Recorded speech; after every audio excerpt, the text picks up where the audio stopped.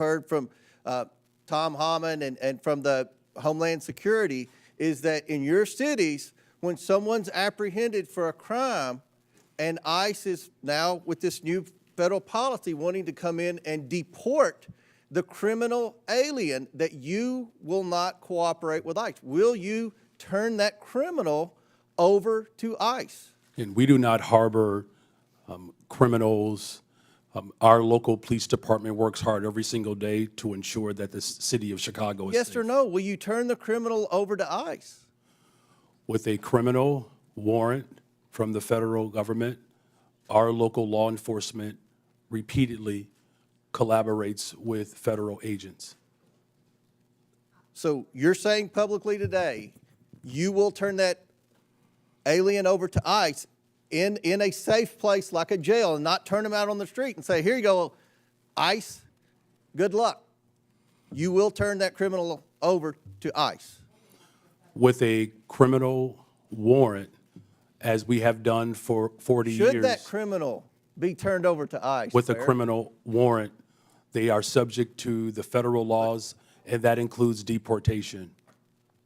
My time has expired, but again, the point that we've got to iron out today is that we have to have cooperation. It is federal law to turn over those illegal criminals to ICE. And we have heard reports, and many of you have said publicly, that you are going to obstruct that. That is against the law, and we're going to hear more about that today. Now I recognize the ranking member, Conley, for his 5 minutes. Thank you. Mayor Wu, I quoted Tom Homan, the so-called border czar, saying that he wanted to bring hell. He was bringing hell to the city of Boston. What did you understand him to mean by that? Let's talk about Tom Homan. Shame on him for lying about my city, for having the nerve to insult our police commissioner who has overseen the safest Boston's been in anyone's lifetime. Bring him here under oath, and let's ask him some questions. I am here to make sure that the city of Boston is safe. Others may want to bring hell. We are here to bring peace to cities everywhere. Mayor Johnston of Denver, what would your reaction be if Tom Homan wants to bring hell to your city, Denver? We think that we have folks in Denver who are working hard, playing by the rules, paying taxes. There is no one that is seeking hell to come to Denver. What people are looking for is opportunity and hope. And for the That's not record, available. he can do whatever he wants to do, I guess. But the fact of the matter is you absorbed on a per capita basis the largest immigration a year or two ago, and you indicated that your crime rate actually fell. It didn't increase. Is that correct? That is correct. Crime is down in Denver. We have homicides down 17%. Violent shootings are down 24%. And in Auto thefts Boston, down. I'm sorry, I've got limited time. Mayor Wu, same thing in Boston. The Boston crime rate has been falling, correct? We had 24 homicides last year, 24 too many, but that represented a tremendous reduction, one of the biggest drops anywhere in the country. Thank you. So the correlation between immigration and crime is false, as you point out, Mr. Beer. Perhaps you can elaborate that. I find it ironic that you characterized correctly, in my view, President Trump and Tom Homan's approach to immigration as lawless when they're invoking law and order and crime as the rationale for their lawlessness. Could you expand on the lawlessness and the irony of the fact that, as you point out in your testimony, the crime rate among immigrants is half that of the native population? That's right. I have a table in my written testimony that you can look at. Top 20 cities for immigration court filings over the last 4 years. 19 of those cities saw a decline in their homicide rate. If you look at all of the major cities, there is a negative correlation between increasing numbers of immigrants and the homicide rate. So that means more immigrants, lower homicide rates. That holds true across the United States. So I think the correlation that's trying to be made is more immigrants, more illegal immigrants, more chaos, more crime. That does not hold. What we do see under this administration is an increasing willingness to ignore the laws. He has, as I mentioned, signed an executive order that says he can ignore due process rights for people who are accused of being in the country illegally. This is an incredibly dangerous assertion of authority and should be investigated by Congress. And is it a reasonable proposition for a local leader? I know I was chairman of my county, which is like being mayor of a large county, and you know, we focused on local law enforcement. You know, we tried to help the feds when we could. We were cooperative where we could be, but our job was local law enforcement. And there is a clash when ICE behaves this way, and I described some horrible incidents. It instills fear in the immigrant community, and it fosters non-cooperation rather than cooperation, which is the mandate of each of these leaders, is it not? Absolutely. We want cooperation. Many of these cities are the reason why immigrants are more likely to cooperate and report crimes to the police than the U.S.-born population is. So there are good reasons to limit this mass deportation of people in their communities. I would just argue that the premise of this hearing is false. We have local law enforcement cooperating with the local political leadership, and it's working. It's bringing down crime rates. And the proposition that immigrants cause crime is false. In fact, patently false, as your testimony, I think, would demonstrate, Mr. Beer. And the idea that these are sanctuary cities that need to be punished is simply a war on urban America. And I'm proud of the mayors who are in front of us here today, and I thank them for their testimony, and I thank them for their service to their local communities. I relate to it, and I think it's a noble calling. I yield back. Gentleman yields back. Chair recognizes Ms. Boebert from Colorado. Thank you, Mr. Chairman. Mayor Mike Johnston, I hope we can start off on a level field of agreement here. So in your testimony, you said that locals were asking Denver, what will you do?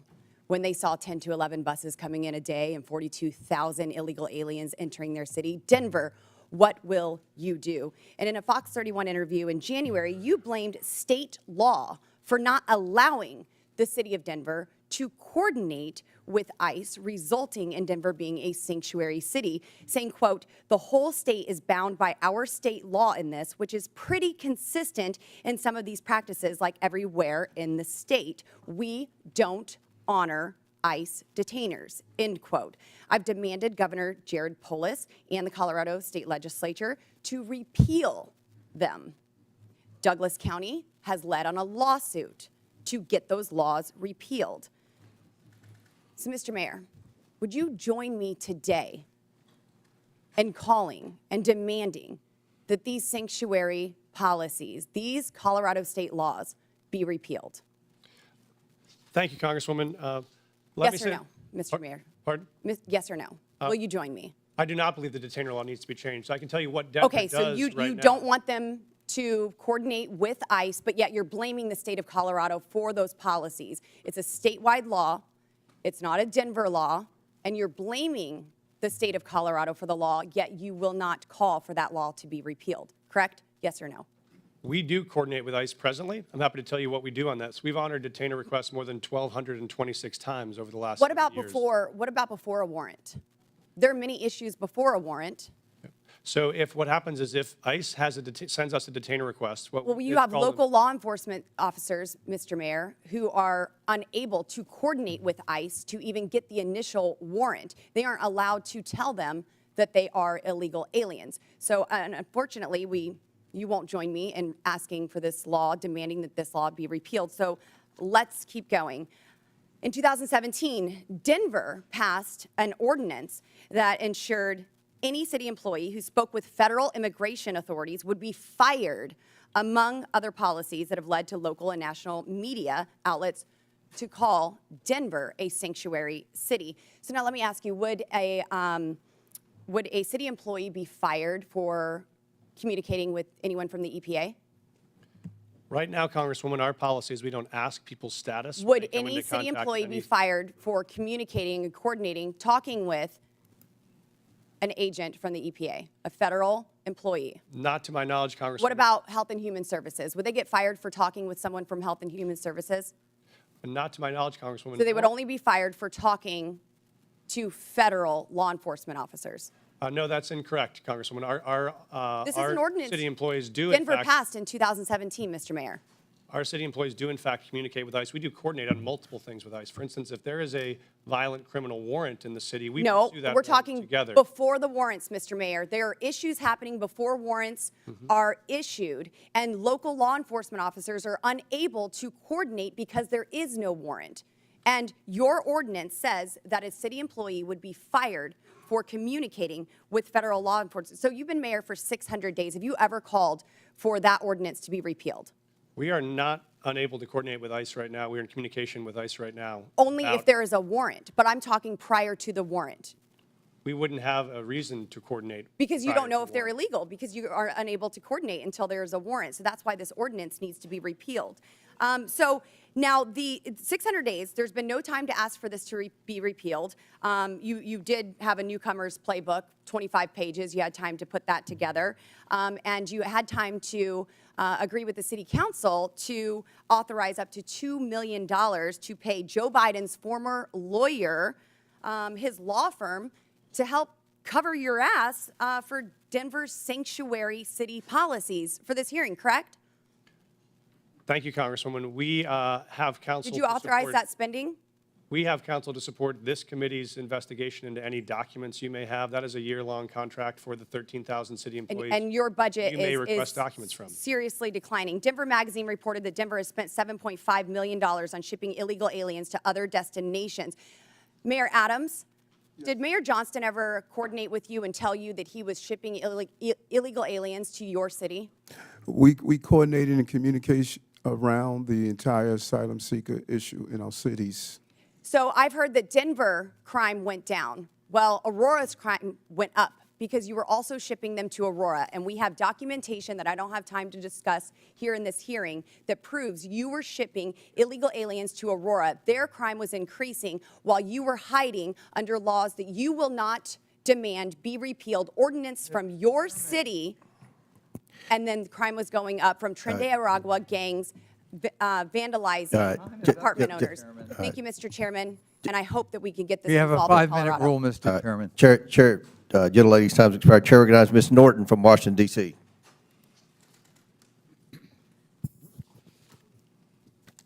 There have been a lot of talk today about these cities and their, in my view, principal decision not to respond to extrajudicial ICE detainers.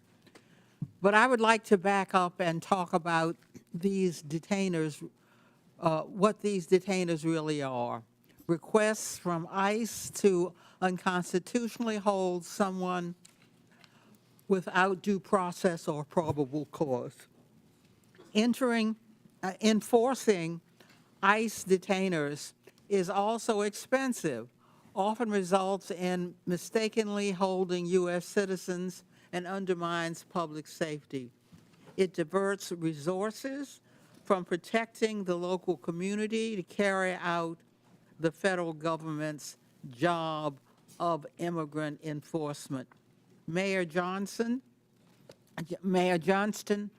what challenges do ICE detainers represent to your law enforcement and city resources? Thank you, Congresswoman. I think that was to me, right? Sometimes I That's get correct. confused. Okay. Thank you, Congresswoman. I think it's important, I appreciate to describe what Denver currently does in terms of what coordination looks like and what it doesn't, which is if we get a detainer request, if we have someone in our custody that ICE would like to get access to, what we do is we provide them a notification of release. And so if that person will be released from our custody, we notify them of the time and the date when they will be released, so ICE, if they choose to, could pick that person up. We have done that 1,226 times over the last 7 years, and that has enabled ICE, when they choose to be able to bring someone into custody. What we do not do is hold someone beyond their release date, because there are multiple courts who have found that to be unconstitutional. If someone is serving a sentence and that sentence expires this Friday, we can't hold them another 7 days without an additional charge. And so that is what state law does, and sheriffs around the state would say it is a strain on local resources to hold them for a civil issue that is not linked to a criminal charge that we have in our city or another jurisdiction. That's why we don't honor those types of detainers. Mayor Johnson, how about for Chicago? So thank you for that question. And for Chicago, again, our top priority with the Welcoming City Ordinance is to ensure maximum safety. The type of coordination that happens between our local law enforcement and our communities is paramount to building trust and keeping our communities safe. The ordinance, as well as the state law, the Illinois Trust Act, which was passed with bipartisan support and signed by the Republican Governor, Bruce Rauner, we do not permit our local law enforcement from engaging in any federal matters. With a criminal warrant, our city and our state will cooperate with the federal government, but without a criminal warrant, our local law enforcement focuses in on local issues to keep the people of Chicago safe. Mayor Wu, how would fulfilling ICE detainers detract from public safety in your city? Thank you, Congresswoman, for hosting us, first of all, in your district. We hear every day from Boston residents, a city that is 28% people who were born in another country, that the trust and feeling that they know they can call 911 when they need help, or if they have information to solve a crime and police need that help, that they feel comfortable in doing so. And so our policy in Boston is that regardless of your background or immigration status, you have access to our libraries. We want you to take your kids to school. We want you to be part of our community. And also, regardless of immigration status, if you commit a crime, if you do harm in the community, you will be held accountable. It is critical to the safety of Americans that cities have the ability to decide what is in the best interest of their people. Mayors and local enforcement know their cities best. I would yield any time remaining to the ranking member. I just want to underscore what the gentlelady has said. Local government knows best how local enforcement, law enforcement works. And cooperating with ICE is part of that, but they can't be a substitute for ICE doing its own job, which is a federal responsibility. Thank you for yielding. Before I recognize Mr. Jordan, I believe Ms. Boebert has a unanimous consent. Yes, Mr. Chairman, I'd like to ask unanimous consent to submit to the record multiple local news articles referencing Denver's sanctuary policies, including the Newcomers Playbook written by Mayor Adams and the budget, which shows millions and millions of dollars of the Denver city budget cut. Without objection, so ordered. Chair now recognizes Mr. Jordan from Ohio. Thank you, Mr. Chairman. Mayor Johnston, who's Abraham Gonzalez? Thank you, Congressman. He is a individual that was released from the county jail on Friday in the city and county of Denver. That's all you know about him? I do know that he was facing charges that the Venezuelan gang member arrested by Border Patrol on September 20th, 2023, released into the country by the Biden administration. A few months later, he's arrested in your city, charged with aggravated assault. On March 11th, 2024, he's charged with motor vehicle theft, stole a car, and then on March 20th, 2024, Mr. Gonzalez is charged with felony menacing. 6 days after that last charge, ICE sends you a detainer, which includes an administrative warrant. Basically, it says if you're going to release this bad guy, this gang member who allegedly stole a car, menaced people, and assaulted people, give us a 48-hour heads up. Is that right? That refresh your memory? I do know about the detainer request. I do know that we provided a notification of release. What kind of notice did you give ICE when you released him? We gave him notification. I'm not sure how long in advance 1 hour. it was. I do know that. 1 hour. I do know that there Gave were him a 6 1-hour notice, and you released him 5 days ago, right? Why not give him more heads up? Actually, let's put the slide up. Let's see what it says here. But let's put the slide up. This is what the Denver Sheriff's Department, it's kind of hard to see, so I'll read it. It says, Denver Sheriff Department, ICE notification being released to the streets. I simply said, just release him to us. You release him to the streets. Why not release him to ICE? Thank you. What we've done, and we do this regularly, we've done 1,226 of these, is we notify I'm asking about one. I'm not asking about the other 1,200. I'm asking about Mr. Abraham Gonzalez, who's a gang member from Venezuela, stole a car, assaulted someone. You had him in your custody for how long?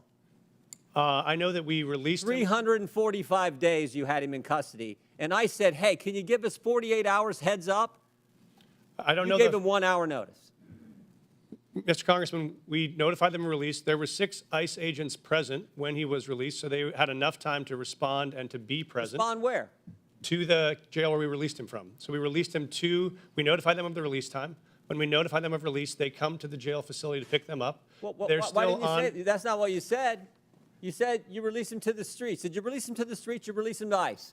What we do, sir, is we release him from our county jail, and we coordinate with ICE on that release time and release date so that ICE can come and pick them up from that location. Pick him up where? In the parking lot? Yes, sir. They're on the facility Guess property. what happened in the parking lot? I know, sir. I've reviewed the video. So I looked at it. I've talked to the sheriff last night. One of the ICE officers got assaulted, didn't he? I've reviewed the video, They had sir. to tase the guy, didn't they? Would you like me to answer, sir? No, I'd like you to answer, did they tase him? I know that there were 6 officers that had multiple tasers. I saw the So they detention had on 6 video. officers. If you keep him in the facility and they come in the facility and get him, does it take 6 officers? Probably takes 2, doesn't it? So we've been doing these, as I mentioned, 1,224 times, 1,226 times. This is the first time I've been made aware of there's been an incident like this. So I reached out to ICE after I saw the video.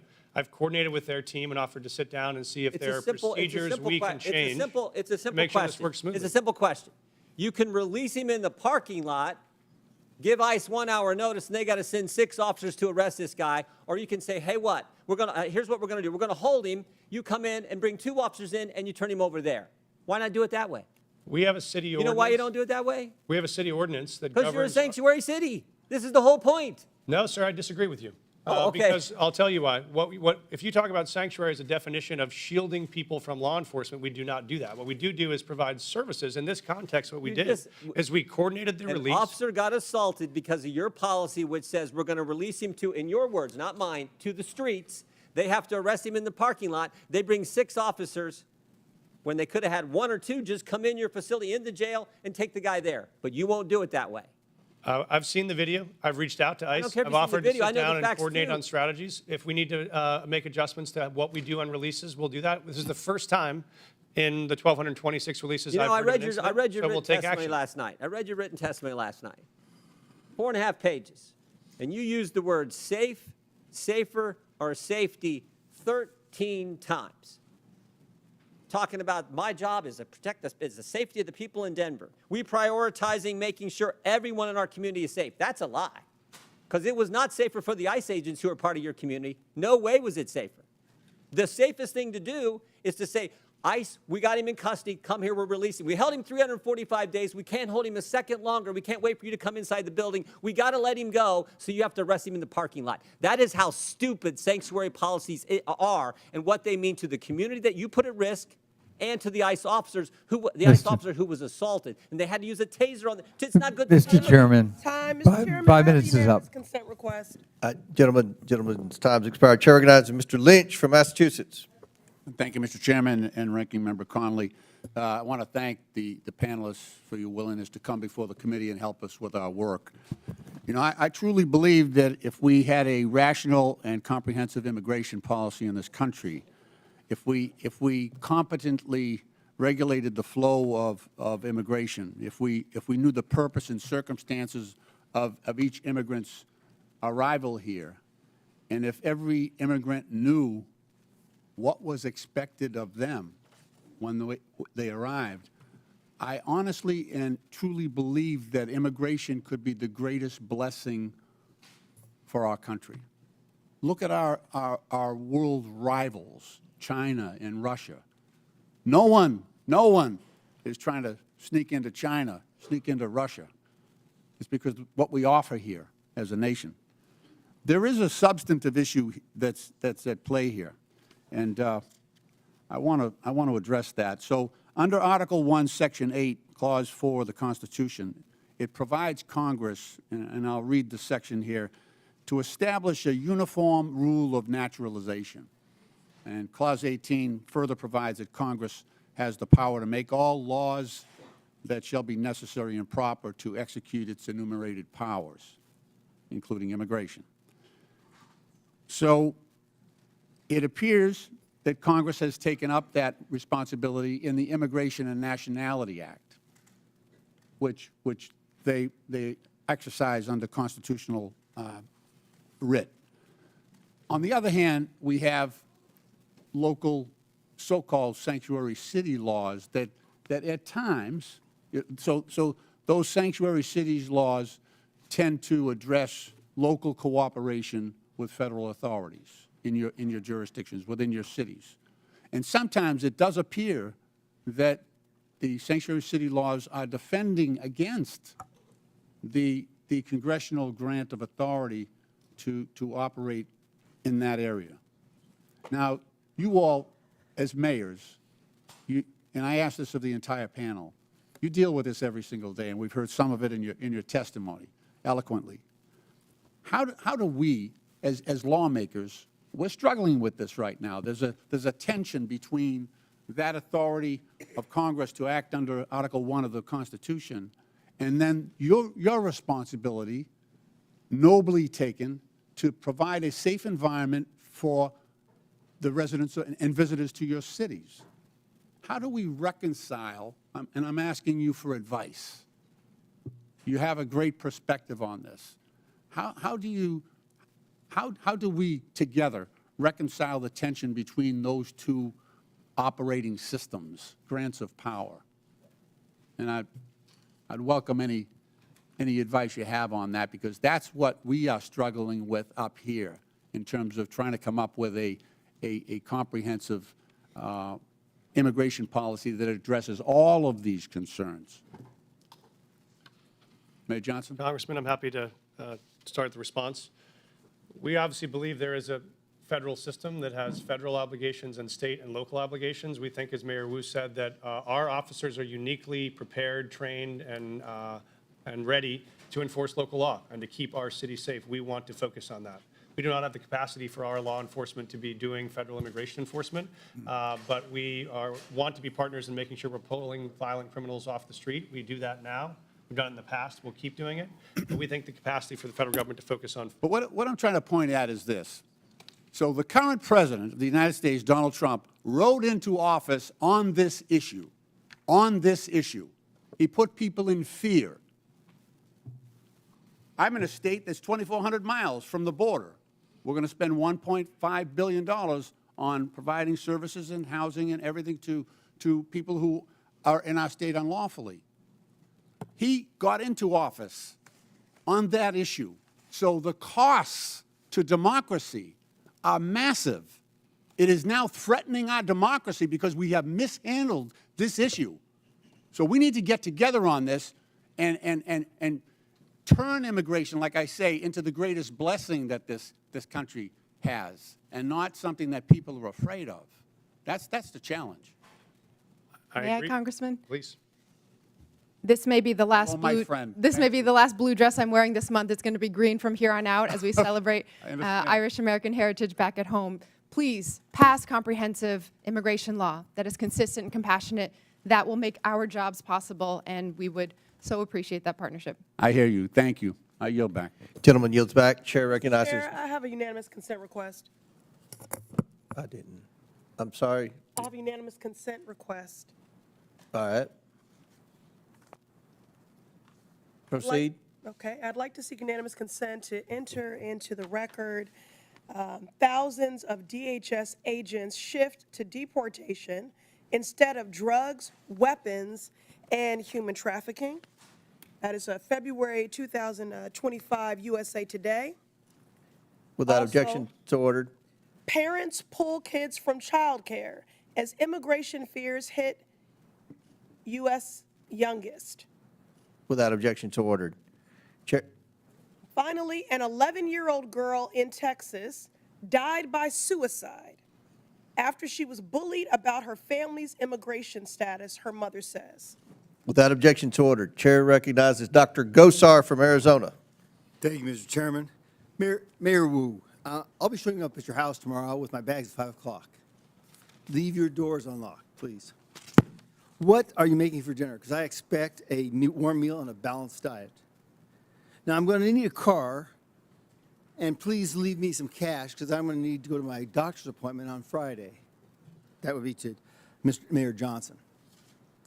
Now, I don't want to sleep on the couch, so put me up at a luxury hotel.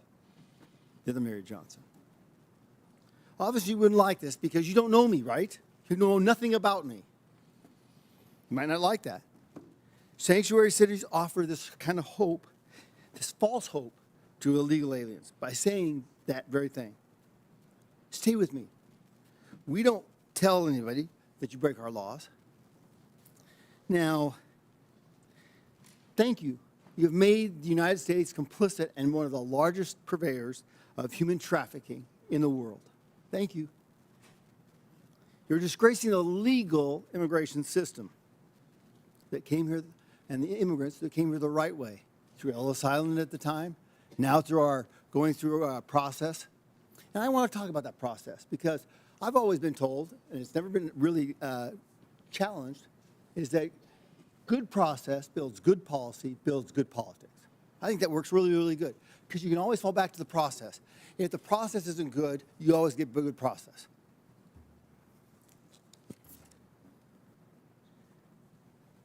Now, you heard the word establishing trust, okay? How can you establish trust at the very beginning when you have a false narrative here? You're defending folks who have broken the law. The definition I've always looked at is trust is a series of promises kept. What kind of trust are you supporting here? What is the trust with an illegal alien? It's a false hope. It's a false trust. Welcome. We're bringing you in. It's disorganized process. Now, let me ask you a question. Mayor Adams, did you support SB 1070? I'm sorry? Did you support the Arizona law called SB 1070? I'm not familiar with it, sir. Well, let me explain, okay? SB 1070 challenged the federal government on its supremacy clause. Because we, in Arizona, wanted, the government wasn't doing anything, so we thought, we'll do this. We can't allow them to break laws. The Supreme Court ruled that struck it down. Now, it seems contraindicating here that you would have supported SB 1070, right, Mayor Adams? Based on the premise that you or would you violate the supremacy clause in regards to immigration? Would I Violate the supremacy clause?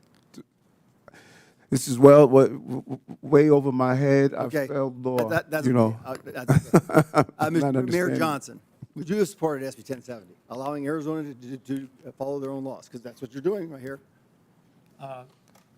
Thank you, Congressman. We currently follow all federal law, all state law, and all local law. So we do not have any supremacy clause challenges that we're pursuing or maintaining. Okay. Well, it seems like you are. But Mr. Johnson, do you agree? The city of Chicago complies with all laws. Okay. Mayor Wu. I'm not familiar with that law because I'm focused on the city of Boston, but we follow all state, city, and federal laws in Boston. What happens when you get in conflict with them? Who do you support? The Constitution, as I understand it, doesn't require cities or police officers or anyone to follow their laws in conflict, follow federal laws in conflict with local laws or state laws. Okay, in the Constitution it says, and it's explicit, that the federal government has jurisdiction and supremacy over all immigration laws, right? I mean, I've heard it a number of times from my colleagues over here. We're the ones who can define that. We're the ones that have that. We just heard we want a comprehensive immigration policy. How can you get a comprehensive immigration policy when you're defining it from the very get-go? You're building it on false premises and false tenets. Respectfully, Congressman, you could pass bipartisan legislation, and that would be comprehensive immigration law. The false narrative is that immigrants in general are criminals, or immigrants in general cause all sorts of danger and harm. That is actually what is undermining safety in our communities. If you wanted to make us safe, pass gun reforms. Stop cutting Medicaid. Stop cutting cancer research. Stop cutting funds for veterans. That is what will make our city safe. Yes, thank you. I yield back. Chair recognizes Mr. Krishnamurti from Illinois. Thank you, Mr. Chair. Mayor Johnson, there's been much talk about Chicago and its enforcement of laws to rid our communities of criminals, so I want to give you a chance to address some of these questions. First, Mayor Johnson, the city of Chicago operates under 4 sets of laws: federal, state, county, and of course, Chicago's own laws, right? That is correct. And most of these laws are not within Chicago's sole power to change. For example, the Illinois Trust Act, a state law, was enacted in 2017 by then Republican Governor Bruce Rauner and dictates interactions between ICE and law enforcement, right? That is correct. And under Chicago's own law, I have a copy of it right here, Chicago is required to help ICE whenever ICE presents a judicial criminal warrant for an arrest, correct? Yes. In fact, Chicago has assisted ICE with criminal warrants in the past, right? Yes. So just to clear it up, any time that ICE does the work and goes to a court to get a criminal warrant to arrest somebody, the city of Chicago not only is required to, but does cooperate to remove that criminal from our community, right? That is correct. Let me turn to another topic. President Trump has said many things about Chicago, including that it is, I have this NBC News report, worse than Afghanistan. Mayor, I'd suggest the facts suggest otherwise. For example, Condé Nast recently named Chicago the best big city in America 8 years in a row. A friendly amendment, best freaking city in the world, city of Chicago. Chicago's the largest rail hub in America. That is correct. Chicago's a quantum technology hub in this country. $20 billion new investment. Chicago area is the home to the second most number of Fortune 500 headquarters of any city in America, right? Just voted again the top relocator for corporate headquarters for 13 consecutive years. And it's home to O'Hare Airport, the most interconnected airport on the continent, is that right? That is correct. That doesn't sound like Afghanistan to me, sir, does it? The city of Chicago is a beautiful place. We also have 20% of the world's fresh water right in our front yard. Our restaurants are amazing. In fact, everything that is dope about America comes from Chicago. A Republican named Lincoln was nominated for president in Chicago, and a Democrat named Obama called Chicago home too. It's the city of big shoulders, the heart of the heartland, the home to the world's best pizza. And we're not going to take any slander from Donald Trump or anyone else lying down. Is that right? That is correct. Sir, I want to turn your attention to another topic. Mayor Johnson, you'd agree with me that high grocery prices are among the top concerns for the people of Chicago, right? The economic conditions that are unfortunately that are not being addressed by Washington has caused a great deal of trepidation and anxiety. Mayor Wu, according to USDA, the wholesale cost of a dozen eggs has gone from $6.59 since January 19th when Donald Trump took office to $8.39, a 27% increase, and this has got to anger Bostonians, right? People are doing their very best, trying their hardest, working multiple jobs, and they need support. Mayor Johnston, I suppose that people in Denver are concerned as well, right? I'm very concerned. This is the most important issue for us, is how we make sure that it's affordable to live in the city. Mayor Adams, the same is true for New Yorkers? Affordability is an issue that's impacting our city, and that's why we're doing the best we can to put $30 billion back in the pockets of working class people. President Trump, if you're watching this hearing, I respectfully ask, when will egg costs be high enough for you to issue one executive order on bird flu? $10 a carton, $15 a carton? It'll soon be cheaper to buy a magazine for an AK-47 than to buy breakfast. This is flat out wrong.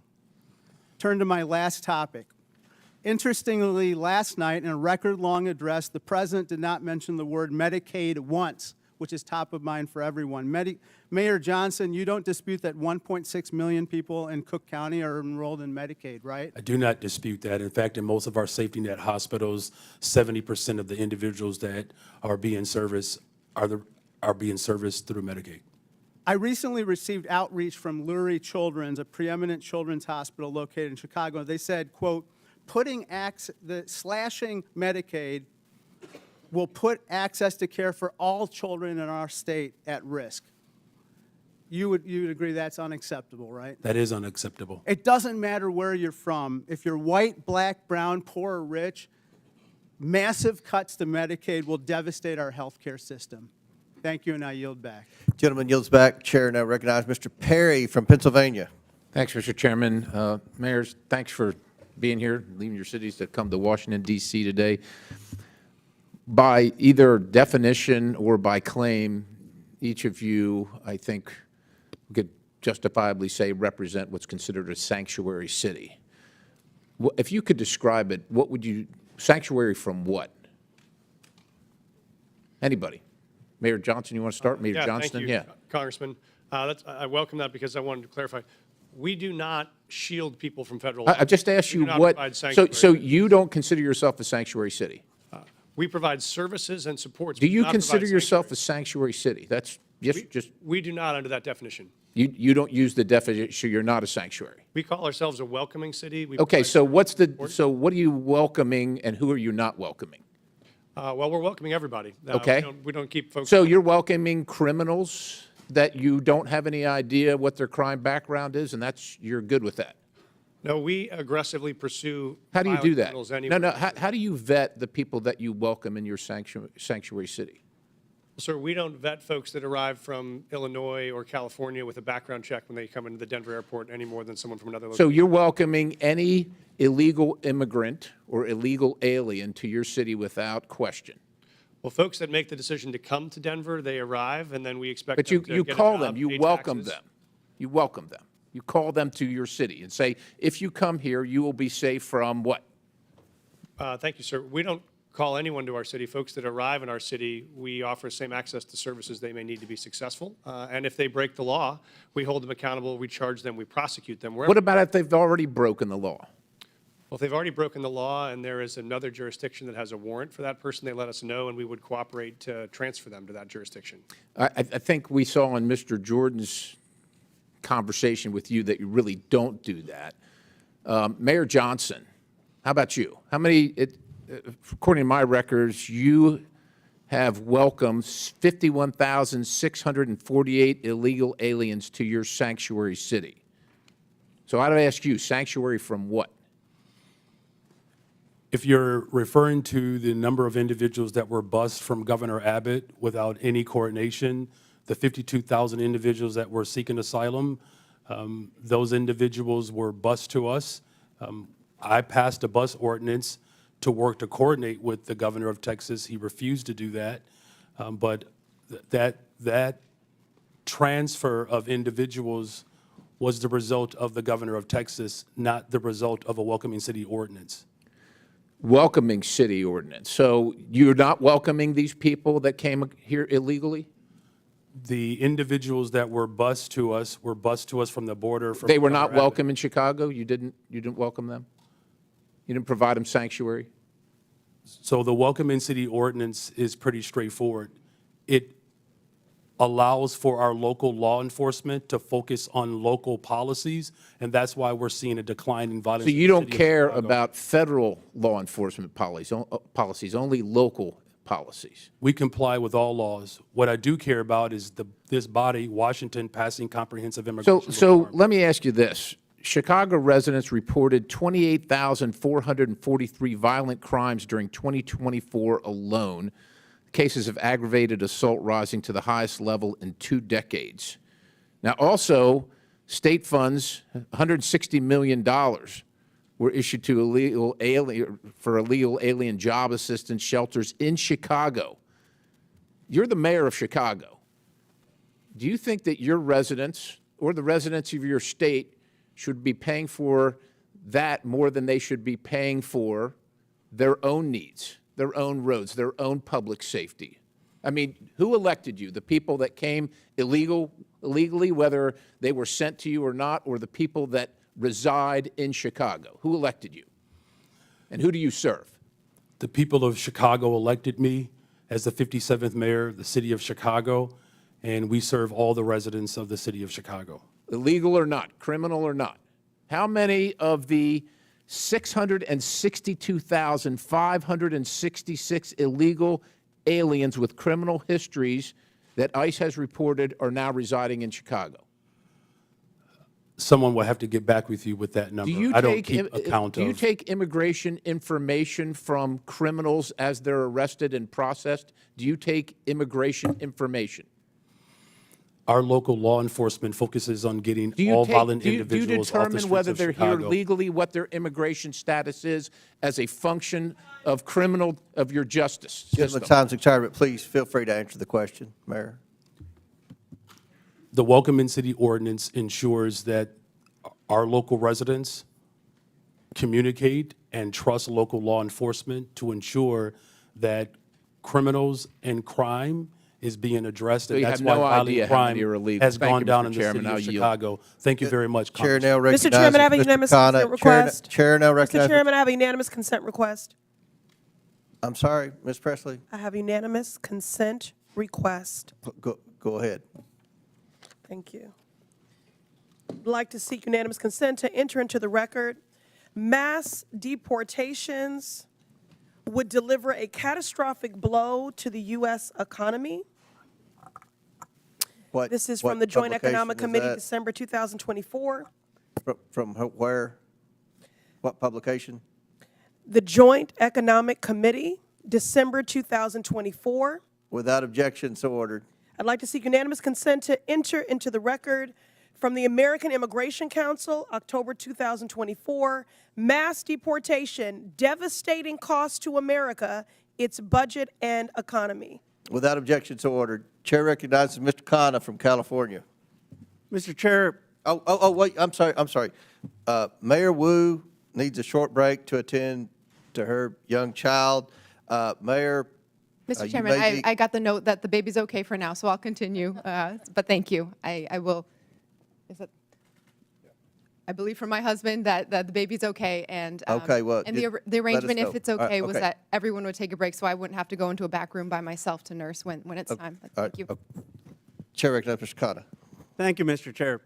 Mr. Chair, I find the Republican position in this hearing quite ironic, because the Republicans are the party that are always touting local government, state government, local control, and not having federal overreach. So I want to explore actually one of your favorite topics on the other side of the aisle, the infamous mask mandates. I know how much you love them. When CDC came out with the mask mandate order of January 29, 2021, they said that we needed to have fines of $1,500 for anyone who didn't wear a mask on a plane or in a public space. And they said that there needed to be referred criminally to the Transportation Authority if they violated it more than once. Now, Governor Abbott said in Executive Order 38, we're not going to have our cities enforce the mask mandate. And Governor DeSantis said the same thing. We're not going to have our local police enforce the mandate. I want to ask Mayor Adams and Mayor Wu, because you had slightly different views on the mask mandate, but Mayor Adams, you were actually praised in New York for saying, we are going to take away some of these mask mandates earlier so businesses can open and there can be a revival in New York. Did you ever, in law enforcement, to your knowledge, enforce the CDC mask mandate and ask your law enforcement to fine people who didn't wear a mask $1,500?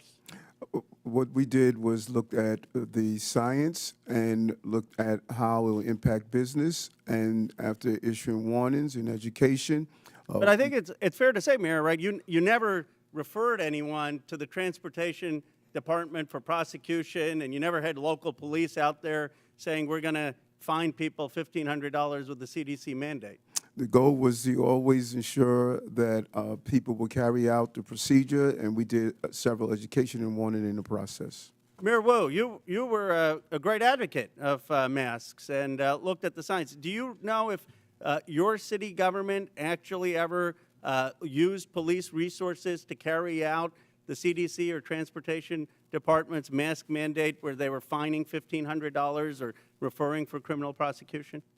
I am not aware of any incidents of someone in Boston having been fined or prosecuted for any mask-related issues. We certainly prioritize public health and saving lives, and so our role as a city was to provide positive communication, outreach, make sure there were signs and different community organizations that could go and remind people to stay safe and do their best to take care of each other and their families. As much of an advocate as you were for masks, and I was an advocate for masks, would you have been hesitant to order your law enforcement, your local police, to say if someone was violating those mask mandates that we need to cooperate and turn them over to the Transportation Department for prosecution?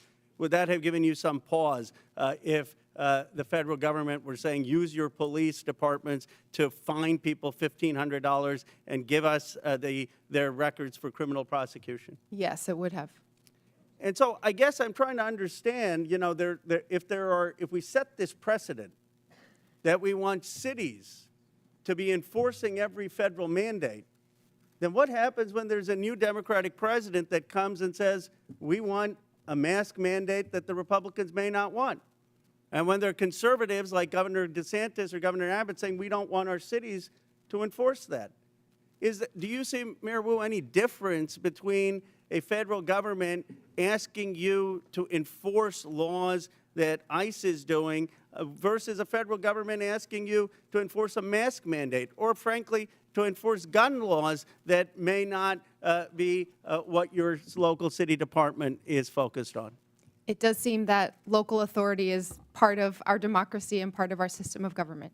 Isn't the real issue here not one of immigration, but of federalism?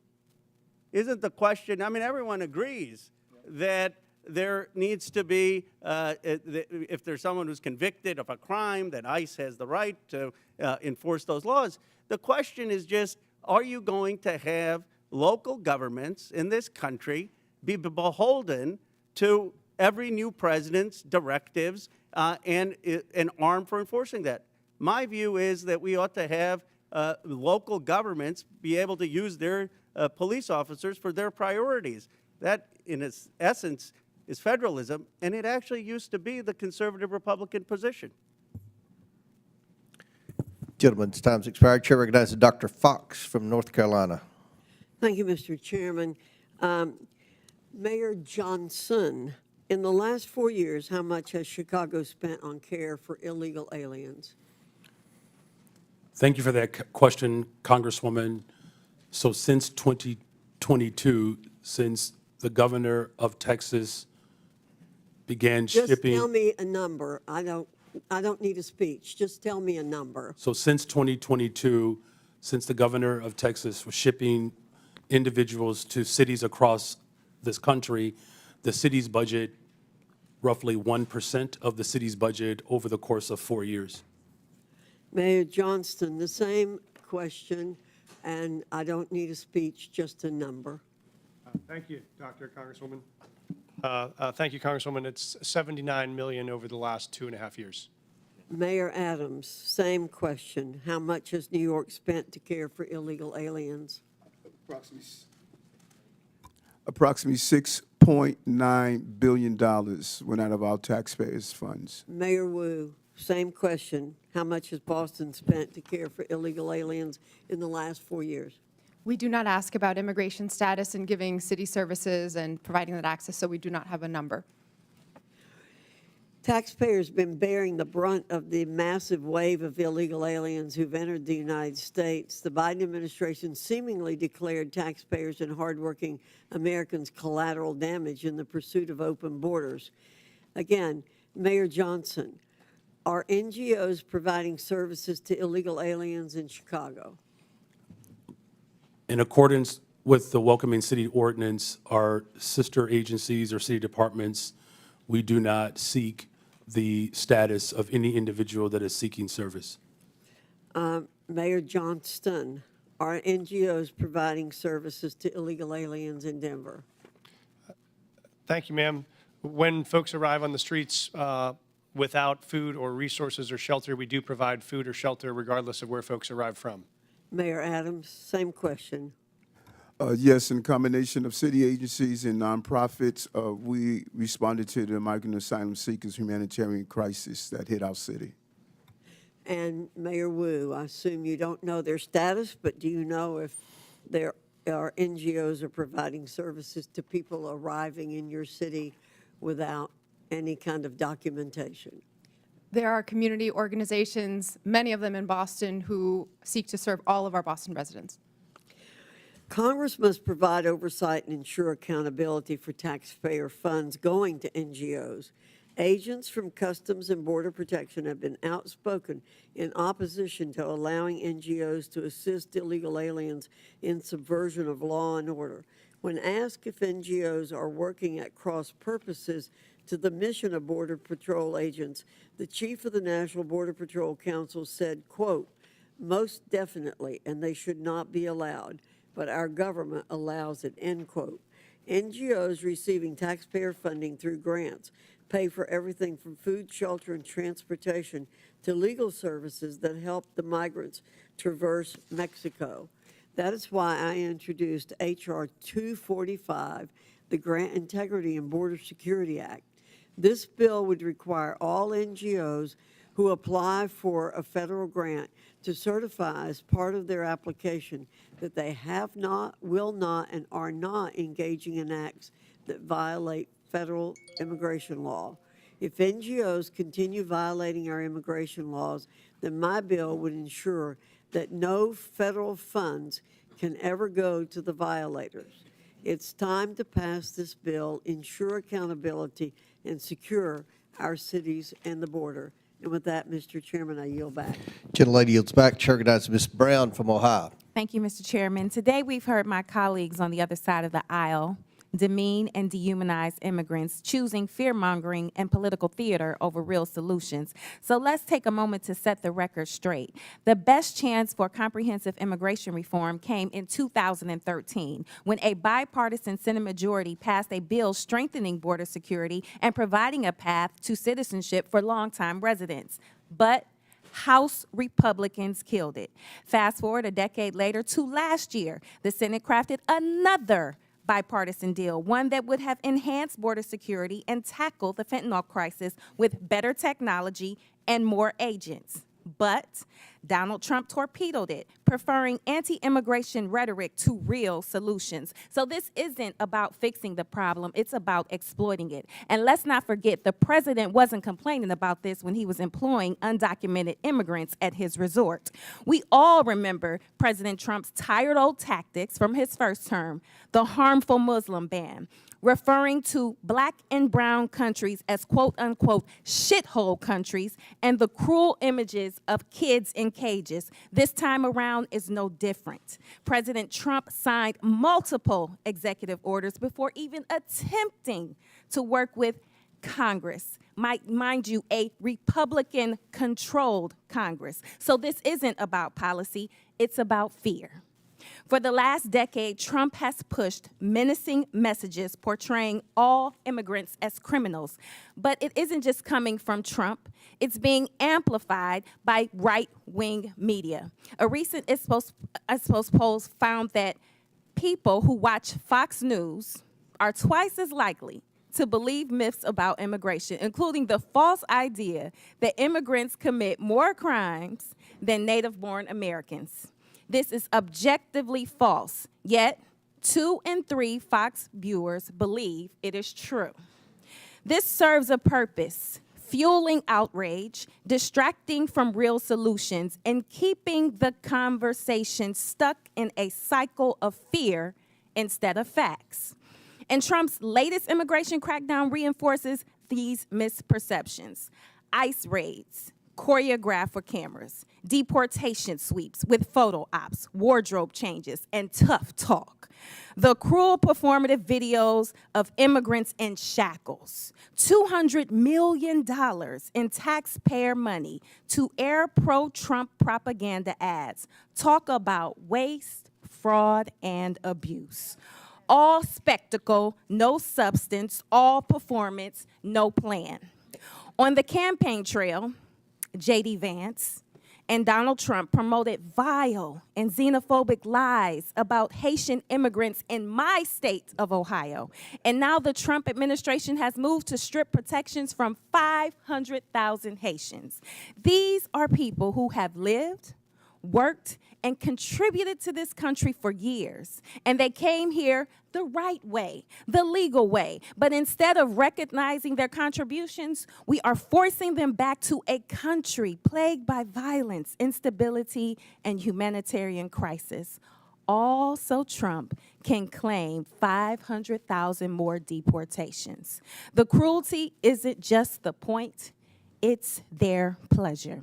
So let's be honest about what's really going on here. Mayor Johnson of Chicago, what sort of an impact will the Trump administration's decision to allow arrests at sensitive locations like hospitals, preschools, churches, and courts have on your city? Thank you for that question. As a welcoming city space, it's important that the trust between the community and law enforcement is strong. That's ultimately how we have built a safer city. Just this year alone, violent crime is down 20%. Any type of threat to the civility and to the humanity of people is a threat to the evolution of our democracy. And so it's incumbent upon Washington to ensure that we are funding our education system, that we are funding our transportation system, our healthcare system, creating more jobs. Just since I've been in office, we've increased youth employment, summer jobs by over 40%. Making sure that our young people see their purpose is the value of this democracy. And so I call on this body to continue to invest in the city of Chicago that sends billions of dollars to Washington. Thank you. Fear and cruelty are not the solution. It's distinctly un-American and a dangerous distraction from the Congress's responsibility to actually deliver progress on this challenging facing our country. And with that, I yield back. Gentlelady yields back. Chair recognizes Mr. Grofman from Wisconsin. Yeah, just a couple comments first. As far as the idea of who's committing crimes, we have no idea how many illegal immigrants in this country are committing crimes because nobody keeps track.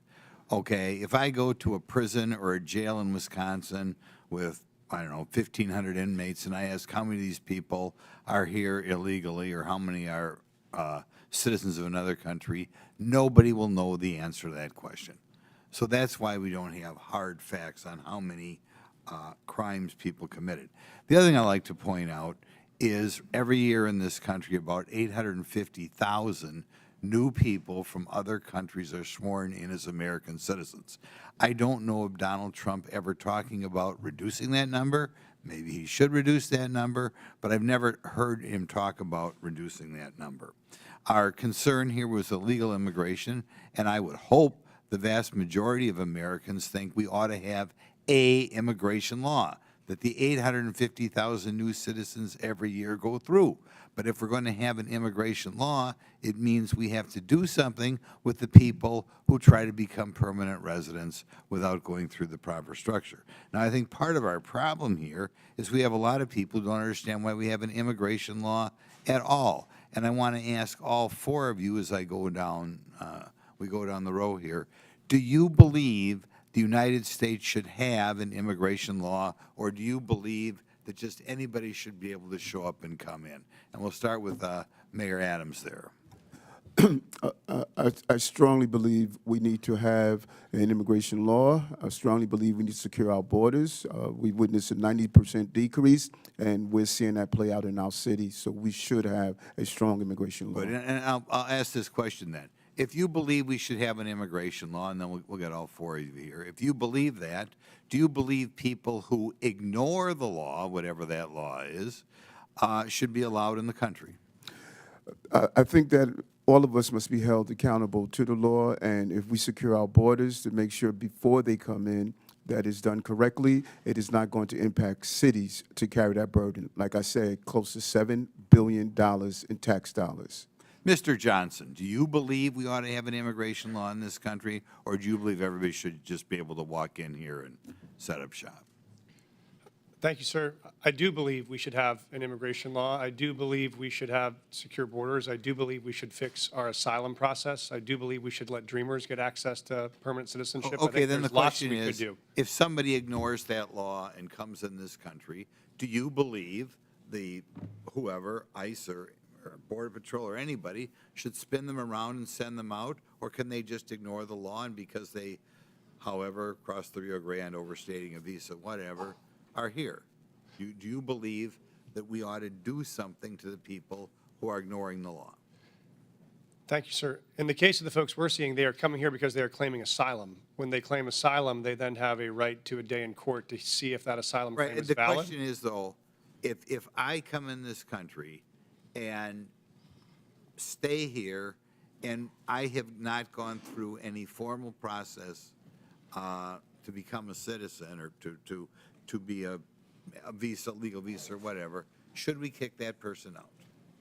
The folks that we're serving, sir, are trying very hard to navigate that legal process. It's often a 7-year wait for a court date when they arrive to this country, so part of it is the backlogged administrative need at the border.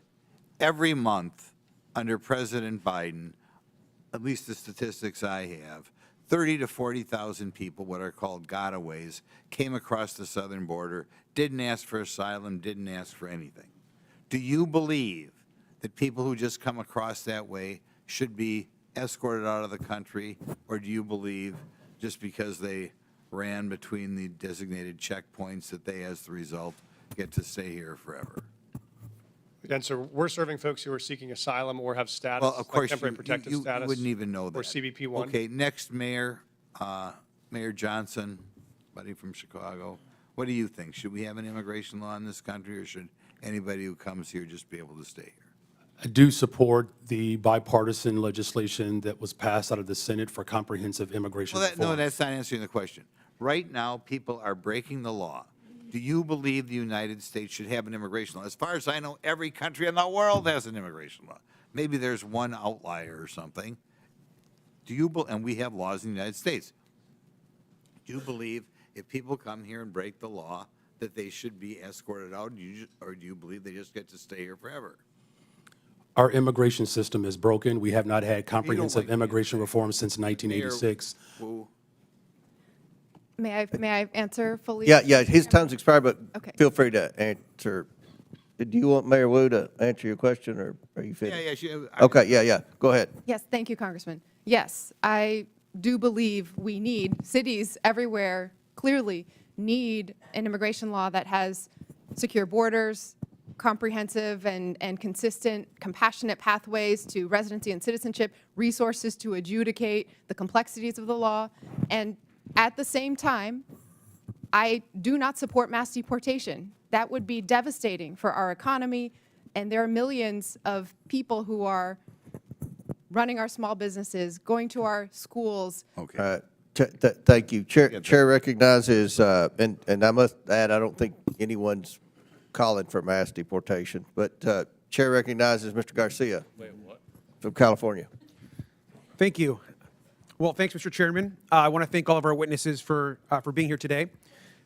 Before I came to Congress, I was the mayor of Long Beach, California for 8 years. It's a diverse city of about 500,000 people, so I appreciate the work that mayors do.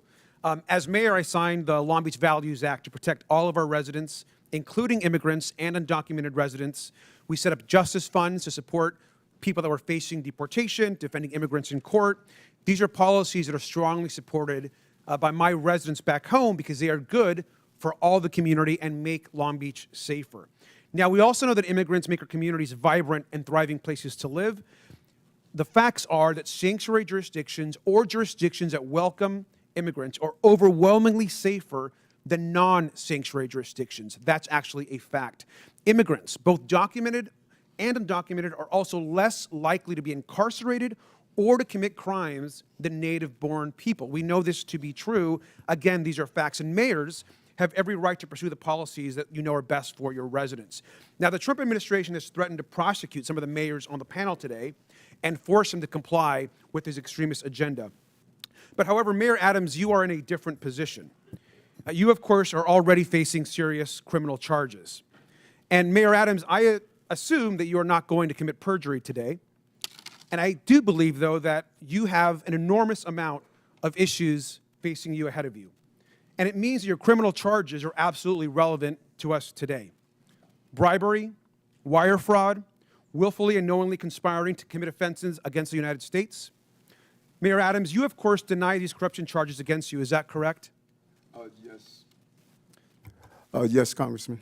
Thank you. Now, I understand that you are proven innocent unless you are guilty, but you also have, sir, a trust problem. 4 of your deputy mayors have resigned. Now, this is serious, and Republican prosecutors agree that the evidence against you is ironclad, yet Trump's DOJ moved to drop these charges. Now, I just want to be and show this, I want to be just really clear and show this here. Now, look at how the Trump-appointed acting U.S. attorney who is prosecuting you described it. because the law does not support a dismissal, and because I am confident that Adams committed the crimes with which he is charged, I cannot agree to seek a dismissal. Now, this is a conservative Republican who resigned when Donald Trump pressured her to drop the charges. And we know the Trump administration demanded that the charges be dropped. And this is key. They will be able to refile them against you, Mr. Mayor, at any time. I think, personally, that's why you sat next to the architect of family separation on Fox and Friends. Now, Tom Homan sat next to you and said the following, and I quote, "Getting on Rikers Island is step one. We're working on some other things that we don't really want to talk about on open air because the city council will be putting roadblocks up on us. The mayor and me have a commitment to several other things." Now, this was you, of course, and Mr. Homan, the architect of family separation. This is also incredibly concerning, Mr. Mayor. You sat next to him, you smiled, you badmouthed your own city council. Now, Mr. Mayor, we have a right to know if the Trump administration has actually coerced you into agreeing to anything. And Mayor Adams, I also want to be very clear. Are you selling out New Yorkers to save yourself from prosecution? There's no deal, no quid pro quo, and I did nothing wrong. And anything dealing with this case out of deference to Judge Ho, who's now addressing it, I'm going to refer to his actions. Well, Mr. Mayor, it appears, to me at least, that you are selling New Yorkers out. It appears that you are working with Tom Homan, who is clearly focused on family separation and deportations and harming New Yorkers and others across the country. Now, every other mayor on this panel is pursuing legal and effective policies that benefit our residents and their communities. Their policies actually uphold public safety. Now, I personally agree with the majority of New Yorkers and think, Mr. Mayor, that you should resign. You should do the right thing. You should step down and resign today. And with that, I yield back. Would my friend yield? Would my friend yield? I yield. Yeah. Mr. Mayor, I want to be really clear. Were you pressured in exchange for the dropping and dismissal of criminal charges in your indictment to cooperate with the Trump administration on all fronts with respect to immigration? Did any such conversation take place? I think I was extremely clear. I cannot hear you, sir. I think I was extremely clear. No quid pro quo, no agreement. I did nothing wrong but serve the people of New York City. Thank my friend for yielding. Chair, now recognize Mr. Cloud from Texas. Thank you, Chairman. Thank you, witnesses, for being here. You know, we are indeed a nation of immigrants. I have to look no further than my own children, who are the inheritance of both my ancestors who got here in the 1600s with William Penn, or my wife who got here when we got married. I think that's really what this nation is about. But you are not here today because of legal immigration. You are here because of illegal migrants who have been sent to our country. In your opening statements, there was a deft linguistic shell game that you played to try to conflate legal immigration with people who are coming here illegally. And we're savvy to that. You are here because each of you, with the exception of Mr. Adams, have said in some form or fashion that you will not honor ICE detainers. In other words, that when you have people in custody and ICE says, we need to come arrest that person because they're here illegally, that we will not honor that. That's why you're here. No one's asking you to go round up criminal aliens. We are asking you to take people who are already in your custody and hand them over to legal federal law enforcement. Now, what this does is it saves U.S. taxpayer money. It keeps from a greater presence of ICE and federal law enforcement in your communities, because if you're releasing them, it takes more people, as Chairman Jordan mentioned, to go in and to re-arrest that person, and it puts the lives of law enforcement in danger. This used to be a bipartisan issue. As a matter of fact, groups like the Cato Institute called President Obama the deporter-in-chief. And Mr. Chairman, I'd like to submit for the record a Cato article that said President Obama, deporter-in-chief, is the title of it. So why we have to ask is suddenly the left not embracing policies that Obama supported. We can look to last night, where it seems to be Trump derangement syndrome, where the left could not seem to applaud kids fighting cancer, a first lady, an accomplished immigrant in her own rights, where traditionally we have applauded and recognized and honored the families for their sacrifice. Many of them are, this is the president's issue, and they're kind of along for the ride. It was odd, I thought, that they applauded sending more money to the Ukraine, but not peace for Ukraine. And so it brings us back to why we're here and why this is a partisan issue all of a sudden. It boggles the mind. Now, Mayor Johnson, you seem to want to talk about Texas, so I'm from Texas. Let's talk about Texas. First of all, have you been to the southern border? I've been to Texas, but I have not been exactly to the southern border. Okay.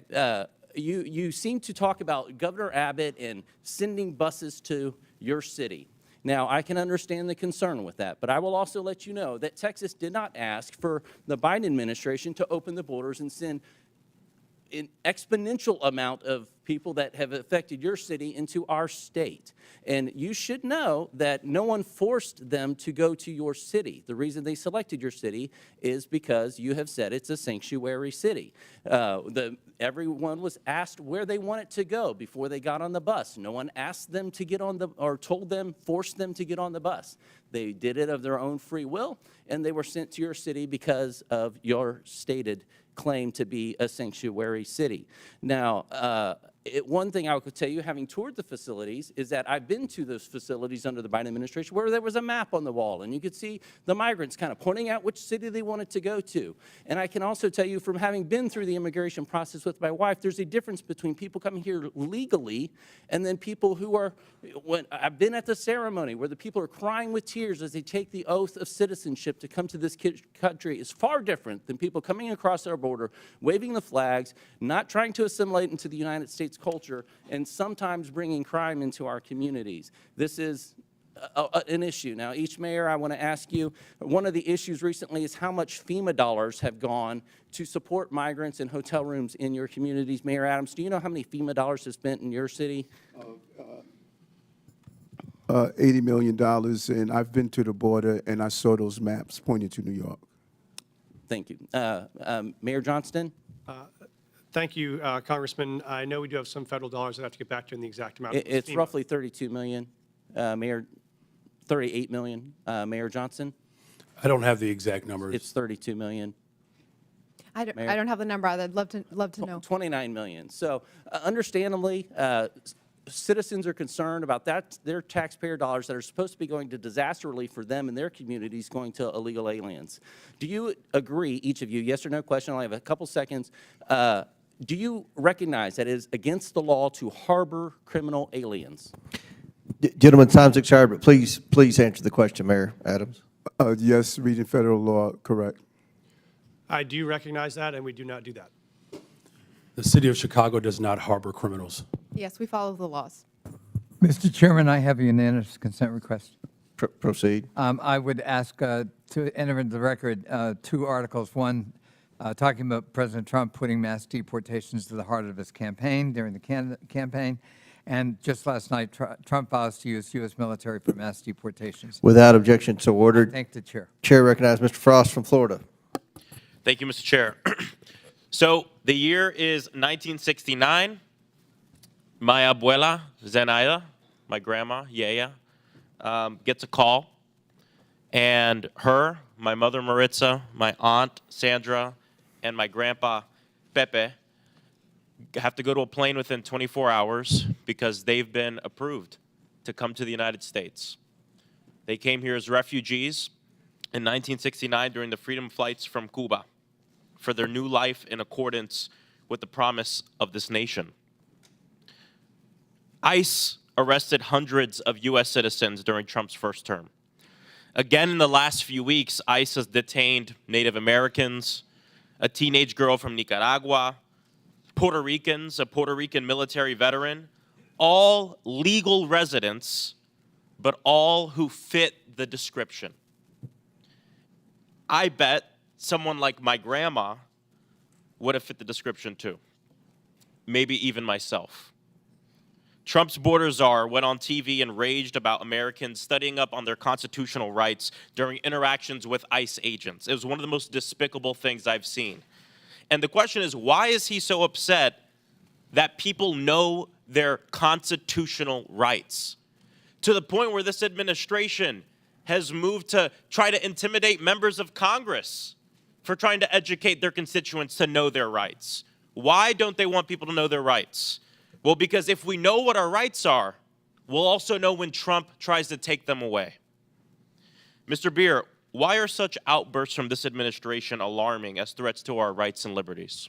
Well, you think about what we've heard about detainer requests. I have documented over 155 U.S. citizens who've been targeted by detainer requests, and they want to say, we're going to just take the discretion away from state and local governments over detainer requests, even in the case where someone is clearly a U.S. citizen. Here's my birth certificate.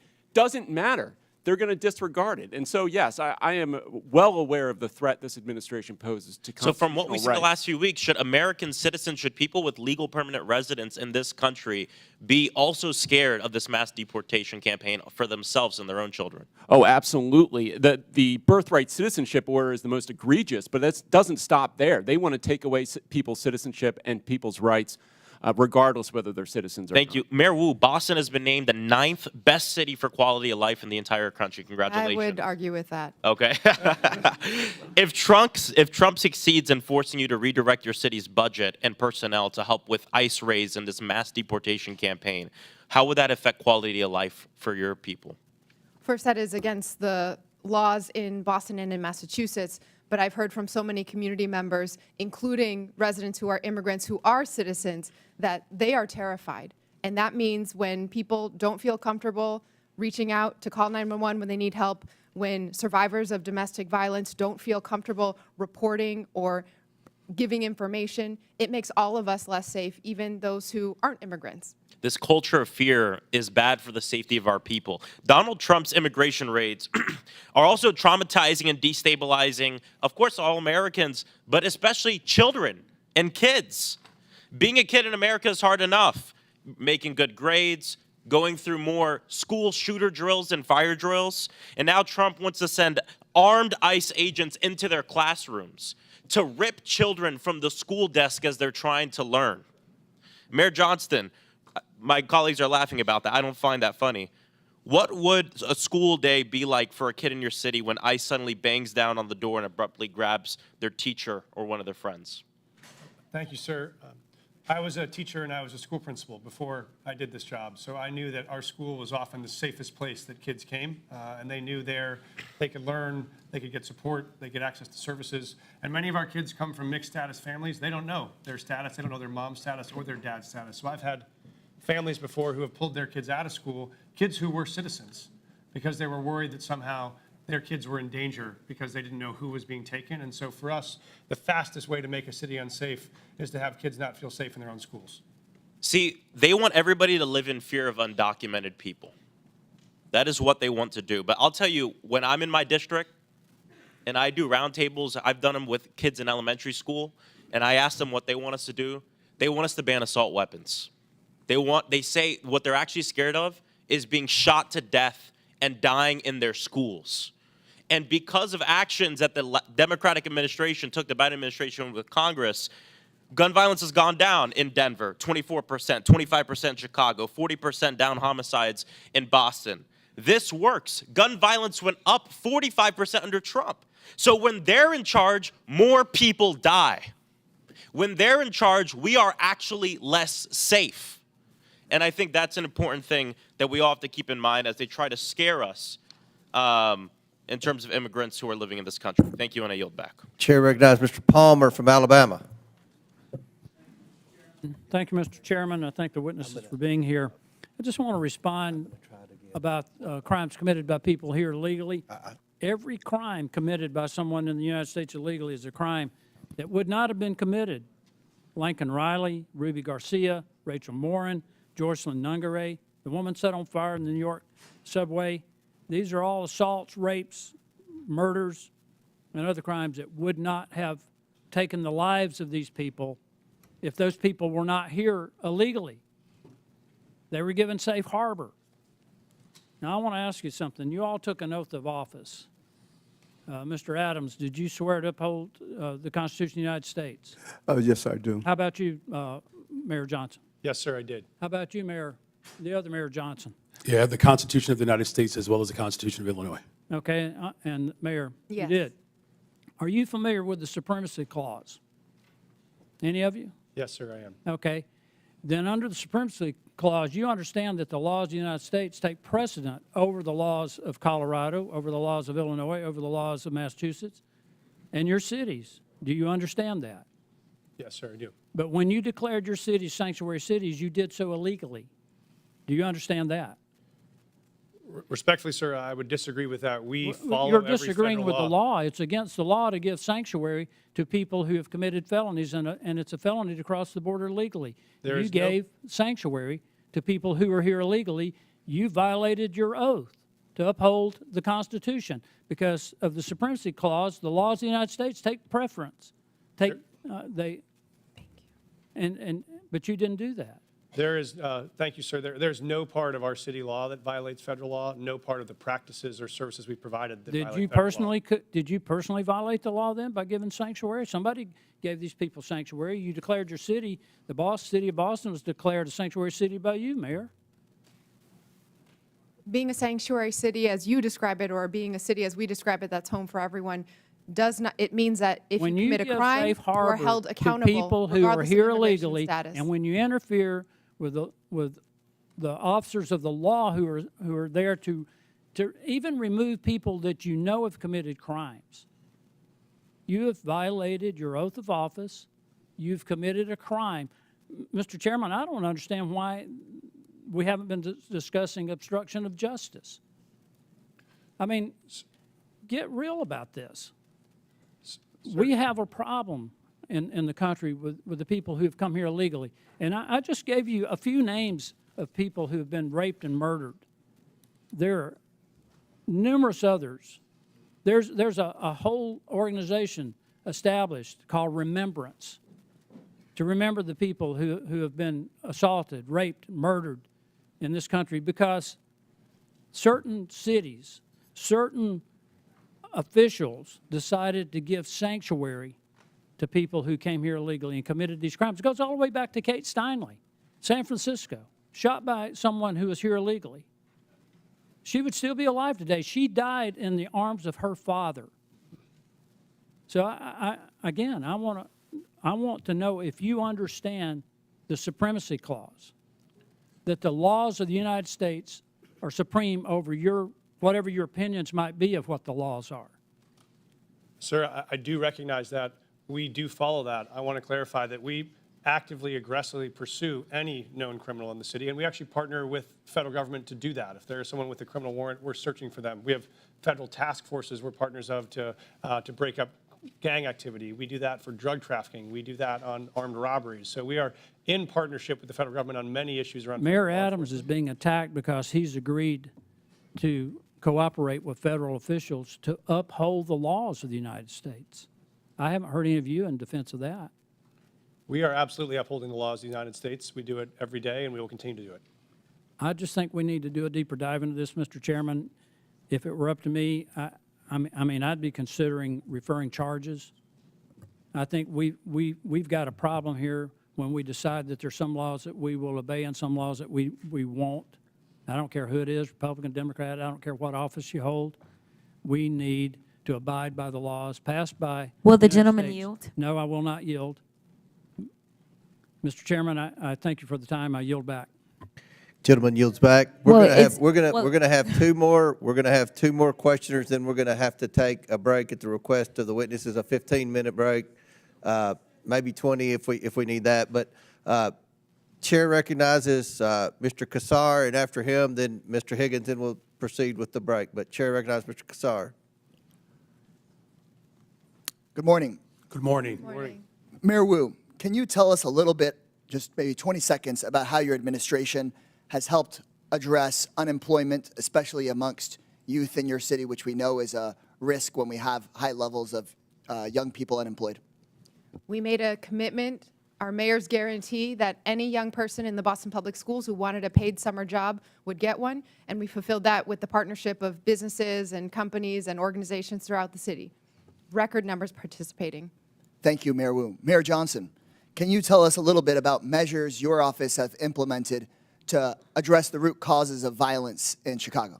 Thank you for that question. Yes, so first of all, it's great to report that violence is down in the city of Chicago, and it has gone down since I've been in office as a result of a couple of measures. One, we've reopened 3 mental health clinics because we do know that mental health issues, and we are in a very severe mental health crisis. We've also increased the number of youth employment. We have hired almost 28,000 young people for last summer. This year, we have an opportunity to hire up to 29,000 young people. We've also built more homes. Just last year, we've appropriated $11 billion, 37,000 construction jobs in the works for almost 10,000 more affordable units. And we have promoted and hired 200 detectives to increase trust between community and law enforcement to solve the crimes that do occur in our city. Thank you so much. Mayors, I want to thank you for the hard work you're doing every single day. Just in 40 seconds, you have described building tens of thousands of homes for people that need them, hiring detectives to solve cold cases, building community trust to reduce violence, hiring people to do incredible mental health work, and reducing the youth unemployment rate. That is so much more than what the Republican majority can ever describe having ideas about. And that's why they've dragged you before us today. They want to point the finger at you because they have no plan on how to address housing, no plan on how to reduce costs, no plan on how to actually reduce violence in our communities. In fact, maybe some of the only plans they have would be to make those issues worse. And I know that you all as mayors are doing one of the hardest jobs in this country every single day. You're serving your communities honorably. And they don't want the American people to hear about how Boston has drastically dropped your unemployment rate. They don't want the American people to hear about how Chicago is dropping the rate of violence in the city. But our job is to make sure the American people actually hear the truth. And the truth is that you are pairing a law enforcement response along with a mental health response and a housing response and a jobs response to what's going on in your cities. And that is so critical. Republicans, on the other hand, here are going back to the same old tactic, which is to say, find a vulnerable group of people and let's blame them for everything that we can. Anything bad that happens, let's go try to point the finger at our political opponents or at a vulnerable person or at a person of color from a faraway place. And that doesn't actually solve real issues for the American people. Republicans and their big boss donors blame immigrants for low wages because they don't want the American people to see the Republican plan to dismantle the NLRB, to dismantle unions, and to never pass a bill raising wages for American workers. They blame immigrants for housing costs because the Republicans are dismantling the Department of Housing and Urban Development and stripping affordable housing funding from this country. They want to distract from the $8 million a day that people like Elon Musk get in federal contracts while they attack hardworking immigrants and while they attack officials that are actually just trying to do their jobs. Mayor Johnson, you have a limited number, I suppose, of jail cells in Cook County and a limited number of law enforcement resources. Is that correct? That is correct, and I do not have jurisdiction over Cook County jails. And you want to make sure that when somebody in the city of Chicago calls 911, that they get an appropriate response. Is that correct? That is correct. And so what I have been hearing all morning from my Republican colleagues is they want the federal government to go tell the city of Denver or the city of Boston or the city of Chicago. No, they want the federal government to be able to call you and take over your police resources or take over your county's jail resources, and you don't even represent the county, for whatever case they might come up with, the person is dangerous or not. Instead of having cities determine if somebody is dangerous and needs to be held, instead of having cities say, we want to make sure if you have an emergency that we get somebody to you and don't just send out our police to a call that may not be a priority just because somebody in the federal government wants to go after somebody with no criminal background and that isn't a threat. And so with that, Mr. Chairman, right before I yield back, I just want to thank people that are involved in local government, city council members, neighborhood associations, mayors, the people who keep our cities running. You deserve our support in making your cities more safe. You deserve our support. Gentlemen, in time's addressing expired. housing Chair recognizes instead of Mr. hearing like Higgins this. from I yield Louisiana. back. Thank you, Mr. Chairman. Let's clarify for America. Mayor Adams, Mayor Johnson, Mayor Johnson, and Mayor Wu, are you here today under the advice of counsel, and do you have counsel present? Yes or no? I want to understand the question. Are you here today under the advice of counsel, and do you have counsel present? do have counsel present. I'm here because we were requested to appear. Did you consult with, did you have counsel prior to your appearance? Yes, we did. Thank you. This is not a trap question. We just want to clarify. Okay. Here under the advice of counsel, do you have counsel present? Yes, sir. Mayor Johnson, Counsel present here because I was invited. did you counsel before your trip here? We do have counsel, Get but I was advice here. from your counsel? Yes. Okay, then you're under the advice of counsel. Yes. Mayor Wu, thank you. To just clarify for America, these mayors are all sanctuary city mayors. But the narrative is no longer comfortable because 3 months ago, we were at the tail end of 4 years of millions and millions of illegals coming into our country. It was out of control. The only thing that has happened since then is we had an election in November. And now we're not pulling the curtain back. We have ripped the curtain from the rods.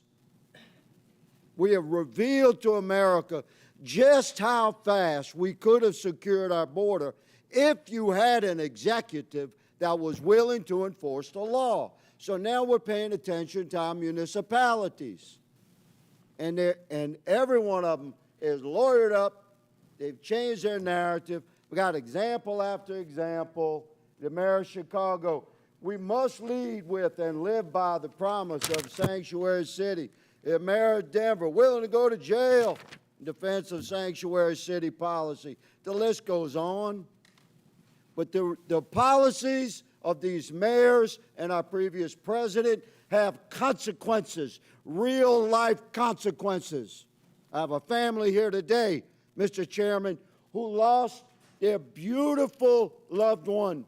This young man was killed by an illegal immigrant in Texas that never should have been in our country. He'll never be here to raise his daughter, Anne Marie, to love and cherish and honor and uphold his beautiful wife, Olivia. And you mayors have responsibility, not just to your communities and the citizens you just want to serve, but by extension to the entire republic. And let me clarify, I was a cop for a long time. To honor the jurisdictional authority of another law enforcement agency, you do it every day in your city. Guaranteed, every one of you, if you have an inmate in your city on city charges, and that inmate has a felony warrant from a neighboring county or another county in your state, and that county contacts your city while you have that inmate in detention, and ask you to hold them for them to come pick it up upon release, guaranteed you release that inmate to the county over or to your state police. But you're not doing it for ICE. And ICE is responsible to remove millions of criminal, hard-edged, criminal illegals from our country. And we've had enough. America's fed up with this betrayal of oath, and you'll be held accountable. One of you said you're willing to go to jail. We might give you that opportunity, good mayor. One of my colleagues mentioned the children. I always want to talk to the children, separation of children. At any given time in America, there's 750 to 850,000 American citizen parents of minor children incarcerated in our country. If you commit a felony in America, you get arrested and prosecuted and convicted and incarcerated, you can expect to be separated from your children. But let me say, there's a sunset to that separation, because when you do your time, you'll be released. You can return to your family. This young man will never return to his family. and he should have never been removed from his family. If we had a president and heads of our municipalities that were willing to uphold the federal law that exists. America is moving into a new era of enforcement of our own laws. Welcome to it. Mr. Chairman, I yield. Very good. Mr. Chair, I have unanimous consent. All right. This is an article from Wired. It is February 18th of 2025. U.S. funding cuts are helping criminals get away with child abuse and human trafficking.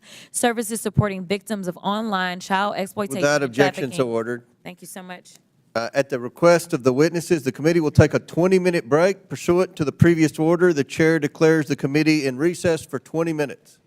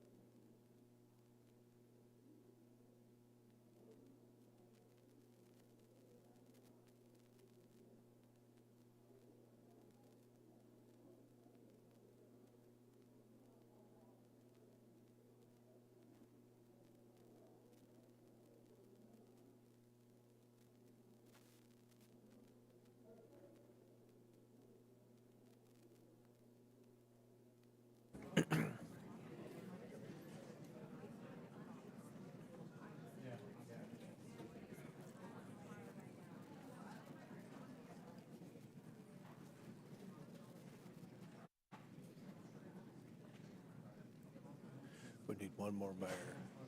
We're missing, okay, here we go.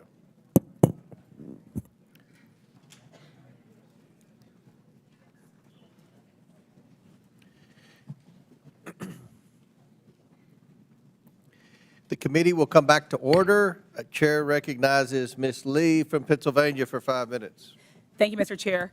So we've heard a lot of accusations and sensationalism thrown around here today, which is not new for this committee. But I do think we need to be clear about what we're really talking about today and what the so-called sanctuary city policies actually mean. What Republicans are calling sanctuary cities, it simply means that a city or a state is not going to do the job of ICE for them. That's it. Republicans are acting like there's like a mythical barrier that keeps ICE completely out of cities. If you're listening to Fox News, they make it seem like they're police at the borders of Chicago keeping ICE agents out, and that's simply not the case. Republicans want every town, city, state to dedicate their limited resources to entering what's called a 287G agreement with ICE to either do their enforcement work on the ground or hold people in custody for an additional 48 hours on detainers. That's 48 hours beyond the lawful detention. To be clear, that is illegal. In more than 700 counties in at least 9 states, there are policies or court decisions limiting these ICE detainers, as it is such a blatant violation of the Fourth Amendment. And when people's Fourth Amendment rights are violated, it's the cities, not ICE, who face civil lawsuits. As a reminder to Republicans, the Fourth Amendment is the one against unlawful searches and seizures. Just last year, New York City's Department of Corrections had to pay $92.5 million in a settlement to those they unlawfully detained for ICE. Republicans are putting these mayors between a rock and a hard place. And the reason that they're doing this is because Trump is trying to get them to do illegal things. If they work for ICE, they risk violating their own residents' constitutional rights and opening themselves up to costly litigation. But if they don't do Trump's bidding, they're being threatened with losing federal funding. Today's hearing is nothing more than a shakedown against the mayors of some of our nation's biggest cities and a part of Trump's ongoing anti-city crusade.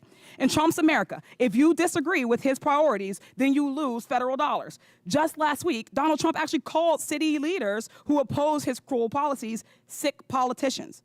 Just a few days before that, his border czar, Tom Homan, threatened that he would be bringing hell on the city of Boston.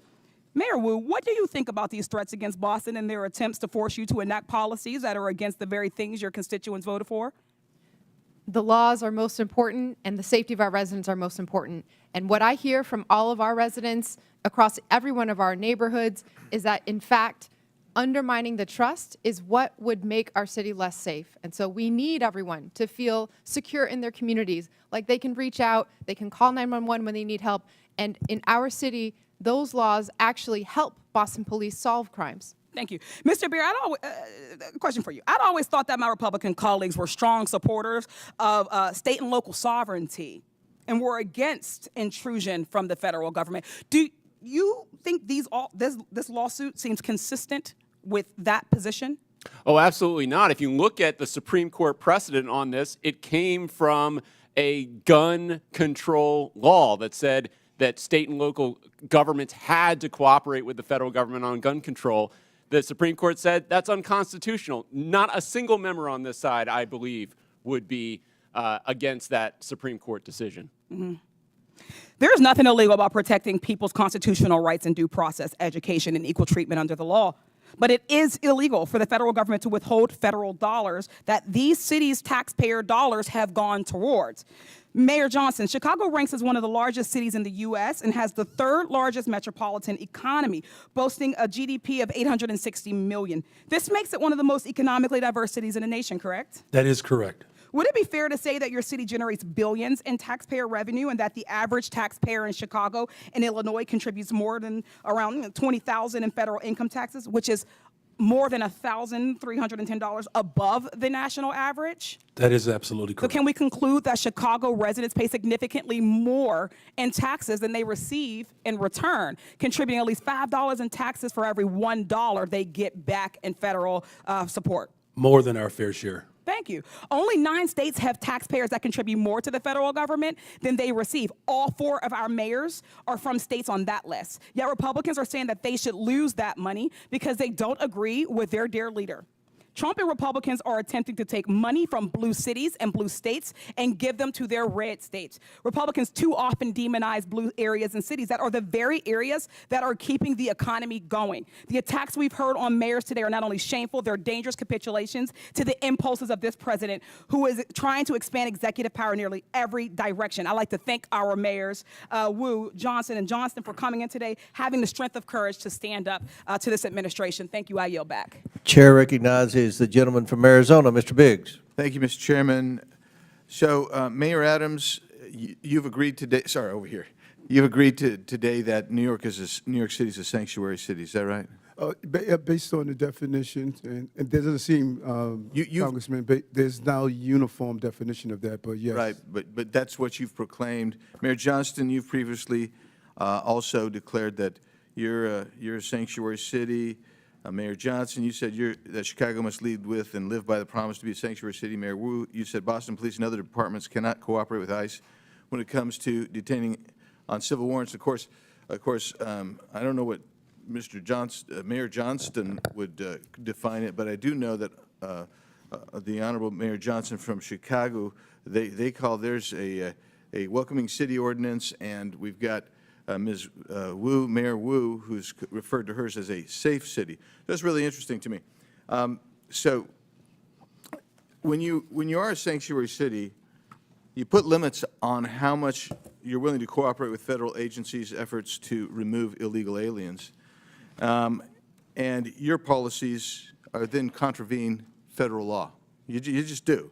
Under Title 8 of the U.S. Code, it says a federal, state, or local government entity or official may not prohibit or in any way restrict any government entity or official from sending to or receiving from the Immigration Naturalization Service any information regarding the citizenship or immigration status of any individual. Yeah, so when I look at your guys' ordinances, and I got them all up here, and they're really interesting stuff, and Denver, I think you testified previously that you rely on the statutory section, am I right, of the state statute. So let's just review this. There is a distinction, and some of you have made that. Mayor Johnson of Chicago made this repeatedly, and Mayor Wu of Boston did. There's a distinction between criminal warrant, and you say we cooperate on criminal warrant, but there's 2 levels of cooperation at least. There's a communication level, and there's a passing the person off. That's one level with the criminal. But the civil level, this is what I want to talk about for a second, because all of these ordinances proscribe communication and transfer of someone where there's a civil warrant. Now, I know that all of you understand that a removal order is a civil order. And that means none of you and none of your agencies within your municipalities are communicating or passing over someone where there's an ICE removal detainer.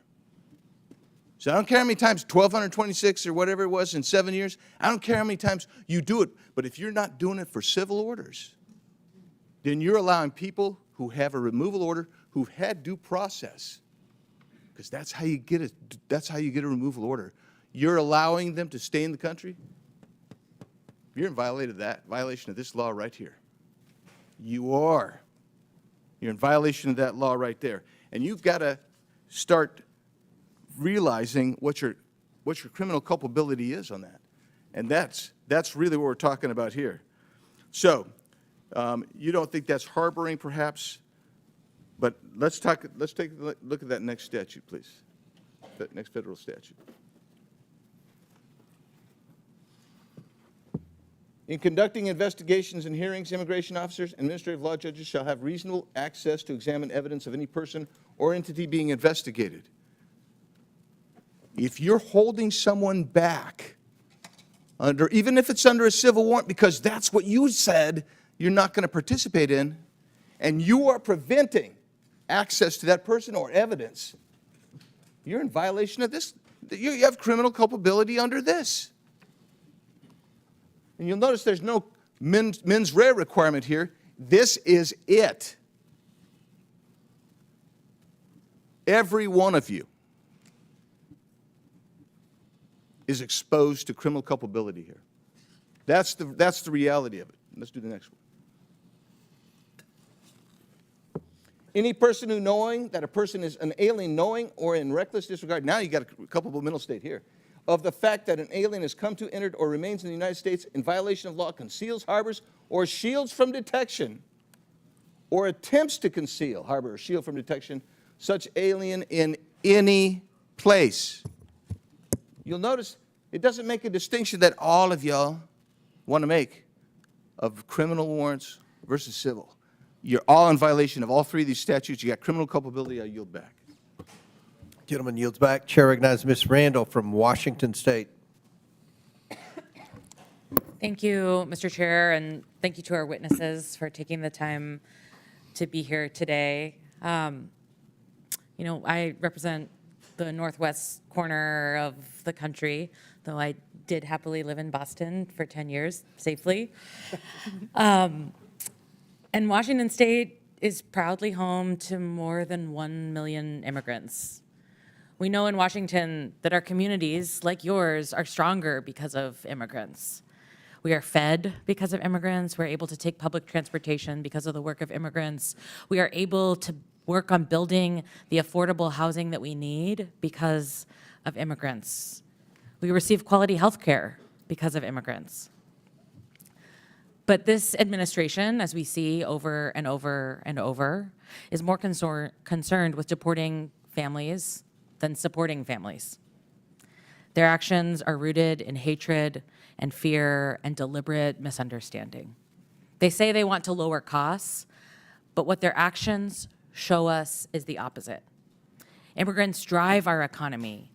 And this administration's mass deportations have disrupted small businesses, wreaked havoc on our communities, all while families see their grocery bills continue to rise and worry about their health care being ripped away. My constituents are scared. They're writing to us that they're afraid to go out in public, send their kids to school, go to the grocery store without 2 other members of their family or their neighbors with them.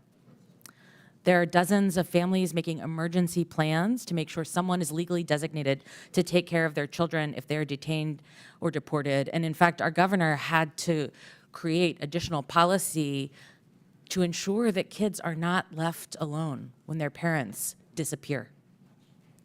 We've heard from beet farmers and wheat growers and florists, Christmas tree farms, grocers, and salal harvesters that their businesses cannot continue without the support of immigrants. We know that there is a huge economic impact to our families and our communities. And Mayor Adams, per your testimony in 2021 on immigrant New Yorkers, you stated that including those who are undocumented, immigrants in New York paid billions of dollars in taxes and contributed billions more in spending power to the New York economy. Is that true? Yes. Yes, thank you. So one can imagine if this administration continues its mass deportation plans in cities across the country, including New York, it would have a significant impact on all our economies. Mr. Byer, can you speak to what the economic impacts of mass deportation would mean for the U.S. economy? Absolutely, it'd be devastating. You're looking at an instant recession if it was, some magic wand you could wave to get rid of all these people like they want. That'd be about a 7% drop in GDP. That's well into the trillions of dollars in lost production of goods and services that benefit Americans. And when you really think about it, when it comes to the cities, right, it's not equally distributed across the country. It's really these cities and some others that are going to be overwhelmingly impacted. So those neighborhoods, you're looking at a death spiral of economic activity when you remove so much of the population. And of course, we talk about just the people who are undocumented, but their children, their spouses, all those people are going to be affected by mass deportation. Thank you so much. And Mr. Chair, with unanimous consent, I'd like to enter this New York Times article, Frustration Grows Inside the White House Over Pace of Deportations. Without objection, so ordered. Thank you so much. And, this committee has been very interested in uncovering waste, fraud, and abuse. And I'd like to draw our attention to the ASMR deportation flight that the administration touted on their official social media channels.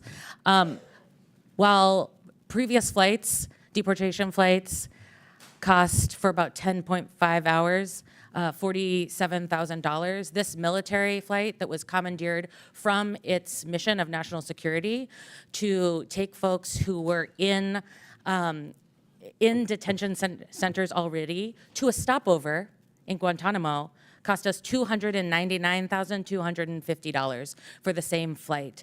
My folks in my community who are stationed at Joint Base Lewis McChord are being diverted from their essential missions to go to Guantanamo to be layover stewardesses for this this plan that's just for clicks. It's just to continue to stir up media. It's just to deliver on a promise that the president made and that he's worried that he will be accused of letting his base down if he doesn't carry out. Thank you. Chair recognizes Ms. Mace from South Carolina. Thank you, Mr. Chairman. All of the mayors here today are actively working to harm the American people you represent. You all have blood on your hands. I'm going to ask a series of yes or no questions today, and I would like to remind all of you, you are under oath. I only want a yes or a no to my questions. My first question, do you acknowledge breaking into our country as a crime? Mayor Adams, yes or no? Do you acknowledge breaking into our country as a crime? I acknowledge. Yes or no? I acknowledge. Okay, Honorable Johnson, he's not going to answer the question. Yes or no? Is breaking into our country against the law? Yes or no? Depends how you cross the border. Okay, Some folks Mayor have Johnson, status. yes or no? Comprehensive immigration not an reform answer. policies Mayor are what's Wu? necessary in this Mayor Wu, moment. do you have a better answer than these gentlemen before you? Yes or no? Yes. Okay, do you believe it's acceptable for illegals who commit heinous crimes be released back into the public instead of being detained and deported? Mayor Adams, yes or no? Anyone break a crime? Yes or no? This is not hard. Yes or no? Anyone that break a crime should be detained. Okay, Mayor, yes or no? They should be deported. Okay, Mayor. Any individual that Yes or causes no? harm Yes or and no? breaks Okay, the Mayor law Wu? should be held accountable. This is why you have 6% approval rating, because you suck at answering questions. Mayor Wu? Yes or no? Anyone who's a public safety threat should be prosecuted. All right, I have my next question. When an illegal alien rapes a woman, do you believe you're on the right side of history? Mayor Adams, yes or no? Can we say that question again? Okay, Mayor Johnston. When a legal alien rapes a woman, do you believe you're on the right side of history? Yes or no? I will charge and prosecute them. Yes or no? Okay, well, okay. You said you would go to jail, didn't you? I will For charge and harboring illegal prosecute aliens or something, Mayor Johnson? Could you repeat your question, please? When an illegal alien rapes a woman, do you believe you're on the right side of history? Could you clarify that question? Okay, Mayor Wu, yes or no? No, rape is obviously Then horrible. why are you letting rapists back out onto the streets of Boston? That is not true. That is Okay. not what's happening in when Boston. When an illegal alien molests a kid, molests an underage kid, do you pat yourself on the back for being compassionate? Mayor Adams? It's despicable, and he should be arrested. Mayor Johnston? I prosecute folks that commit crimes like that. You guys let him out on the streets. Mayor Johnson? We arrest violent criminals in the city of Chicago. Mayor Wu? We investigate, arrest, and prosecute. You guys don't sound very confident today. Would your city honor an ICE detainer on an illegal alien who rapes kids if one was issued today? Mayor Adams? Yes or no? In conformance with law, we will honor detainers. Mayor Johnson? If there's a criminal warrant, we'll help them pick them up. If there's no criminal warrant, we'll honor a notification request. Mayor Johnson? Criminal warrants, we always cooperate with federal agents with a criminal warrant. Mayor Wu? Get a criminal warrant, we will enforce. A criminal warrant. I'm talking about an ICE detainer on an individual who's here illegal who rapes kids. Do you all hate Donald Trump more than you love your country? Mayor Adams? I respect my president. I respect my Yes country. or no? and I You're having the respect hardest time my today. Senate. Mayor Johnston? I love my country. Yes or no? I love my Okay. country. Mayor Johnson? As the son of a pastor, I love everyone and this country. Mayor Wu? I love my country and my city.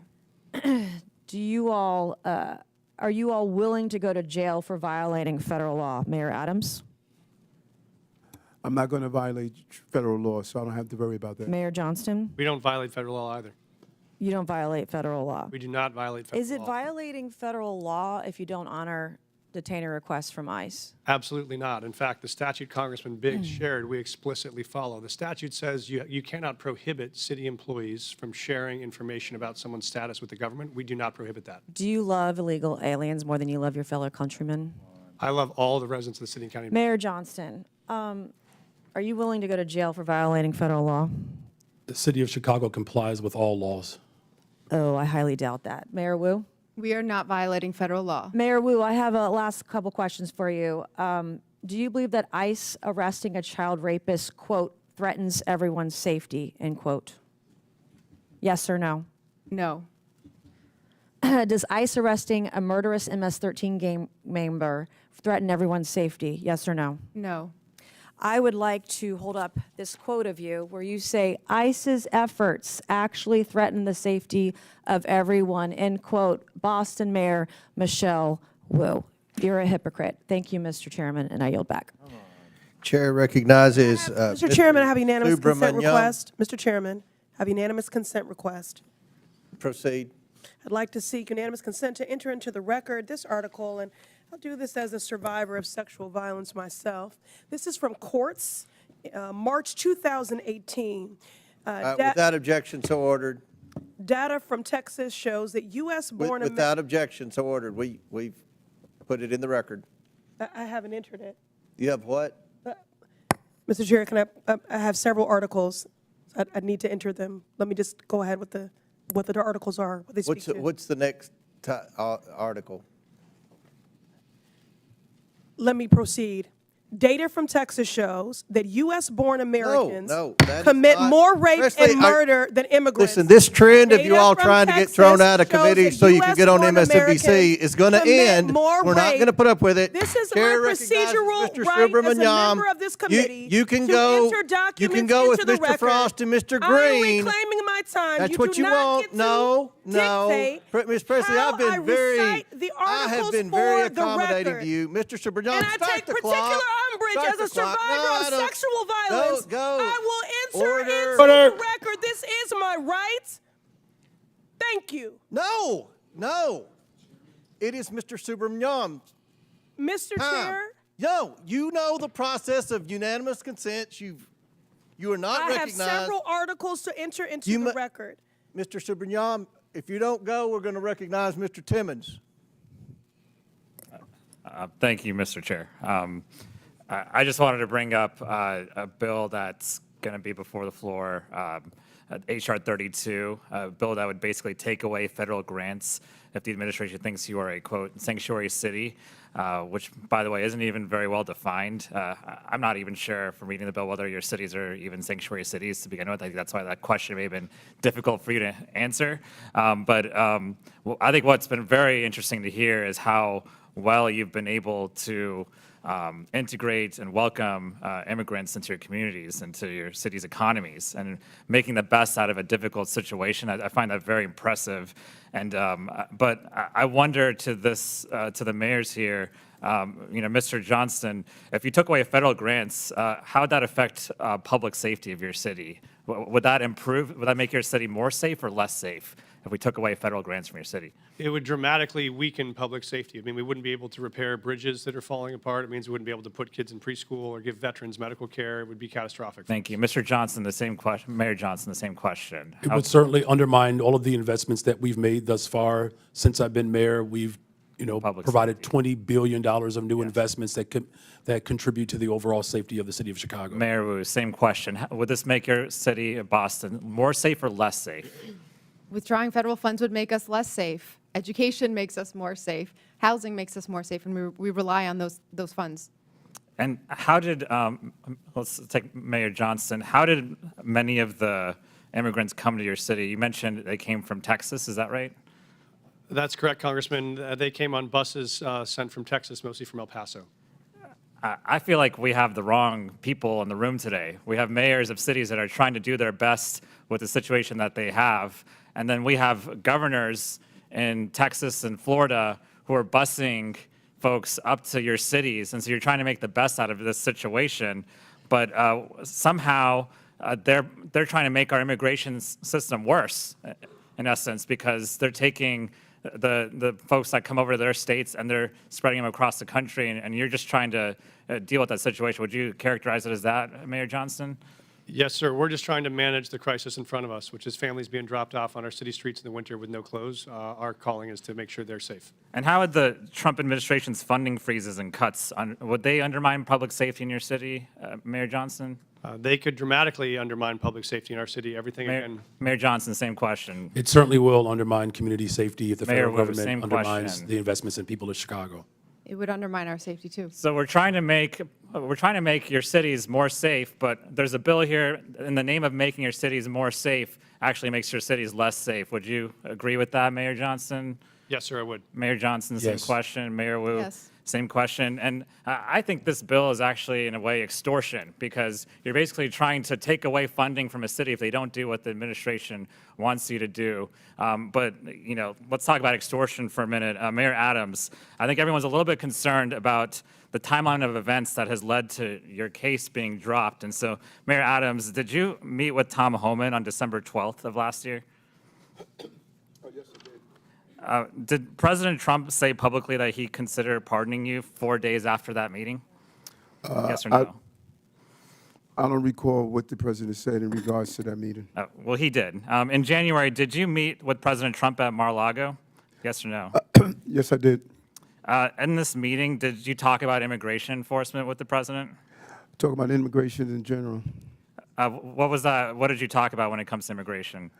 Just how important it is to secure the border, and they were able to do so. We saw a 90% decrease, and I see that on my streets every day. Did you talk about your pending case with the DOJ? No, I did not. So the case did not come out. Have you ever talked about your case with the DOJ with the president?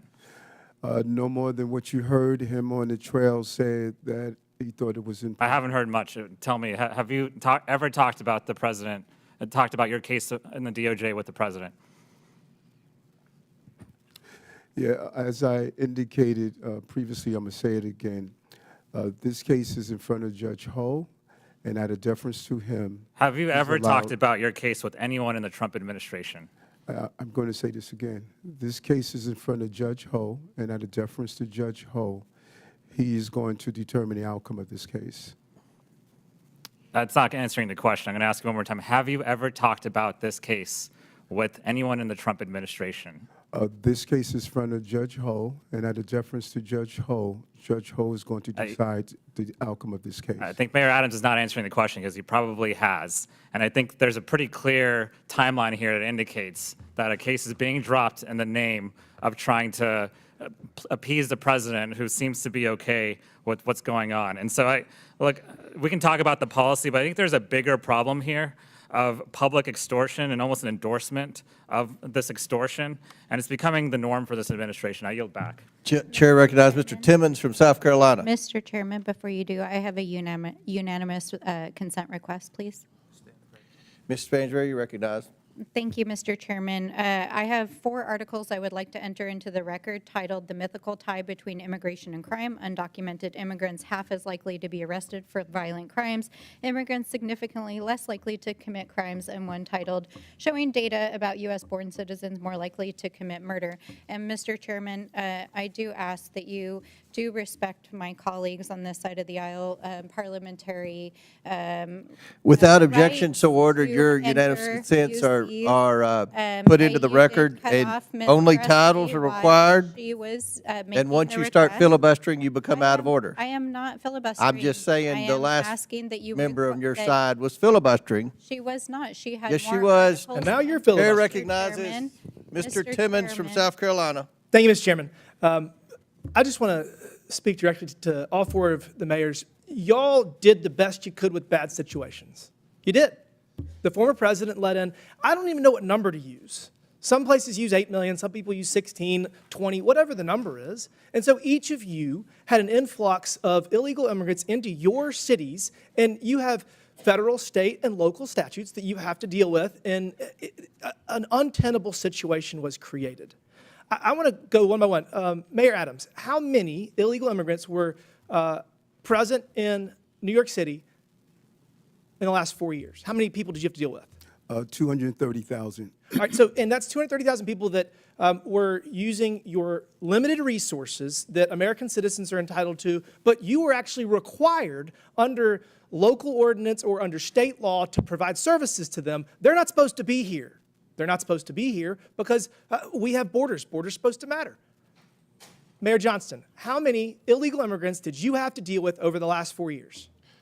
Thank you, sir. We had 42,000 newcomers arrive over 42,000? Mayor Johnson, how many illegal immigrants did you have to deal with over the last 4 years?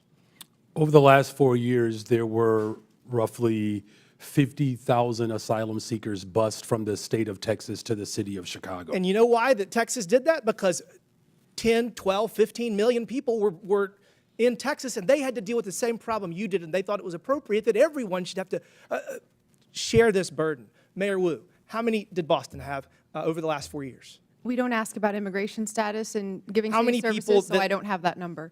Okay, well, we'll say at least tens of thousands. So all of you have limited resources, limited tax dollars to spend to serve your community. And there's people that have a disproportionate need, and you have obligations to serve them more if they are struggling, if they do not have income, if they are jobless. So you have limited resources, and all of you had this problem. And we've been saying for the last 4 years that this is all because Joe Biden and his policies were allowing lawlessness at our southern border, which allowed millions of people into this country. Mayor Johnston, did you say anything to the Biden administration? Did you say, we're struggling, we can't make ends meet, we can't serve our citizens because of your open southern border? Did you, Mayor Johnston? Yes, Congressman, I did reach out to the Biden administration about that. Did you publicly address this? Did you ever challenge them and say, this is ridiculous, secure the southern border? What we focused on, sir, was the biggest challenge we were facing was folks needed the right to work. They I came to our couldn't city. find anything where you told the Biden administration they are wrong for their border policy. Mayor Johnson, did you publicly attack the President Biden in the last 4 years because he let millions of people into this country and it hurt your constituents? Did you publicly attack him for his policies? So I publicly called Did for... you say secure the damn border?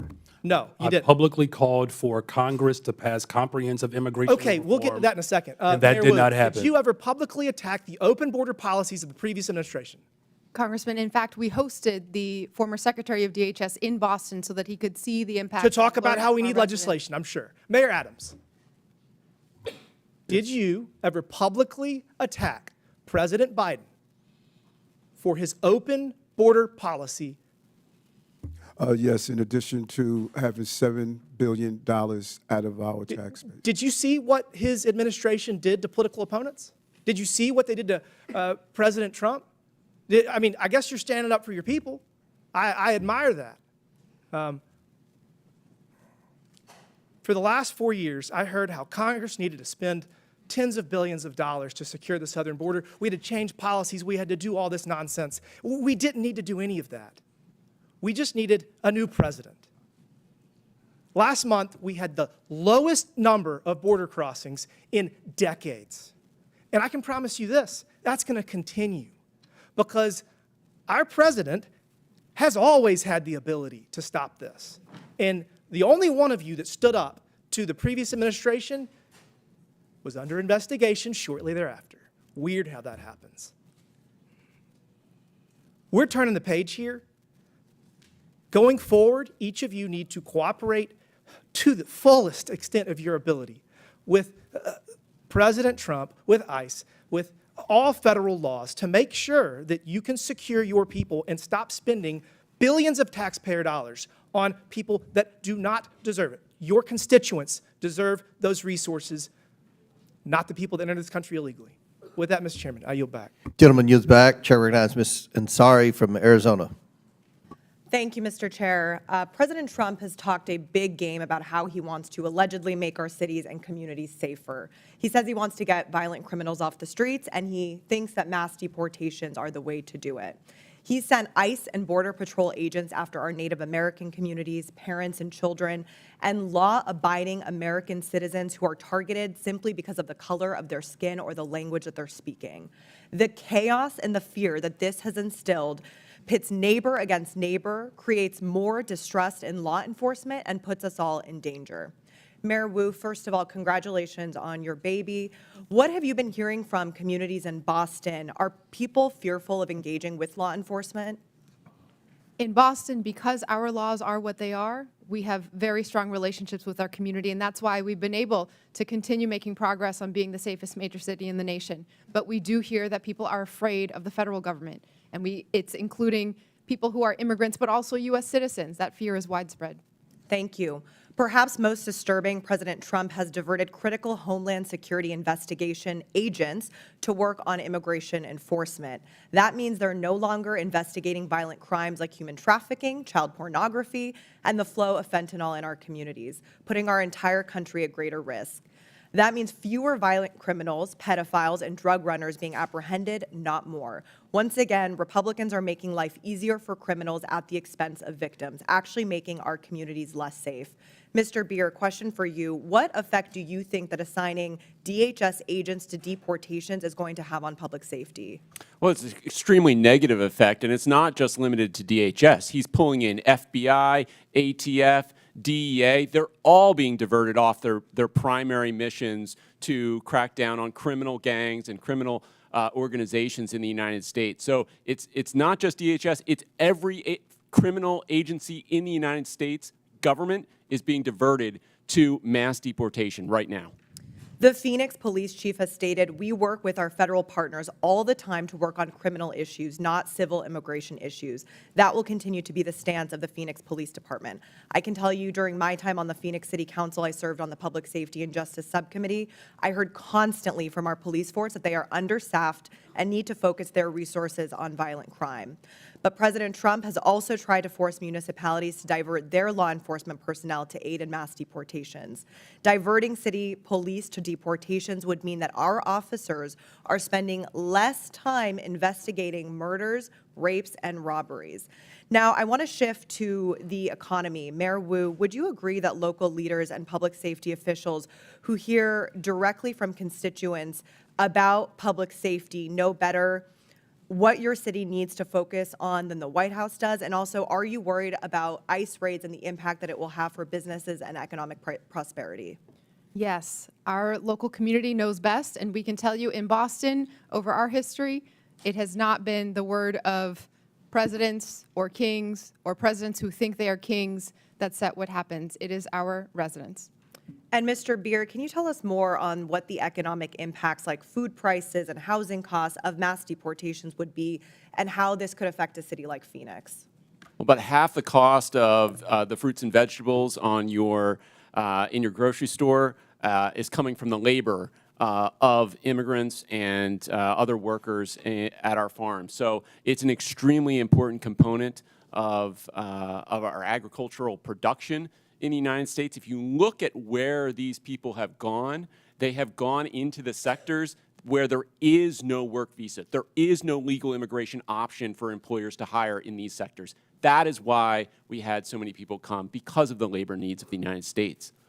Thank you so much. I truly want to thank the mayors for being here and taking on these ridiculous attacks on our local officials. You know what is best for your communities and the people that you represent.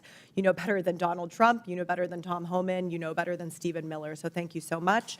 And finally, I'd like to request unanimous consent to enter into the record, first, a report published by the American Immigration Council titled Mass Deportation, Devastating Cost to America, Its Budget, and the Economy, and second, a Center for American Progress report titled Trump's Rash Immigration Actions, Place Cruelty and Spectacle Above Security. Without objection, so ordered.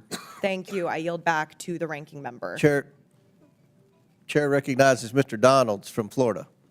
Thank you, Chairman. This is my third term on the Oversight Committee. We've been talking about illegal immigration and oversight the entire time. I remember we had a group of this committee that went down to the El Paso section of the border. This was back in February, March of 2021. And during that time period, we were at one of the holding centers, and there were these buses that were coming to the detention facility, and they were picking up 30 kids, 50 kids at random, walking out of the facility. And when I went over to question the bus driver that was transporting these kids, border agents told me, as a member of Congress, that you're not allowed to question the bus driver. And of course, people knowing me, I didn't take no for an answer, and I repeated the question. And I was told that this bus of children was leaving El Paso and going to San Diego. And so what was occurring under the Biden administration is that they were busing unaccompanied minors all across the United States for one reason and one reason only. And that was because they did not want the press to see the pictures of kids in cages. They did not want to see our borders being overrun. They wanted to disperse that problem all through the United States. That is the reckless history of illegal immigration under Joe Biden and the Democrat Party. Mayor Johnston of Denver, you lamented earlier that there were 10 to 11 buses coming per day to your city. Did you ever talk to Joe Biden about why this was happening to your community? Thank you, Congressman. I both reached out to Governor Abbott from Texas. He didn't respond, and I did. Why would you reach out to Governor Abbott of Texas when it is Joe Biden, the former commander-in-chief, that opened up our borders? Why didn't you talk to him? Well, our buses directly were being sent from Governor Abbott in Texas, so that was why we reached out to say we're happy to collaborate on a coordinated entry system. We understand no one state or no one city should bear the entire brunt of this, but let's collaborate. But I did. So I'm glad you said that, because that brings me to my next point. Governor Abbott and Governor DeSantis, when they started moving illegal aliens out of their states who were bearing the brunt of what Joe Biden and Kamala Harris were doing, and they've sent them to Denver, they sent them to Chicago, they sent them to New York, they sent them to Martha's Vineyard. The reason why they did that is because you four could hide behind the realities of illegal immigration on border towns all through our country and on cities and states who did not want to see illegal immigration, but did not have the political representation to go to the White House. And only when it showed up on your doorstep did you get upset. Mayor Johnston, coming back to you, how much did your city spend on illegal immigration? Do you have a round number? Over the last couple of years, on all newcomers, whatever their status was, it's around $79 million since 2022. $79 million. Mayor Johnson, Chicago. How much has the city of Chicago spent on illegal immigration? If you're referring to the 2022 up to 2024 of the buses coming from Texas, roughly the same percentage of the state of Texas, about 1% of our overall budget. What is that? Because we don't have the city's budget in front of me. Numbers. It's 1%, and if you want the actual calculation, we can make sure someone. You're the mayor. You don't have the math in front of you. It's 1% of the overall budget over the last 4 years. That's why you're a failing which mayor. is Mayor the same Adams, number that how was much did sent the city from of us New from York the actually state spend of on Texas. illegal immigration? Mayor Johnson, I already asked you. You don't have a hard number, and if you don't have a hard number, you're not running your city well. Mayor Adams, how much did the city of New York actually spend on illegal immigration? $6.9 billion of taxpayers' dollars. $6.9 billion of taxpayer money on a problem that was fostered on the American people. Mayor Wu, in the city of Boston, how much did you spend? We don't ask about immigration status and delivering city You don't services, ask so about we how don't much have money that the city number. of Boston has spent on illegal immigration? We Are don't you out of your distinguish mind? between immigration status. Do you as manage part your of our budget city or not, policies. Mayor That Wu? is how we keep Mayor our city Wu, safe. do you manage We your have budget or the not? numbers to prove it. I manage my budget. I have a AAA bond rating dating back 10 years. So for to the city of budget. Boston, just understand that your mayor does not care how much of your resources she has spent on people who are not citizens The city of of the city Boston of is Boston. sick of I'm having people reclaiming my outside time. Boston Mr. telling Bear, us what Mr. we Bear, I have need. a question for you because I understand Cato's perspective when it comes to illegal immigration. I understand that the Cato Institute for a long time has had a standard of actually having open immigration into the United States. Generally speaking, I don't want to get into specifics. We support legal immigration. We want immigration to be legal. Let me ask you this question, because one of the great libertarians of the modern era, Milton Friedman, famously said, you can either have open borders or a welfare state, but you have to choose. Mr. Beer, what do you choose? Milton Friedman said he wanted to allow illegal immigration to continue. I disagree with Milton Friedman's position on that. We should have legal immigration and build a wall around the welfare state, not around the country. That's in the best interest of taxpayers. And I would argue that under the current system where you have sanctuary cities popping up, it is not possible to build that wall. So America has to choose, Mr. Beer, you're done. America has to choose between securing our nation or protecting the taxpayer. I choose secure the nation. I yield back. Gentleman yields back. Chair recognizes Mr. Bell from Missouri. Thank you, Mr. Chair. In the 80s, there was the war on drugs. That didn't go so well. We essentially created classes of criminals for people, citizens, who just needed help. And I won't recount that entire history, but I don't think that we realized the error of our ways until it impacted more affluent communities, particularly with the opioid epidemic. And so now Republicans have began a new campaign, a war on immigrants. And while Republicans and Democrats both recognize the need to strengthen our borders, instead of sitting down and actually fixing the border situation, as has been alluded to, or actually we did that, but then after supporting it, Republicans voted against it after their boss told them not to, which really would have been a win for the American people. So as a former prosecutor, I recognize policing and community relationships go hand in hand. You have to have them in order to be effective with law enforcement. And to get bad people off the streets who are not going to commit a crime in front of a police officer, oftentimes it's our people in our communities who can help get those people off the street by sharing and cooperating with law enforcement, but that starts with trust. And understanding, as a former prosecutor, limited resources. We have to be considerate of how we utilize those resources.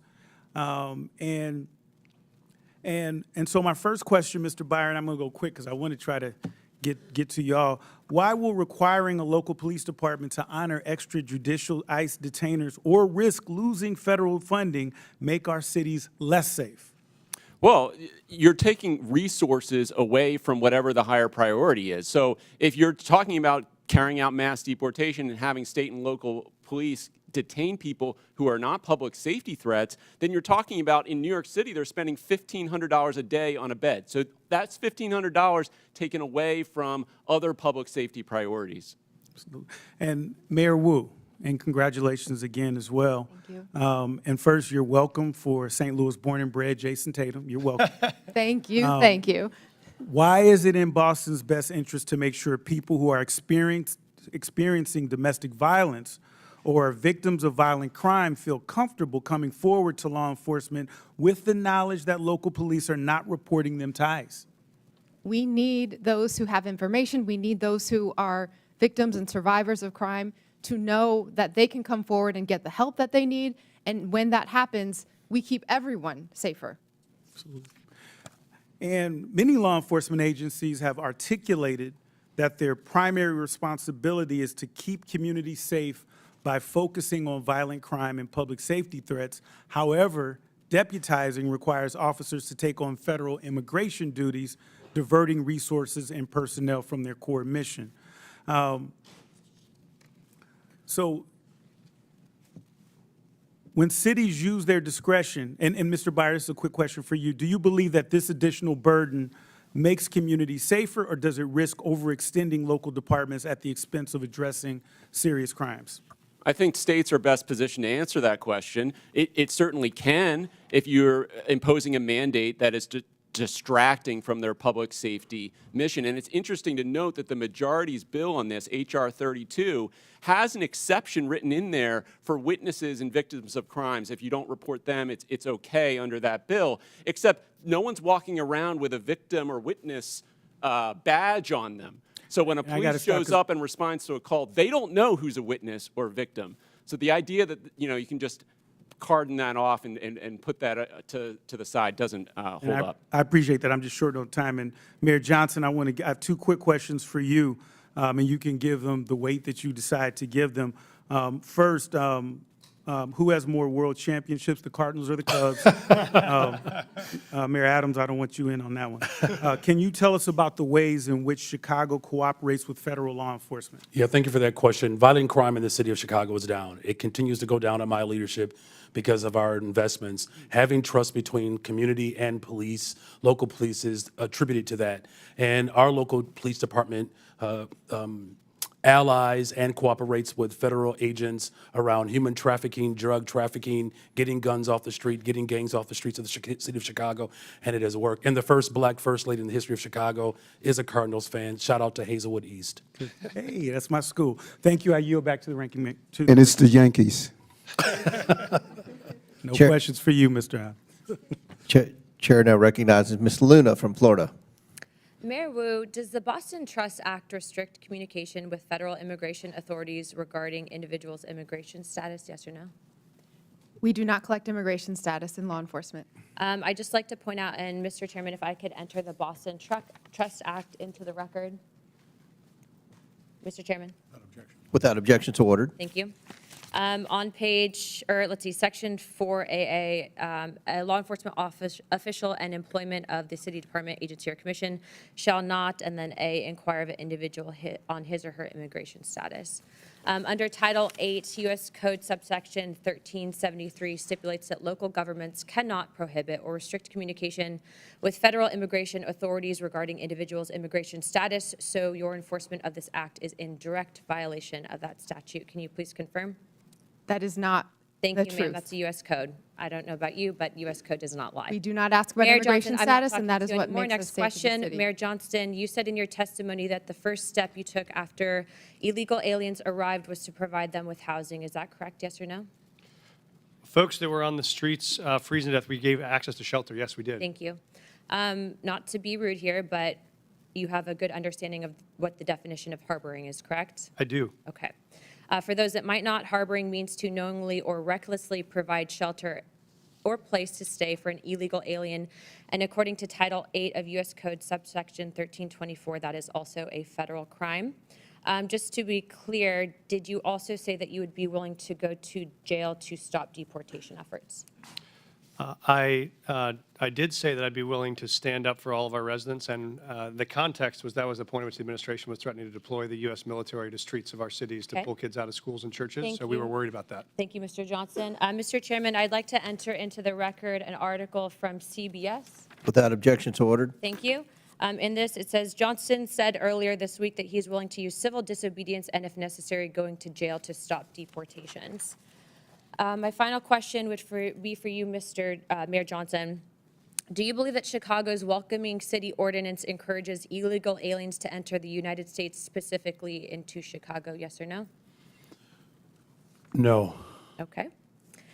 So you don't believe that banning the transfer of individuals into ICE custody for the purpose of civil immigration enforcement encourages illegal immigration into Chicago?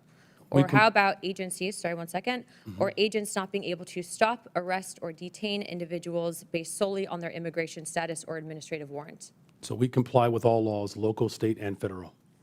To me, after this line of questioning, it's very clear that these policies that you have all implicated are active and alive and well in your cities, are in direct violation with U.S. Title 8 Code subsection 1324 and is a federal offense. But you all speak about a broken immigration system, And yet here you guys are aiding and abetting in that entire process. I want to be very clear about something. Open border policies, which is something that you guys are talking about, hurts people on both sides, meaning the people that are coming here illegally and then American citizens as well.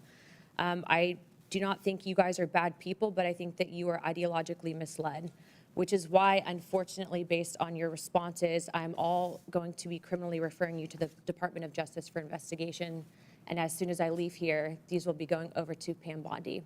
I'm not doing that in an effort to bully you guys, but I do believe that your policies are hurting the American people, and you can make that known with the evidence that you can present to the Department of Justice. But if you guys continue doing what you're doing, you're not going to help anyone. You're going to hurt more people, and that's exactly why I'm tired of it. The American people are tired of it. And Chairman, I yield my time.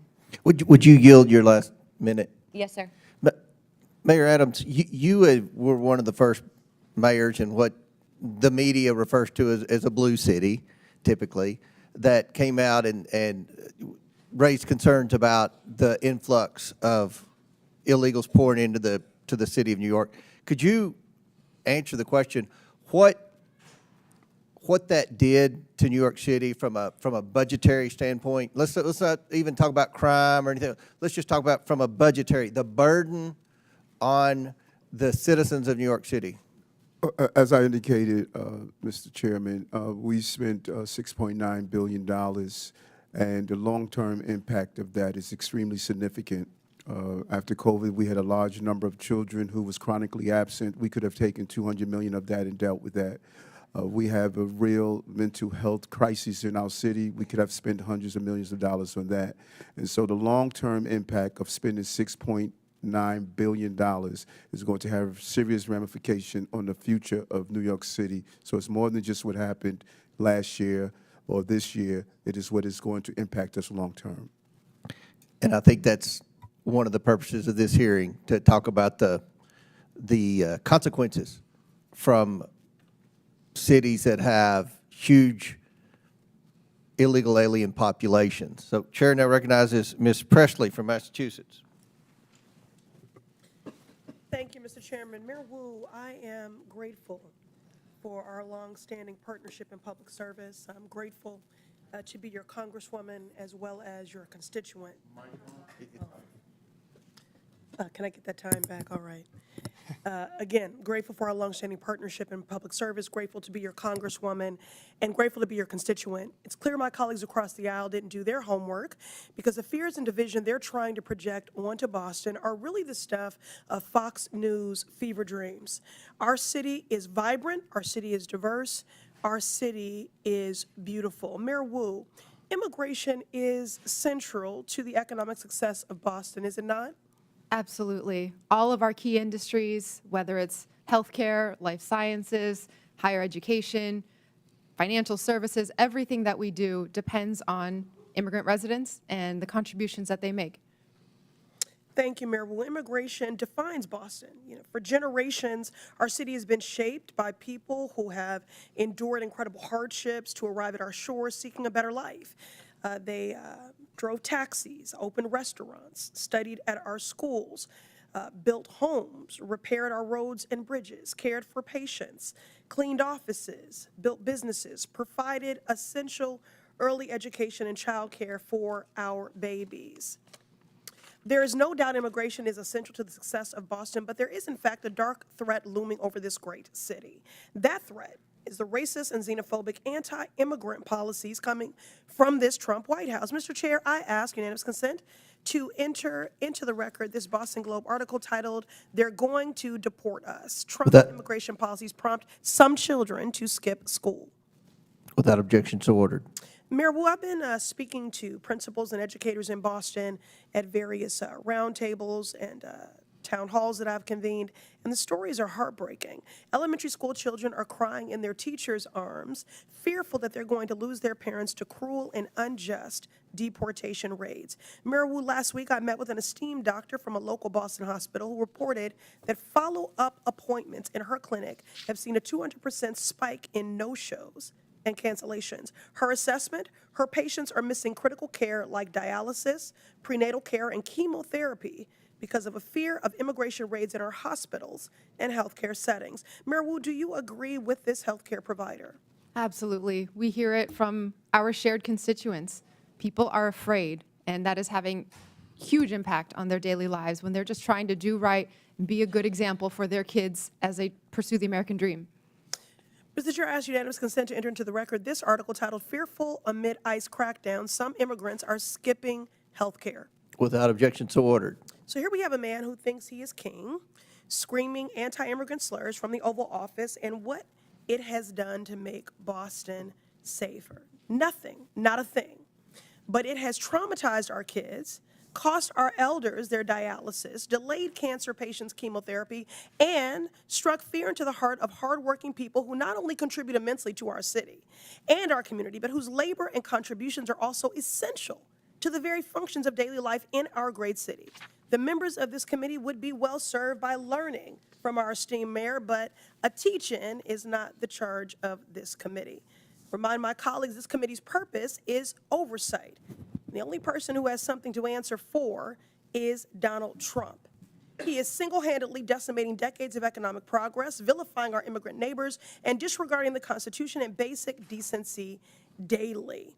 This man points to our most vulnerable, scapegoats them for every hardship, while he himself is actually the source of the hardship that the American people are experiencing. My colleagues don't really care about criminality. If you really cared about criminality, you would do something about Elon Musk's power grab, stealing our data. You would do something about efforts to defund the National Institutes of Health cancer research. If you really cared about criminality, you would do something about people that want to rob our babies of food. Make it make sense. My Republican colleagues across the aisle believe a 6-year-old from El Salvador who wants to go to school and a mom who fled violence in Haiti are the reason that the cost of eggs are too damn high. And your housing and gas will follow suit shortly because of these Donald Trump tariffs. The shameful Republican ripoff slashing away at basic government services to line the pockets of Donald Trump's buddies so they can buy toy yachts and rocket ships. It is a shame and a sham. America has a problem, and it is Donald Trump. And if my colleagues really cared about criminality, they would do something about him. I'm grateful that the people of Boston and my mayor stand with their neighbors from every walk of life. I yield back. Chair recognizes Mr. Gill from Texas. Thank you, Mr. Chairman, for holding this hearing on such an important topic. Mayor Johnson, I want to start with you. One of your first actions as mayor was establishing a deputy mayor for immigrant, migrant, and refugee rights. I want to ask you a series of questions. If you could answer with a yes or no answer, that'd be great. First of all, do you support allowing illegal aliens to obtain driver's licenses? Just yes or no. So the city of Chicago has been a welcoming city for over 40 years. I'll take that as a yes. Next question. And that's the policy that we will hold to. Do you support tax dollars subsidizing or paying for the health care of illegal aliens? I support investments in all residents of the people of Chicago, and that's what I do. That's a yes as well. Do you support free or reduced college for illegal aliens? Again, I support the investments of all residents of the people of Chicago. Take that as a yes. Next question. Do you support allowing non-citizens to vote in local elections? Again, I'm not over the jurisdiction of that type of law, but again, I'm committed to investing in all residents of the people of Chicago. I'll take that as a yes. I've got an article from the Chicago Sun-Times, and I'll quote here briefly. Johnson proposed, among other things, that all residents, regardless of citizenship status, be able to vote for Chicago Board of Education members. Next question. Your website states, and this is your campaign website, quote, "I will not stop fighting until abortion access is completely secure for people all over the country," end quote. Yes or no, do you support taxpayer-funded abortions for illegal aliens? I support the reproductive rights of all people, all women. That is a yes as well. Your mayoral transition website mentions support for creating a Chicago Board of Education non-citizen advisory board. Again, yes or no, do you support appointing non-citizens to government advisory boards? I was invited here today to discuss welcoming cities. yes or no? I was invited here to discuss welcoming This cities. is a yes or no If you're question. interested in asking me You're not questions gonna about the filibuster. welcoming I'll city, take that as a I'm yes. happy to We're gonna answer move those on. questions. No, we're going to move on.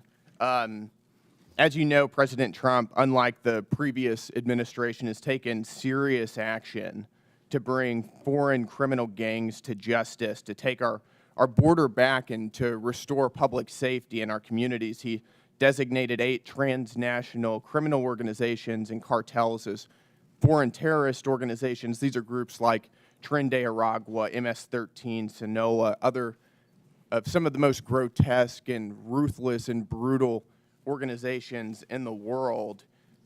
You, as mayor of a sanctuary city, have been virtually giving favors to illegal aliens. Apparently, you support an enormous amount of taxpayer resources going to them as well. But you yourself have also received a lot of gifts.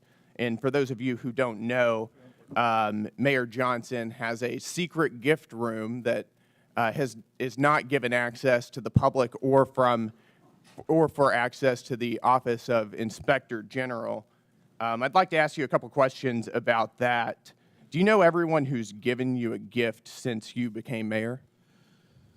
The city of Chicago has had a policy for 40 a years. yes or no question. Where there are individuals that would like to give gifts to I'm the city of reclaiming my time. Chicago, I'm going to take that as and a we do no. not accept When those did gifts. you We become receive mayor? them on No, I'm going to behalf reclaim my of time the city here. of Chicago. You're not going to filibuster here. When did you become mayor? I was elected mayor of the city of Chicago in April of 2023, and I was sworn in May That's good. On 15th June of 12th 2023. On June 12th, 2023, you received Hugo Boss cufflinks and a personalized Mont Blanc pin. Do you know who gave you those?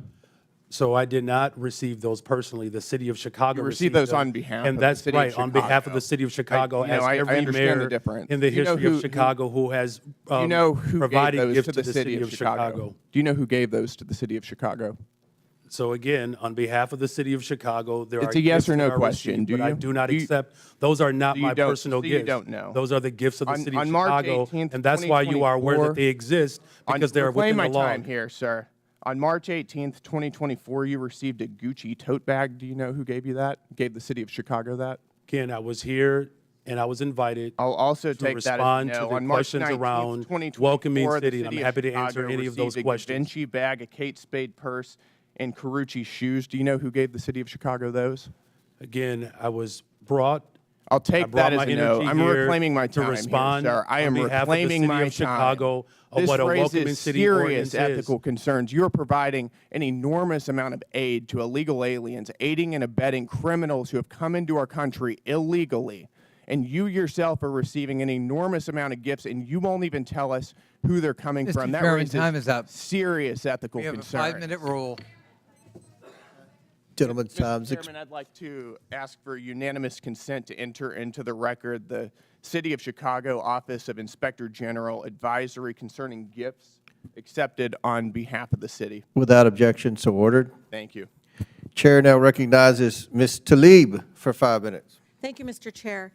Mayor Adams, since we're on the this conversation around oversight and some misclaims here about corruption, I mean, do you agree, Mr. Mayor Adams? Yes, I hear you. I hear you, Congresswoman. Oh, okay. You weren't looking at me. That's why. It's okay. I'll speak louder if you want. Do you agree to a quid pro quo deal to enforce the Trump administration's cruel immigration policy in exchange for protection from the federal corruption charges against you? And you are under oath, just as a reminder. Congresswoman, there was no agreement. There was no quid pro quo, and I've done nothing wrong. Help me out here, though. So the Trump official, Tom Homan, we all know who he is. He said, quote, I'm quoting him, "If he doesn't come through, I'll be in his office, up his butt," sorry, Chairman, saying where the hell is the agreement we came to, end of quote. You're accusing the Trump administration for lying? Or, did they lie? What agreement they're lying then? Mr. Homeland and I both agree we will fight dangerous criminals, and we've never had any conversation about my case.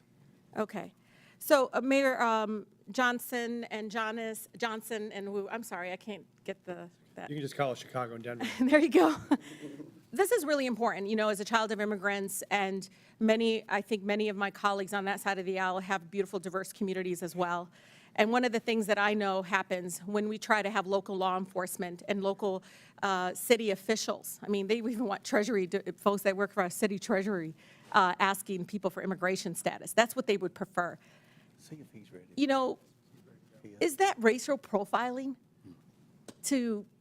I mean, what do you do? Like, you wait for somebody to come, they have an accent, maybe they wear hijab, maybe they look a certain way. That's what they want you to do. That's what they're asking you to do, by the way. They want you all to basically do the job of what the federal government should be doing in regards to passing really comprehensive immigration reform, so families are not separated, because right now they're just, all they want to do is continue talking about enforcement. Guess what? The last 20 years it didn't work, did it? It isn't working. So one by one, if you can talk about that, because I know my mother, who's been here for over 50 years, is carrying her passport, her U.S. passport, for the first time in her life. And she ain't traveling nowhere out of the country.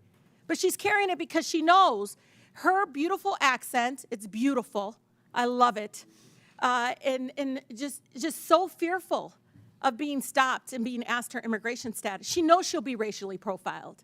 And she already feels unsafe in a community she lived in for over 50 years. Thank you, Congresswoman. I would just agree. We don't think it's relevant to know someone's status when they come into a public library to check out a book, or if they come to the hospital for service, or if they come to register their child for school. The Constitution says you're entitled to an education. Our job is to provide it. So we think that's unnecessary, and it just scares people away. Yeah, Mayor. Yeah, allowing local law enforcement in the city of Chicago to focus on city priorities, as well as making sure that there's trust between our immigrant communities and all of our communities. I've worked on domestic violence cases as a former immigration attorney. Absolutely. I'm telling you, this is deadly for women being abused. Deadly. It certainly engenders trust, and that's how we have driven crime down in the city of Chicago, because of that trust. Mayor Wu. Thank you, Congresswoman. Boston is proud to be the safest major city in the country, and we do not ask about immigration status when providing city services. We also are clear to all our residents that we do not care about immigration status when we hold people accountable for doing harm in the community as well. Yeah, because when I hear sanctuary city, I hear anti-racial profiling. I really do.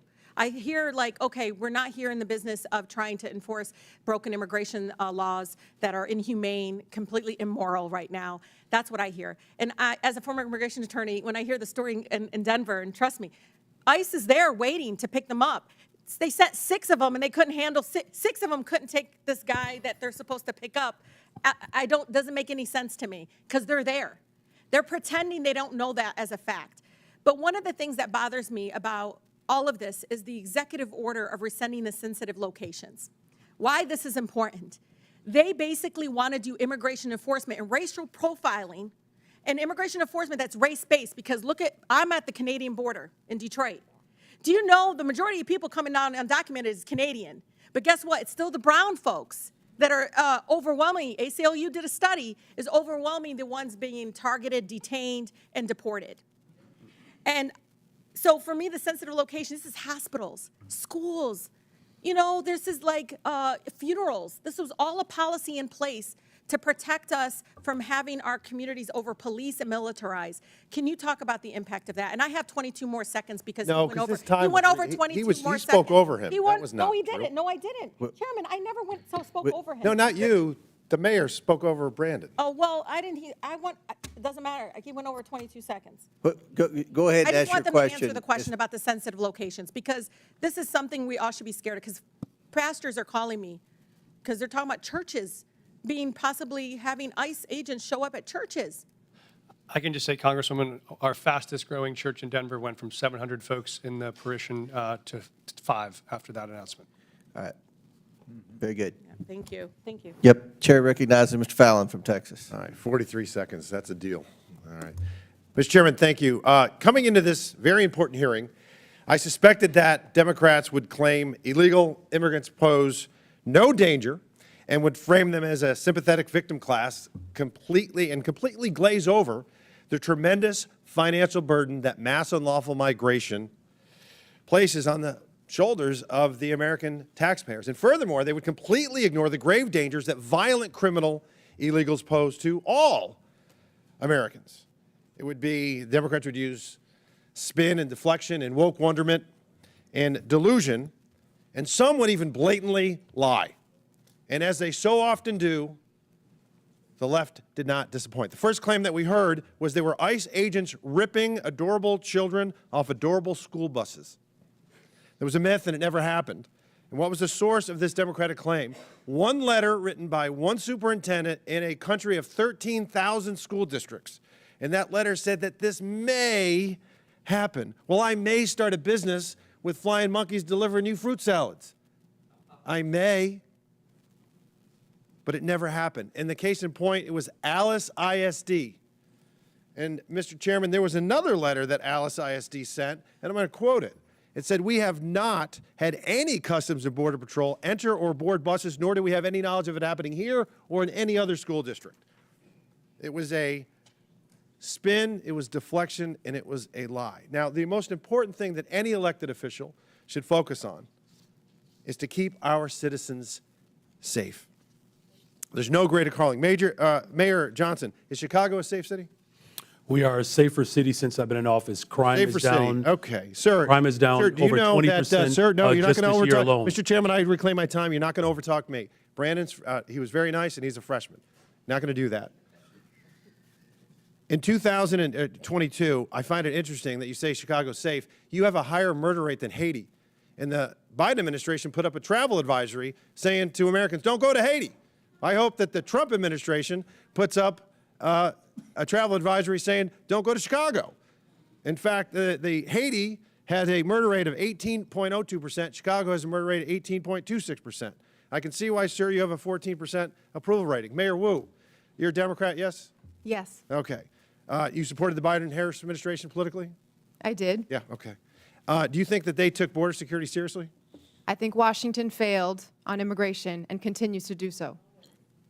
So let me ask that again. Did you think the Biden administration took border security seriously? I think Washington It's failed. a yes or no. It's not a trick question, Mayor. I think there's responsibility across this entire. Come on, we can eke it out of you. Yes or no? Did Biden-Harris do a good job? You were supporting Kamala Harris, so apparently you must have thought she was okay on it. Washington. Okay, has so you're not failed, going to answer. and Well, we here's are the thing. cleaning up We can the deal with pieces delusion. at city. No, Mayor, I'm going to reclaim my time. We can deal with delusion or we can deal with data. So let's talk about some data. I find this interesting. Under the 12 years that Barack Obama and Donald Trump were president, there were 460,000 illegal encounters annually on average. Under Joe Biden, it was 2,641,000. It was 600% worse. Mayor Wu, you would agree with me, I hope, on this.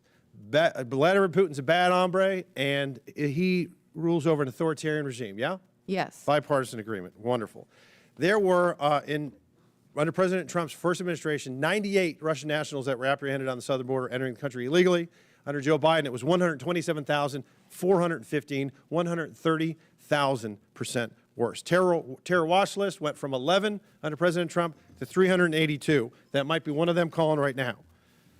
February of 2024, 190,000 illegal immigrants were apprehended. This past month was only 8,000, a 96% reduction. Now, the common theme that we heard from a lot of oversight Democrats is a bold-faced lie that illegal immigrants, or I should say immigrants, are less likely to commit crimes. What they're doing is they're fusing legal immigrants with illegal. When you bifurcate, when you separate them, yes, legal immigrants are less likely to commit crimes, but illegal immigrants are more likely to. Non-U.S. citizens account for 7% of the U.S. population, yet account for 15% of the federal arrests and prosecutions, according to the Justice Department. The Federation for American Immigration Reform found that if you were an illegal immigrant, you were 2 times more likely to be incarcerated in California and New York, and 5 times more likely in Arizona. And in my home state, in June of 2011 to June of 2024, or January 2024, Mr. Chairman, there were 428,000 criminal aliens booked in Texas jails. 299,000 of them were illegal immigrants charged with murder, rape, sexual assault, kidnapping, assault et al. 187,000 convictions. So it is an outrageous claim to say that when we secure the border. No, Mr. Chairman, no, 42 seconds left. No, you don't. No. I got 20. Yes, I do, because she went over 42 seconds. Spare me. Mr. Chairman. Mr. Chairman, I got 20 seconds He's left, and I'll wrap up. wrapping his question up. but he's doing. It's an outrageous claim to say that securing the border and enforcing our immigration laws does not make Americans safer, because it does. And if you don't agree with that, I would encourage you to talk to Laken Riley's family or Jocelyn Nerngray's family. Mr. Chairman, I yield back. Gentlemen, thank you. Chair recognizes Ms. Stansberry from New Mexico. All right. Well, thank you, Mr. Chairman. I always think that we should sage this room after these hearings because we hear a lot of crazy stuff in here. But let me start out by saying, mayors, welcome to our committee. Thank you for serving your cities and your people. I have to say, as also an elected official, you have the hardest job in America. There is no job harder than being a mayor of a major city. So thank you for serving your constituents. And I want to take this opportunity to especially acknowledge Mayor Wu, because not only are you the first woman to ever serve the city of Boston, if you all haven't been watching, she is also the mother of a newborn who is here with her. She has a 7-week-old baby, and she showed up to testify and be yelled at by our colleagues for 4 hours. So I say to you, Mayor Wu, may your daughter grow up to be a fierce leader like you. Thank you. Now, I want to reject the fundamental premise of this hearing, because what this entire effort is about is intimidating state and local officials, attacking law-abiding immigrant families, and spending millions of dollars of taxpayer dollars, both in the administration and in Congress, to make ads that are complete smoke and mirrors, trying to say that Donald Trump has somehow secured America's safety. What they are doing is not making America safer. In fact, it's a total and complete lie, because Donald Trump has failed to actually even secure the border.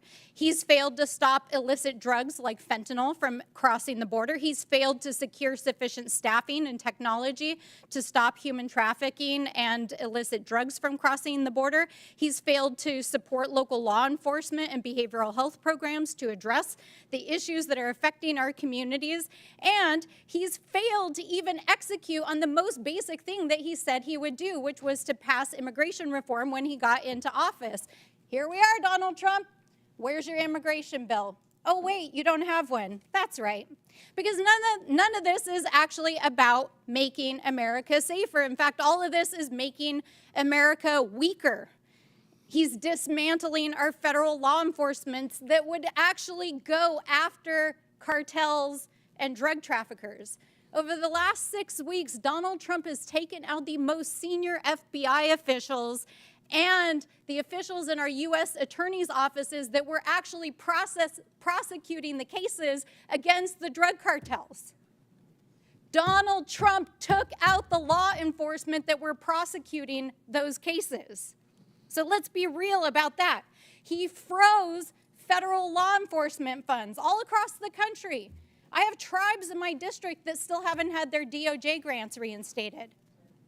Let's be real about what's going on here. He's frozen funds to refugee resettlement and other immigrants groups permanently who have outstanding receipts.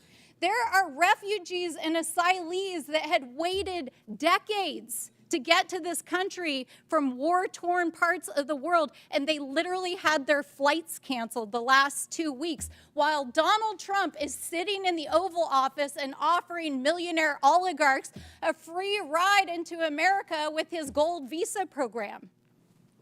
Is this really about making America safe again? Is that really what he's about? Is that really what my colleagues across the aisle are about? Because what I can tell you, as a representative from a great city, the city of Albuquerque, a border state, is that we know what makes our communities safer. It means we stop drugs from coming into our country and our communities. It means that we support and we fund our law enforcement. It means that we fund our behavioral health system. It means that we support our mayors, our tribal leaders, and our state officials. It means that we invest in them. It does not mean that we drag them in front of Congress for 4 hours. We yell at them. We tell them we're going to give them criminal referrals. The DOJ is intimidating our mayors, and my colleagues across the aisle are producing TV ads to try to pretend that they're making this country safe again. It's total bullshit. Absolute bullshit. They are not making America safer again, and what they are doing is terrorizing immigrant families. That is what they are doing. Parents who are afraid to send their kids to school, parents who are afraid that they won't come home again, kids who are afraid to leave their houses, refugees who have waited for years to come into this country. And our mayors are sitting here enduring this ridiculous hearing as they've been threatened in front of the American people. And so I will say, in the words of my sister in the front row who brought forward the words of one of our faith leaders just a few days ago on the House floor, I hope that my colleagues across the aisle, who I can tell, most of whom come from immigrant stock, will have the same mercy that our ancestors had shown to them by this country so that you could sit here and be a congressperson. Gentlelady's time's expired. We're going Chair, I'd to, ask the unanimous consent. Ms. Crockett. From The Economist, how Boston became the safest big city in America. Murder is declining across the country, but Boston has led the way. And then I have one more UC request. It is from insightcrime.org. Gang violence in Haiti continued to surge in 2024, following a trend that began after the assassination of President in 2021. The country reported a record number of homicides in 2024 with over 7,000 murders for a rate of 62%, up from 40.9% in 2023. Without objections ordered, at the request of the witnesses, we're going to do one more questioner. It'll be Mr. Sessions from Texas. Then the committee will take a 15-minute break. Last questioner before the break, at the request of the witnesses, will be Mr. Sessions from Texas. Mr. Chairman, thank you very much to the panelists. Thank you for taking time to be here. I hasten to say that I'm probably not going to yell at you. I will not live up to the things that we've been accused of today, but I will say that I want to defend some actions that are being taken. I remember a few years ago when Boston had 2 illegal aliens who were, they were known as criminal aliens, but they were known as on the watch list.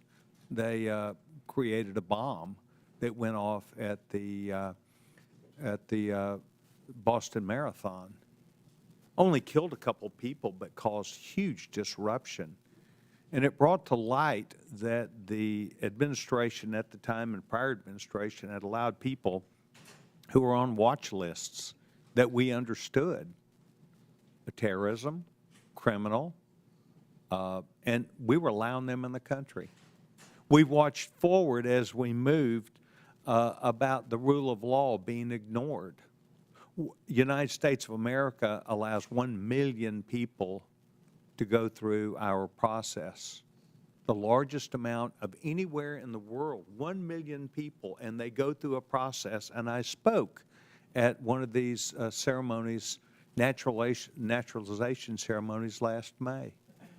And I spoke to the people that were there.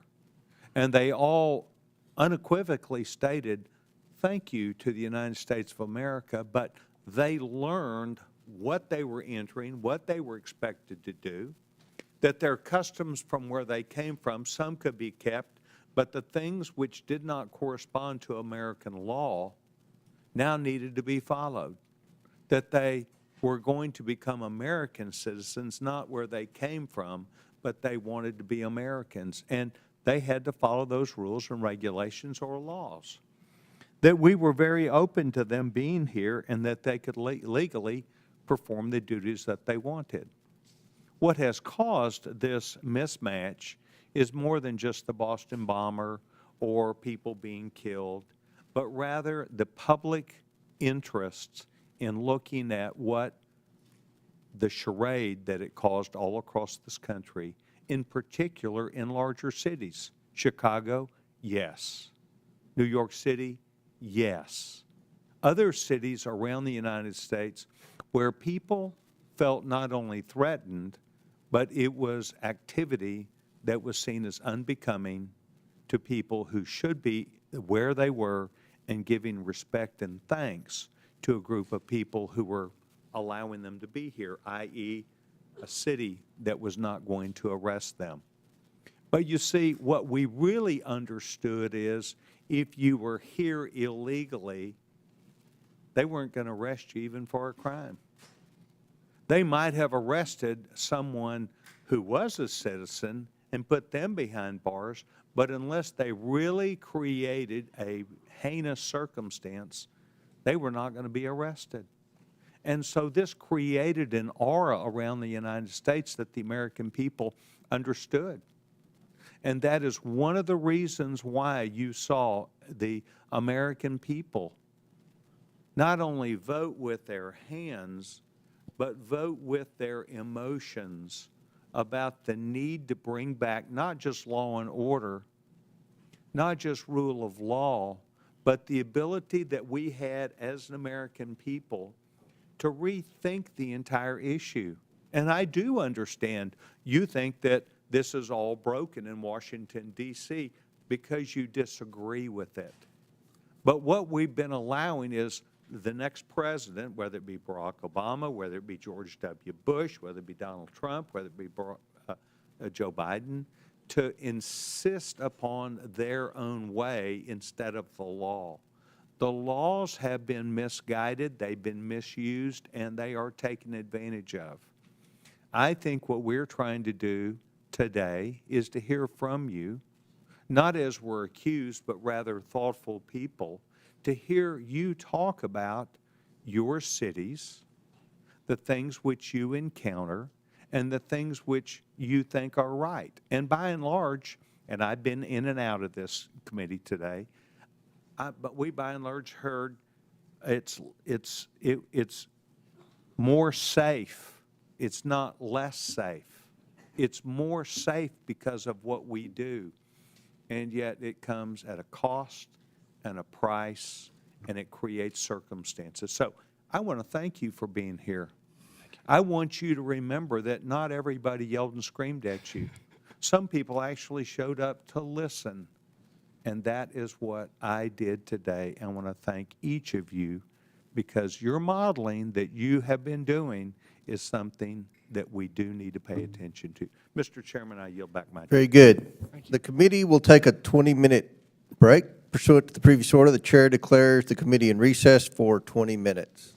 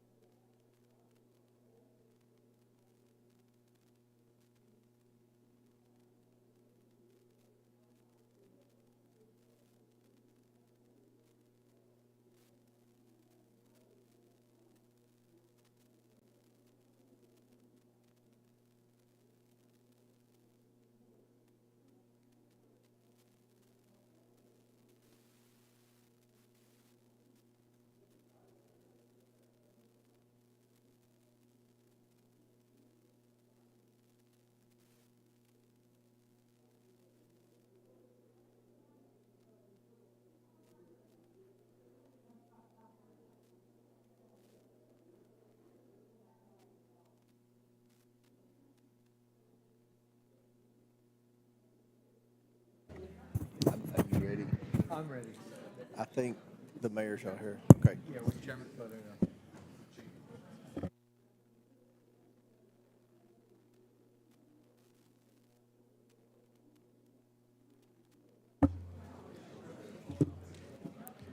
The committee will come back to order.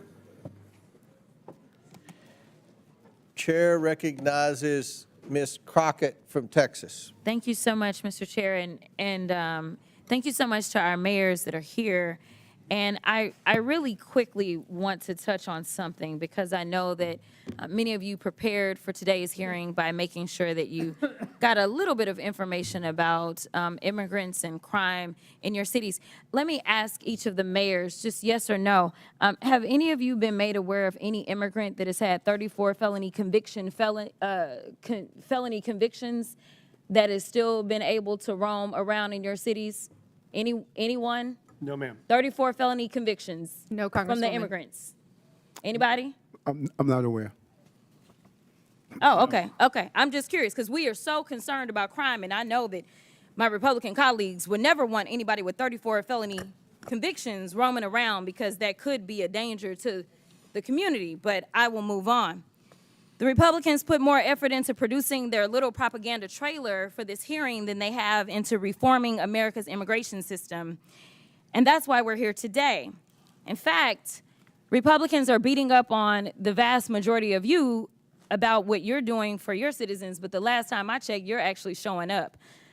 You may or may not be aware, but the NRCC just instructed Republicans to stop their town hall meetings because their constituents were showing up and telling them to do your jobs. If I had to sum up some of what you have said thus far today, I would sum it up as you have been trying to tell them as politely as you can to do their jobs. In fact, we know that they have not done their jobs, and so they're trying to force you to do it for them by turning your local law enforcement officers into ICE agents. They have this fake outrage about how immigrants are stealing resources and jobs from Americans when residents of Boston, Chicago, New York City, and Denver are subsidizing public services in their districts and their states because the Republicans refuse to ensure that their constituents earn a livable wage. Look, they don't have a plan to fix immigration in America because they don't want to. Mass deportation isn't a plan. Arresting kids in schools or worshipers in church isn't a plan. But there are important points to discuss as it relates to immigration in America. So, Mr. Beer, in January, you testified before the Judiciary Subcommittee on Immigration, Integrity, Security, and Enforcement. During that hearing, we played a little game called Rhetoric or Reality. Do you remember that? I remember, yeah. Okay. Well, let's go ahead for round two, why don't we? Rhetoric or reality? Immigrants are a burden to the American taxpayers because they deplete our federal resources. That would be rhetoric. Correct. In fact, the Congressional Budget Office estimates that immigrants will lower U.S. deficits by a cumulative $1 trillion and increase the U.S. economy's size by nearly $9 trillion over 10 years. Is that correct? That is correct. In 2023, 47 million immigrants paid nearly $652 billion in taxes, $58.1 billion in taxes alone into Texas. Rhetoric or reality? During his first administration, Trump improved enforcement of U.S. immigration laws. He did not. In fact, President Trump closed almost all immigration courts for removal proceedings, cut prosecutions for unauthorized entry by 87%, cut ICE removals to the lowest level in the history of the agency, and released 9,000 people with violent crime convictions back into our communities. Is that correct? That's right, yes. So rhetoric or reality? President Trump's immigration policies make American communities safer. No, they don't make communities safer. In fact, nearly 100,000 unauthorized immigrants have obtained legal status through their cooperation with law enforcement. And local law enforcement agencies have more than 300,000 pending requests for immigrants seeking legal status based upon their cooperation with law enforcement, according to the Department of Homeland Security. Is that correct? That's right. Immigrants work with law enforcement to stop and solve crimes. Thank you. That was one of my rhetoric or reality questions. Sorry.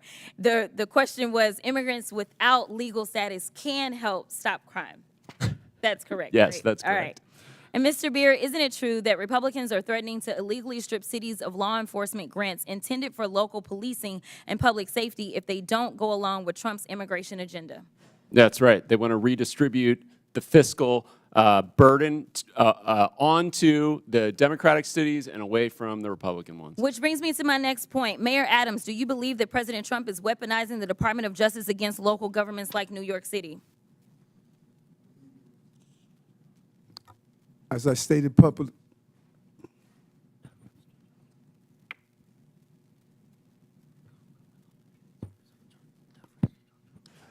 thank you for the question, Congresswoman. And as I indicated previously, this case is in front of Judge Ho, and I'm going to allow the judicial process to go forward. Well, let me ask it a different way. There was a quote from Mr. Well, he had to get advice, so can I just get a... What's that? He was getting advice, so can I get a little bit of time? I didn't interrupt while he was getting advice. Time because they were advising us. Go ahead. Okay, this is the last one. There was a quote from Mr. Homan, I believe, where he said he will be in your office and up your butt if there was a problem with whatever agreement. We don't know what it was. My question to you, I know you've been asked about it a couple of times today, is was he lying when he said that you made an agreement that would cause him to be up your butt if you failed to uphold your end of it? And gentlelady's time's expired, but if the mayor wants to answer that, he can. Congresswoman, I answered that question, and it appears as though we're asking the same questions over and over and over again. My comments are not going to change. No quid pro quo, no agreement. I did nothing wrong. Chair recognizes Mr. Langworthy from New York.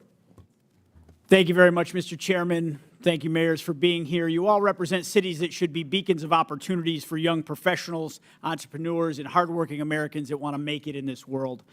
Not the laughing stocks that they've become in many ways.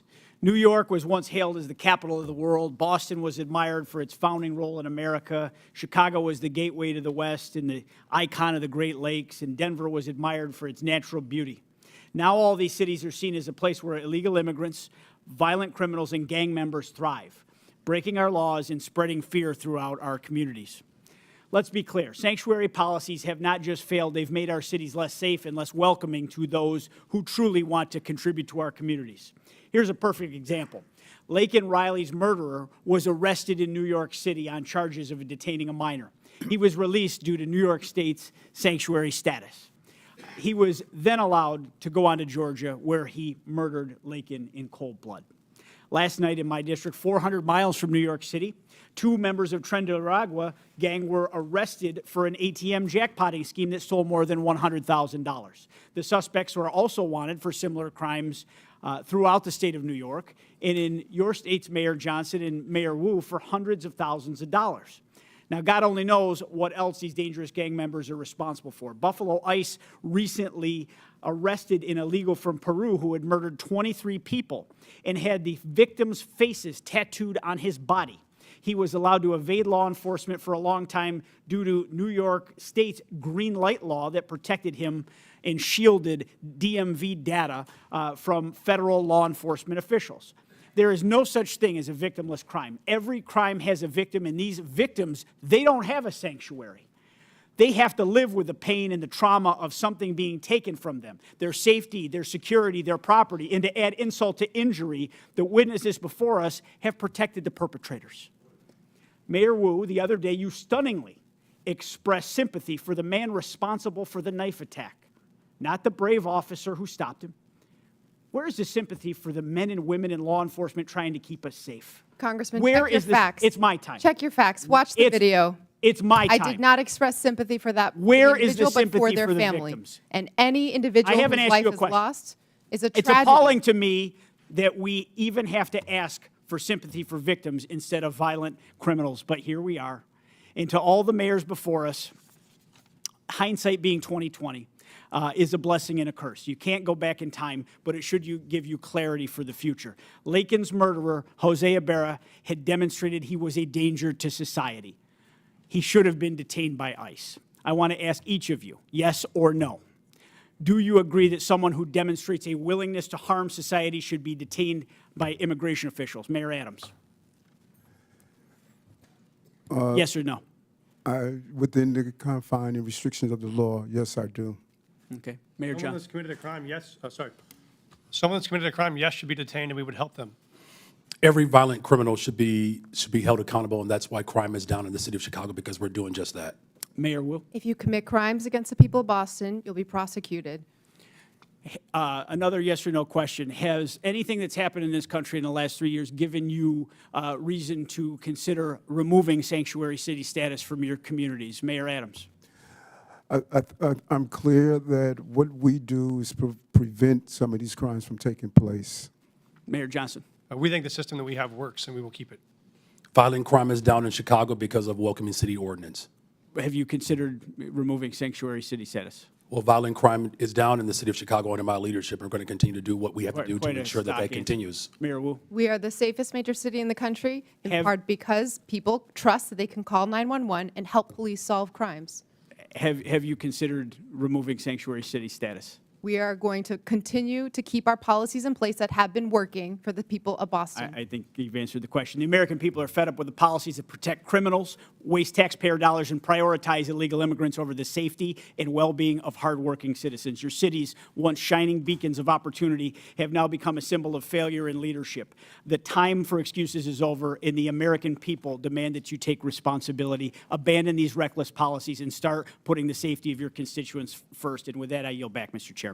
Gentleman yields back. Mr. Chair, I have a unanimous consent. Who said that?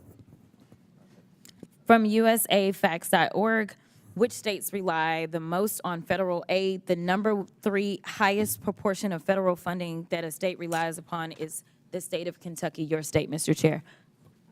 Without objection, so ordered. Chair recognizes Ms. Simon from California.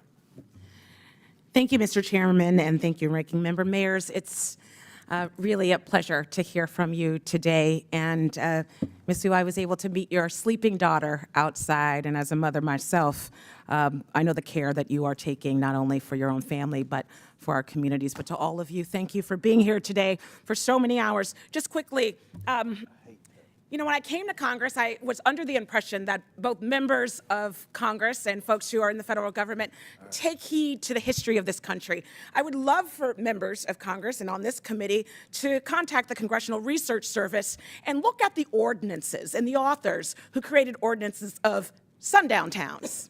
That animus is almost mirrored with the conversations today about our immigrant communities. So when you get in your Uber and when you talk to your nurse and when you go home, I want you to look in the face of the folks that you are disrespecting today. The real crisis is a crisis to me and many who study this issue for a career. It's a broken asylum system. Right now, 3.7 million folks are in this country waiting, and they have waited years, meaning these folks fleeing violence for years are waiting for an immigration system that works. That is not on the duty of these mayors. It is our job, it's the federal government's job, create an asylum system that honestly purports what we say on the base of the Statue of Liberty, and let's get that work done. Don't blame our mayors who are supporting young people and elders and bringing in federal dollars for health care.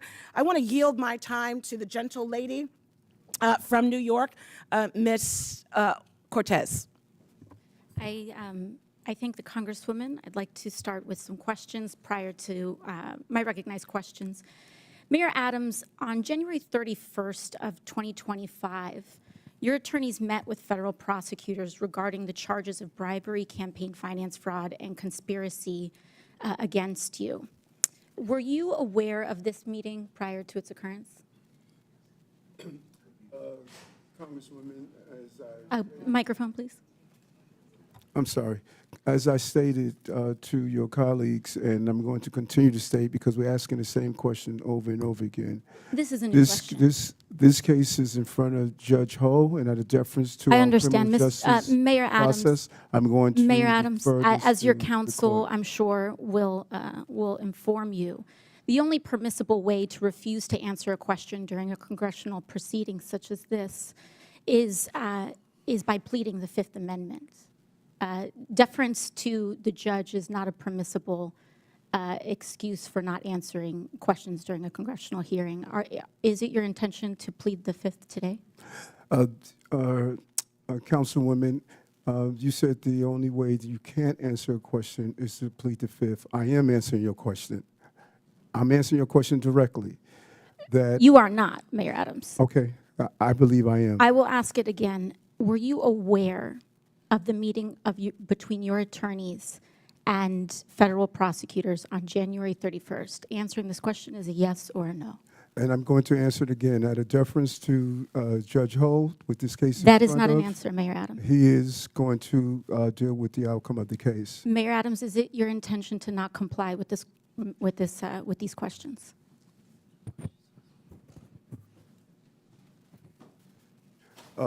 As I stated, I'm answering your questions, and what you're doing, let's be clear on, you're asking me about communications between my attorney and I. And I don't Okay, think I'll that move is on to the next appropriate question. If to it's be about- if asking a it's- question if it's between about- my attorney and I, because we are in a country of law and order. I understand. And your So, Mayor relationship Adams, and who communications is with your your attorney should be respected. Who is your attorney? Alex Spiro. Alex Spiro, thank you. Now, Mayor Adams, have your attorneys ever met with city officials? That is not covered. I'm not asking about your conversations with your attorneys. Have your attorneys met with city officials, New York City officials? Any communication or activity between my attorney yes or and I no. is Have up to your- our attorney have and your I. You can personal reach out attorneys to, met with New York City officials? Alex Spiro, my attorney, to deal with those communications. Mayor Adams, in this meeting, did anyone representing you, including perhaps Mr. Spiro, agree or allude to any arrangement with the Trump administration that would involve changing city policies in exchange to reconsideration of the charges brought against you? You say in this meeting, can you be clear? In the January on which- 31st meeting? Again, there was never any agreement, never any quid pro quo. and That's I not did what I'm nothing asking. wrong. Never any agreement, never any quid pro quo. Was there an and allusion nothing- to and a nothing shift that in I've New York done City wrong. policy? Gentlelady's time's expired. And I just want to remind everybody, Mayor Adams is here voluntarily, and we appreciate that. The topic of the hearing is about our illegal alien problem and the drain on the cities and what the solution is. So Chair now recognizes Mr. McGuire from Virginia. Thank you, Mr. Chairman, for convening this important hearing. The American people deserve answers on the disastrous policies of sanctuary cities. As a veteran, as a Navy SEAL, I hope what I'm about to say is common sense. If somebody saved your life on the battlefield, you wouldn't care if they were pink or blue or male or female or Democrat, Republican, or independent. We're all people. This is not a race, religion, or creed thing. This is our American people, we the people, are being robbed, raped, and killed by these criminals that are coming across our border. My first question is just a yes or no. Do you believe that someone who breaks the law is a criminal? Mayor Adams. Yes, I do. Next. If you've broken criminal law, Just simple yes or no. Did you answer? Yes, sir. Okay, could you repeat your question again? If you commit a crime, are you a criminal? Yes or no? If you commit a crime, you should be held accountable, absolutely. I don't use that label depending on what it is, like a speeding ticket, for Understand. example. Next. Well, I got to tell you guys, thank God we have President Trump in the White House. Thank God we have the border czar, Tom Homan. Thank God we have Mike Johnson as a speaker. Thank God we have Leader Thune in the Senate. And thank God we have Hegseth, Rubio, and everyone else. Over the last 4 years, the American people have been robbed, raped, and killed. And the left doesn't talk about that. They want to say that people might be scared in their homes. Well, what about the families whose members have been killed and persecuted? The border has been cleaned up in just a matter of weeks. Border crossings are down 97% in just a matter of weeks. And over the last 4 years, we've been getting lip service like we want to secure the border. 80% of Americans believe we should secure the southern border. We are all elected leaders, and I assume you all sought these positions to help your citizens improve the quality of life in your city. It appears to me that left-wing activists want to create wedges in our society and cause the mayors of our great cities to ignore the oath of office and to support rule of law. Each of you took an oath that included an oath to support the Constitution of the United States, correct? Yes. Yes. Yes. Are you aware Correct. that Article 6, Section 2 makes laws of the United States supreme, known as the Supremacy Clause? Is everybody aware of this? Yes. I'm shocked Yes. that you all, as elected leaders, flaunt violating federal laws as if you are running a political campaign. We are a nation of laws. We lose credibility as a nation when we disregard or ignore the law and the people die. As of July 24th, there are more than 660,000 illegal aliens from criminal backgrounds roaming the United States. It is estimated that a total added cost of illegal aliens nationwide is $150 billion per year since the start of 2023. The federal government has spent more than $1.45 billion reimbursing local jurisdictions and non-governmental organizations that provide travel, shelter, and other service to illegal aliens. What about homeless veterans that are living on the street? What about Hurricane Helene victims that are still suffering in North Carolina? What about those folks that are suffering from the forest fires in Los Angeles? Chicago has spent over $639 million. Denver spent over $365 million. Boston is spending potentially, well, about $1 billion annually. And New York City estimates it could potentially spend $12 billion on illegal aliens from 2022 through fiscal year 2025. If you were the president and you found that your cities were spending billions of dollars against the interest of your citizens in violation of the Supremacy Clause, don't you think you would have cause to consider withholding federal funding, yes or no? No answer? No, because we've not violated any federal law. Yes, you are making the taxpayers of this nation foot your bill for your potential whims that you don't agree with is wrong, and that is getting people killed. Mayor Wu, in the Boston area alone, Tom Homan said there are at least 9 accused child rapists. That is who inaccurate. local That is authorities- false. My time. That is false. Local I'd like authorities to see the refuse facts turn on over that. to Again, US put him under Immigration oath and ask the Customs questions Enforcement. here. How could you do that to your citizens? It sounds like you care more about your politics than the safety of your citizens. Imagine the parents of those children abused by someone you all released into society. Congressman, our It safety could have been statistics prevented. are the lowest in the country, In my lower than your district. A little girl was age 14, was raped by an illegal alien. He was released from jail 4 times because it seems, and a lot of you guys on the left, you believe that criminals are good, police are bad, and no one cares about the victims. This horrific crime was avoidable, but it was sanctuary policies like yours that allowed the offender to travel to the U.S. and end up in my district. And with that, I yield. Gentleman yields. Chair recognizes Mr. Min from California. Thank you, Mr. Chair. I want to take a moment just to note that once again, this committee is failing to do its job and actually exercise oversight in the way it should. My phones are ringing off the hook with people who are angry as hell about what they see as the rampant corruption of this administration, the illegal activities of Elon Musk and Doge, and the massive cuts to Medicaid that Republicans voted for last week. Literally not one person has called to ask about the immigration enforcement priorities of the cities I represent, let alone Boston or Chicago. This hearing is an attempt to distract from the actual waste, fraud, corruption, and abuse that is happening at unprecedented levels in this country right now. So thank you to the witnesses. I want to start off with a few simple yes-no questions for y'all. First, please raise your hand for the mayors if you are aware of any laws or policies that prevent federal authorities from enforcing immigration in your city. Okay, no hands are raised. Please raise your hand if you're aware of any cities or states in America that have laws or policies that prevent federal authorities from enforcing immigration law. Any cities or states.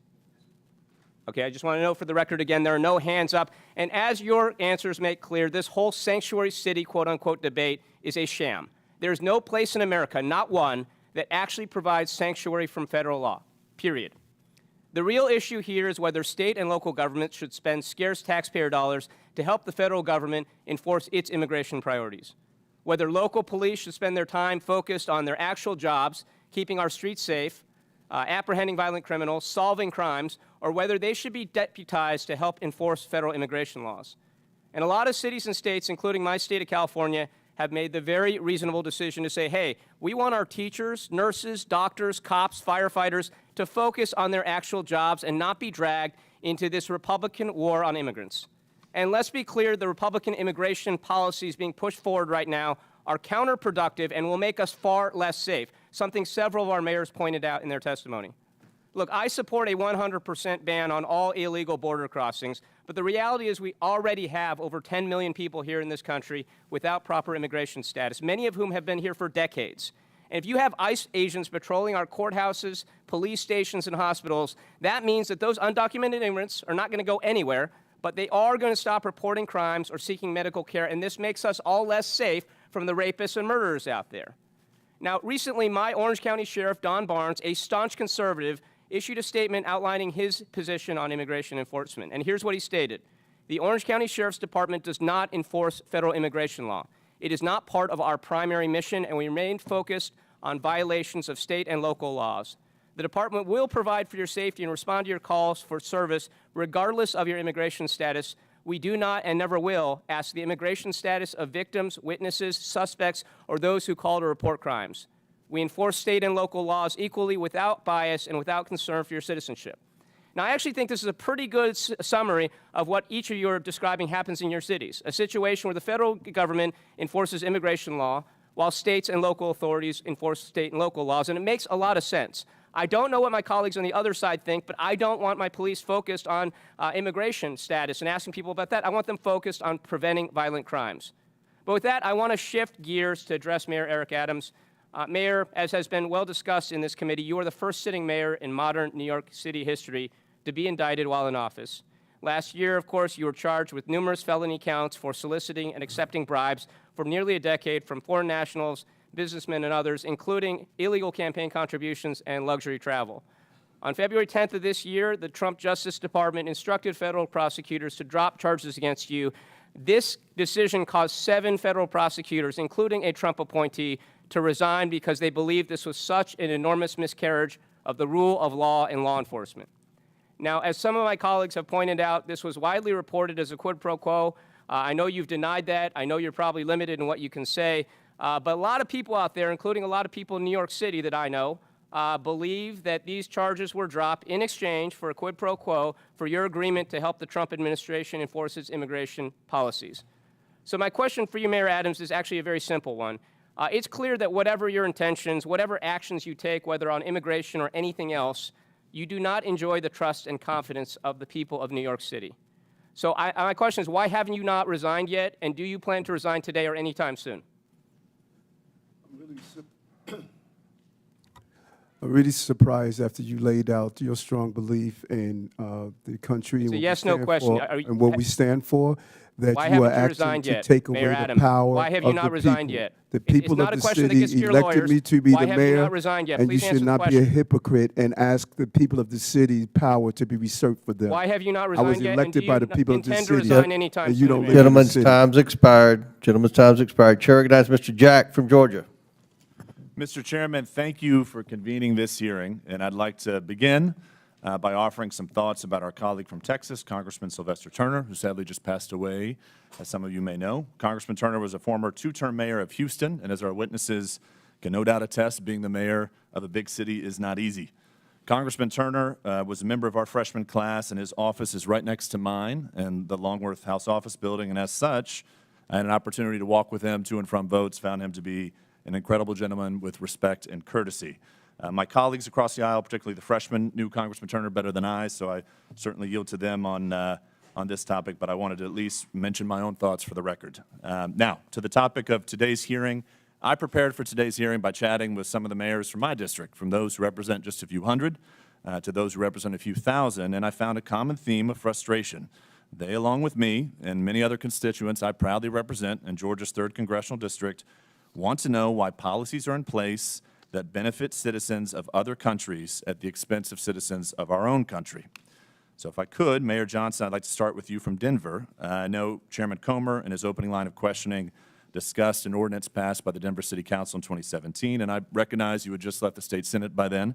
But this ordinance prohibits city and county employees from assisting the enforcement of federal laws or inquiring about a person's immigration status. So I just have to ask, do you see a benefit in learning whether or not someone charged with a crime is a citizen of another country?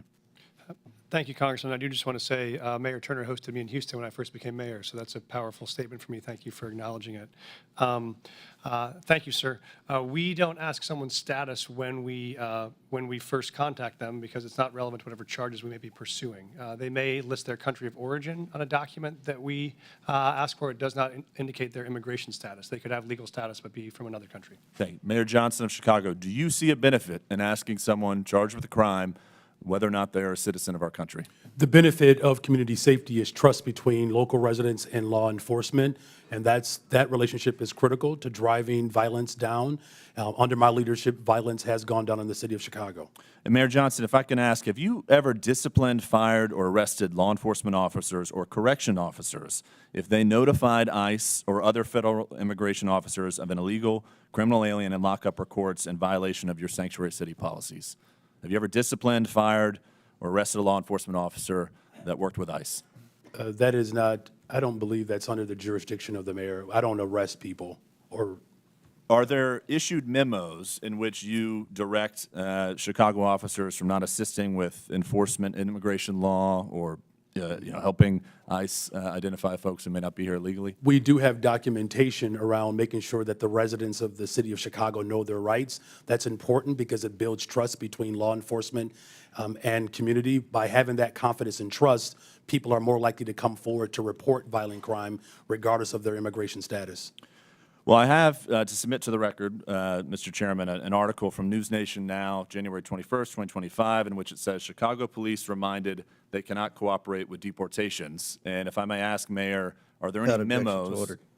Thank you. Are there any memos that direct Chicago police to not cooperate with President Trump's deportation plans? Well, so local law enforcement, we're not federal agents. So local law enforcement in the city of Chicago, they do not dub as federal agents. But that having been said, from your mayoral office, have you ever issued memos to the police department instructing them not to cooperate with President Trump? We remind people of what the Welcoming City Ordinance entails. Would you submit to the committee any written documentation to the Chicago Police Department as it relates to this? For the Welcoming City Ordinance, we're happy to make sure that this body has that ordinance, and that policy has been around for 40 years. Thank you very much. Mayor Wu, back to my line of questioning with Mayor Johnston and Johnston. Do you believe that if you are asking someone who's been charged with a crime, whether or not they're here in our country legally, is that a proper and beneficial thing to do? The laws of Massachusetts and the Boston Trust Act help Boston police solve crimes. We do not ask for immigration status because it allows for people to trust that when they call 911, when they have information that might help bring justice to another family, that they feel comfortable sharing that. Thank you. And Mayor Adams, in closing, obviously you know the police very well. Do you see a benefit in asking folks who've been charged with a crime whether or not they're a legal citizen? Yes, I do. With that, Mr. Chairman, I yield back. Thank you. Gentleman yields back. Chair recognizes Ms. Gillen. Thank you, Mr. Chairman. I think one thing everybody seems to agree on here is that our immigration system is broken and desperately needs to be fixed. And I ask my colleagues on the other side of the aisle to work together with us to fix our broken immigration system, to fix our broken asylum system, which isn't fixed by firing the top immigration judges who can actually help us fix this problem. But my focus here today is the effect on my constituents on Long Island. Every day, my constituents are dealing with the effects of the failure to secure our border and the influx of more than 670,000 migrants who have come into the state and New York City, putting a strain on our schools, on public safety and law enforcement, and local governments. Mayor Adams, you said your top priority is to keep New Yorkers safe, but under your watch, the exact opposite has happened. Instead of effectively governing our city, your policies have compounded this crisis. New York has housed migrants in the Roosevelt Hotel for nearly 2 years, not only giving them food and shelter, but also debit cards. In New York, taxpayers have paid about, as you acknowledge, $7 billion to respond to this crisis. That figure is outrageous. And now, instead of stopping the bleeding, you are going back and asking the taxpayers of New York to spend another $1 billion on this crisis. While you focused on your own personal problems, crime has skyrocketed in New York, increasing 20% since you took office in 2021. An AP poll has said that the majority of Americans agree that undocumented people who commit violent crimes should be deported, including 79% of Democrats. But what have you done? I was astounded to hear that ICE was prevented, even if they knew there were gang members in the Roosevelt Hotel, from actually doing anything to get those gang members out of there. Mayor Adams, what have you done and what is your answer to the taxpayers of New York for the money that has been spent on this crisis? You raise several things, and there's a level of inaccuracy in some of the stuff you raise. When you look at our crime numbers, I'm not sure where you got those from, but we could give you an accurate account of our crime numbers. Crime has continued to drop since I've been the mayor of the city. We have moved over 20,000 illegal guns off our street. And although we had 230,000 migrants and asylum seekers that came to our door, 189,000 were able to go on to the next step of their journey. We managed a crisis. Congress makes our immigration policies, not mayors. I managed a crisis that was dropped at my door. And I continue to do that every day, and I'm proud of what my team did coming out of COVID and managing this crisis as well. Our city has more private sector jobs in the history of the city. We received our bond rating increase and stabilized. Our city is functioning, and we're going to continue to do the job that I was elected to do. So spending $8 million is $1 billion is a good job. Mayor Adams, what you said today has given me no confidence in your ability to continue to serve and lead our city. But you don't live in New York City. You live on Long Island. You don't vote for me. Mayor, and you should resign. And I said that before you made your deal with Donald Trump. Thank God you don't live in New York City. You live on Long Island. But people the of problems city, New York City people of affect city my elect constituents people who of work New York in Long City Island, who elected. work in Manhattan, whose kids live in Manhattan, who go to the doctor in Manhattan. Everything that happens in Manhattan affects my constituents, Mayor. I yield back. Would the gentlelady yield to me, please? I thank the gentlelady. My question, Mr. Beer. We've heard a lot about crime. So the overwhelming majority of crime in the United States is committed by undocumented individuals whose immigration status is dubious. Is that correct? No, that's not correct at all. The overwhelming majority of crime is committed by U.S.-born Americans. So if I wanted to demonize naturally born Americans, I could cherry pick crime rates from that population and demonize them and dramatize that and use it to smear an entire subgroup in the population. In this case, the majority group. Is that correct? Oh, absolutely. You could look at people with driver's licenses and say, man, they're committing a lot of crime. We should stop issuing driver's licenses to people. I think that's really the sham and the shame of what people are doing in terms of political exploitation of a population this country needs if we're going to grow and protect the social safety net for the future. Thank you. Chair recognizes Ms. Green from Georgia. Thank you, Mr. Chairman. Thank you for coming before our committee today. In the past 4 years, our nation has been invaded by millions and millions of people who have crossed our border. There's also millions of what's called known gotaways. These are people that our government has no idea where they came from, who they are, what they're going to do in our country. And many of these known gotaways could be criminals. They could be part of the narco cartels. They could be terrorists.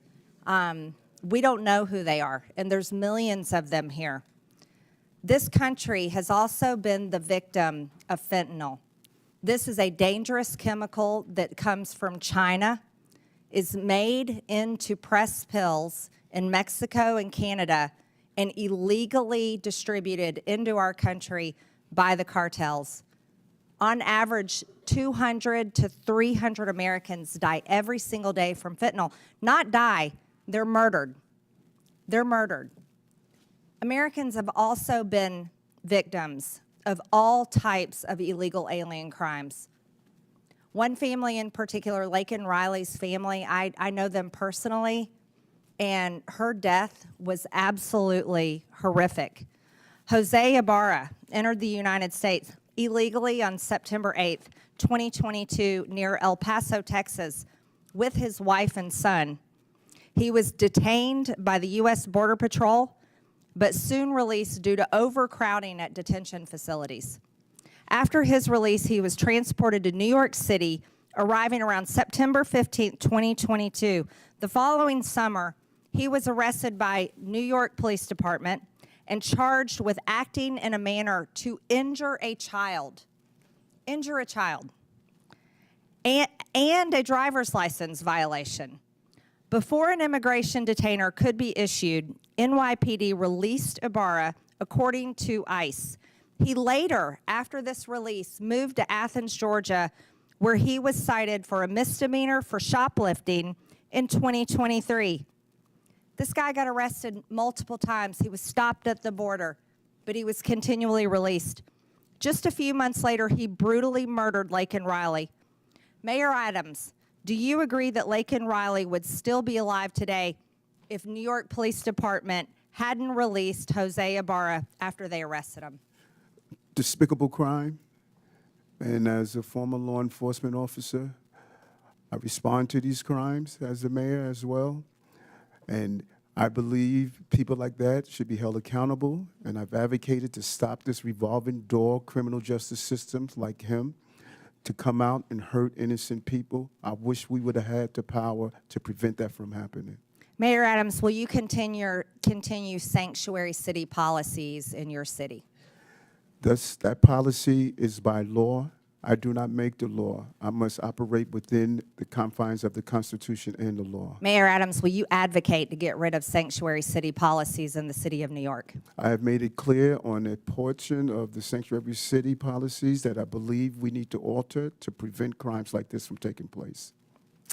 Federal law under 8 U.S.C. 1324 makes it a crime to knowingly harbor and shield illegal aliens from detection, but your cities refuse to work with ICE detainers to help them find these criminals. I'll go one at a time. Mayor Adams, will you work with ICE in New York City, yes or no? ICE is part of our criminal justice apparatus, and I will work with my city, state, and federal agencies to keep our cities safe, no matter who they are. Mayor Johnson, will you work with ICE to protect your city? We do work with ICE right now, Congresswoman. When they send us information about someone they would like access to, we send them notice when and where we will release them, and they can pick them up. We've done that 1,226 times. We will keep doing it. Will you end sanctuary city policies? We think the policies that we have right now allow us to work with ICE and to stop crime, and we'll keep doing that. Mayor Johnson, will you work with ICE? Our local law enforcement, Chicago Police Department, we work with federal agents on a variety of issues: drug trafficking, sex trafficking, getting guns off the street, and we will continue to work with federal agents. Will you stop harboring illegal aliens? Will you end sanctuary city policies? So the city of Chicago, we do not harbor criminals. We do not harbor undocumented individuals. We comply with all laws. Mayor Wu, will you work with ICE to protect Americans, legal Americans in your city, and end sanctuary policies? The Boston Police work with ICE and federal agencies every single day on criminal matters and hold people who are committing crimes accountable. Chairman, if I may, I'd like to enter for the record, according to the U.S. Constitution, giving aid and comfort to the enemies of the United States is an act of treason, and those that violate that should be Without held objection, so accountable. ordered. Thank you. Chair Dale recognizes Ms. Ocasio-Cortez. Thank you, Chairman. Now, Mayor Adams, are you aware that the former acting U.S. Attorney Danielle Sassoon was present at the January 31st meeting between your lawyers and federal prosecutors? As I stated, and you, Congresswoman, you appear to want to ask the question over and over again, and so I could only No, give these you are the very appropriate different questions, question over and over again. That this Okay, case is I in front of understand. Mayor Judge Adams, are you Hull, not and answering Joe this Hull question because you will believe be you will able incriminate to respond yourself? to the movement I of this understand. case. Mr. Chairman, I would like to submit to the congressional record Danielle Sassoon's resignation letter from the U.S. Attorney.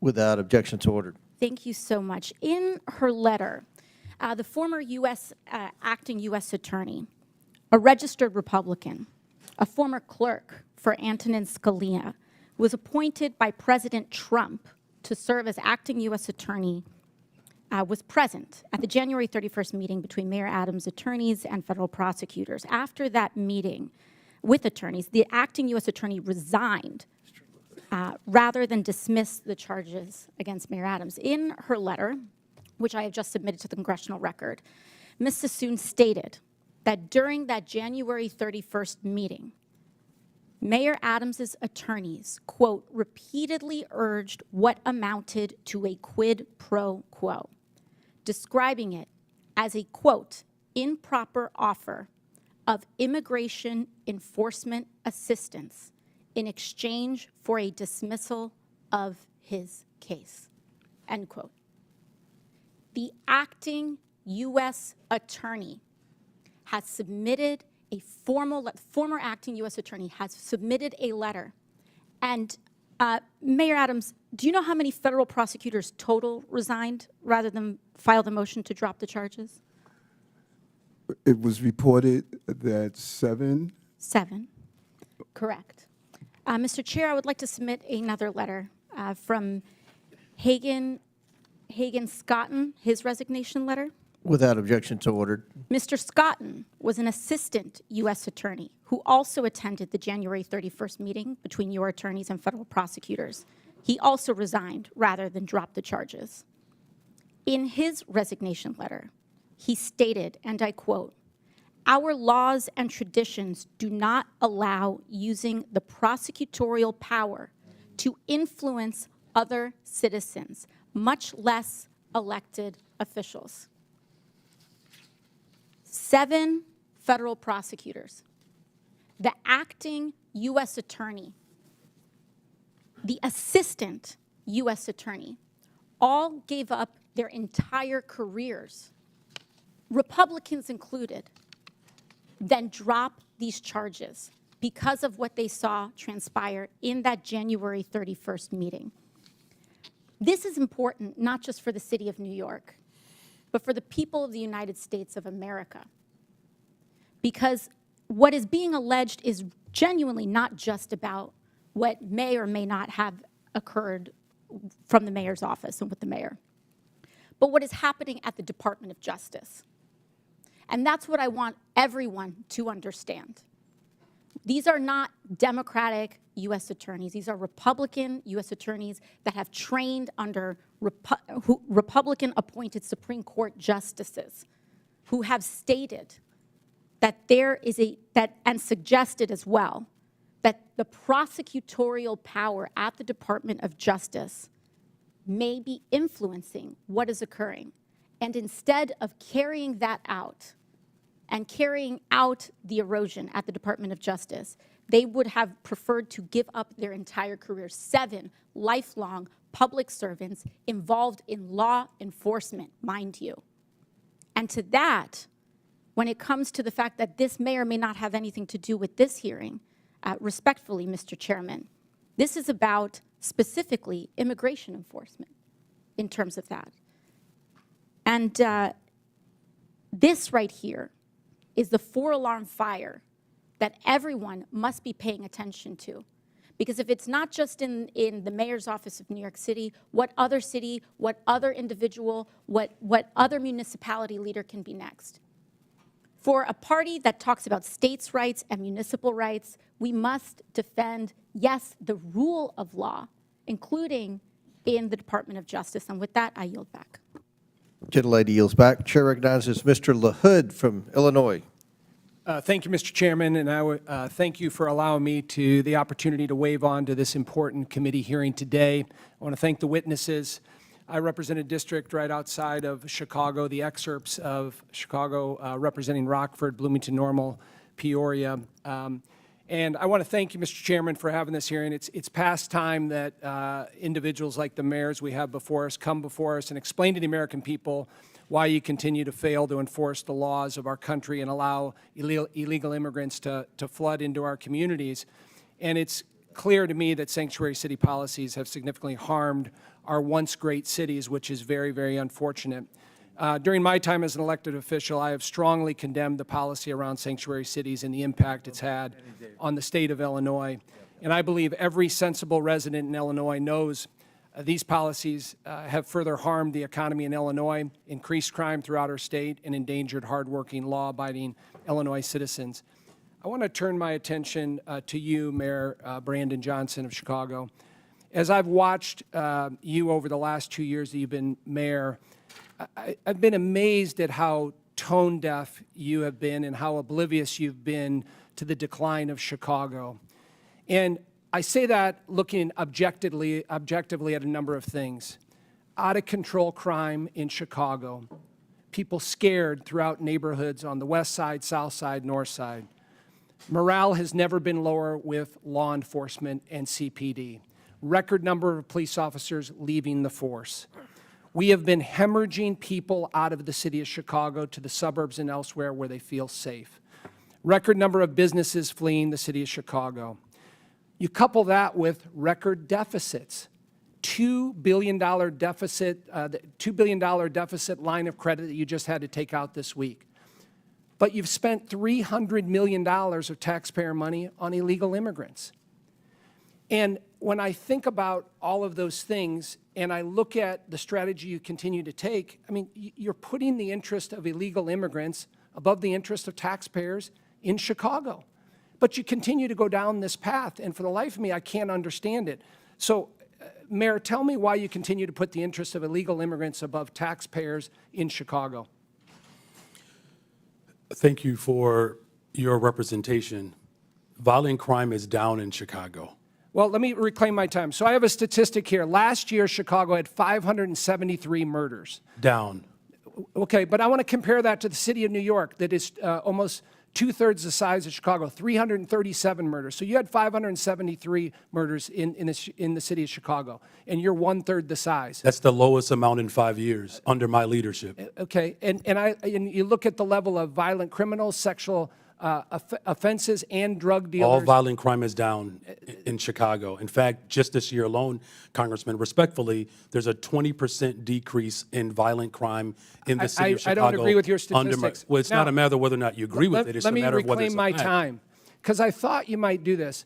And when I hear your answer, no one in this room should be surprised that your approval rating is 6.6%. Now, that's not just me saying this. Newsweek article, the least popular politician in America is Brandon Johnson. So, recent poll, M3 Strategies, conducted this February 20th to 21st, showed that Mayor Johnson has a 6.6% approval rating, the worst showing of any political figure in the country's history. So, I know you're talking about crime is down and things are great and, you know, the city's flush with money. None of that is backed up by the people in the city of Chicago. And so I'm wondering why you continue to go down this path of failed policies, destruction to the city of Chicago, people fleeing, law enforcement at an all-time low. And I'm wondering if you have any remorse for that here today and can tell us why you continue to double down on these failed policies. We've invested $1.25 billion for housing and economic development, particularly for Black Chicago. It's the largest investment in the history of Chicago. 45% increase in youth employment, particularly for Black and brown children. I will not apologize for my investments in the people of Chicago. We have one of the most diverse economies, the top universities. As violence continues to go down and investments continue to go up, that is what's most important. We've opened up 3 mental health clinics, the first mayor since the first Black mayor in the history of Chicago. I'm going to reclaim my invest in Mr. Mayor, I'm going to reclaim my time. in public health, and I will continue to make those investments. Your approval rating speaks volumes. Well, the people approve of my investments, and I will continue to make those investments. You're Thank you going the very wrong much. direction. You need to reverse your policies on sanctuary cities. That's what the election results were last year. Crime and Is down in immigration Chicago. were the #1 issue in the election from Republicans, Democrats, Chairman, the Independents. gentleman's We time could has use your expired. help to actually help us continue to invest in these programs that continue to drive violence down in the city of Chicago, and I'm willing to work with you, and I'm glad I had a chance to finally meet you for the first time. Gentleman's time's expired. Chair recognizes Mr. Davis from Illinois. Well, thank you very much, Mr. Chairman. And I also want to thank you and Ranking Member Connolly. If the gentleman could speak into the microphone so we can hear. Thank you very much, Mr. Chairman. I also want to thank you and Ranking Member Connolly for letting me participate in today's hearing. I also want to thank all of the witnesses. I served some time as a city councilman, so I know what it looks like to be mayor and what happens.